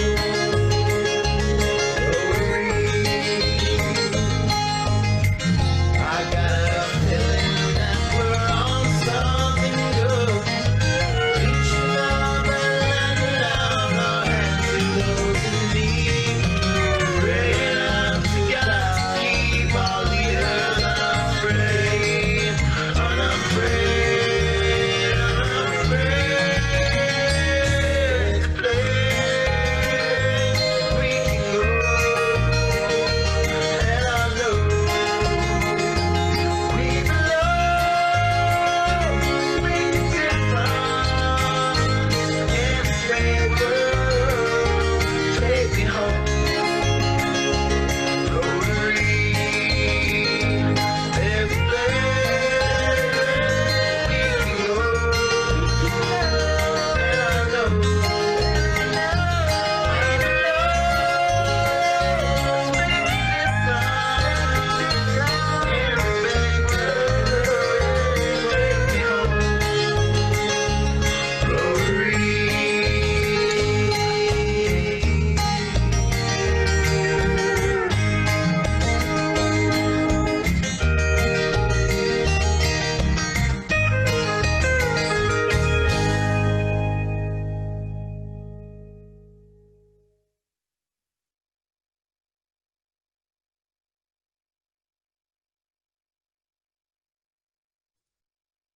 Anna, come up here. Bring your Jane. Yeah. Are we back on now, Joe? You're back on? We are. We're on. Thank you very much, Janet, for your all your efforts this last year. I appreciate that. These are one-of-a-kind glass artisan gifts from Larkfield Glass in Paris. And you'll notice this one has the red, yellow, and blue of the Rotary Opens Opportunities logo. So theme for this year. So thank you. Thank you. This is awesome. I love it.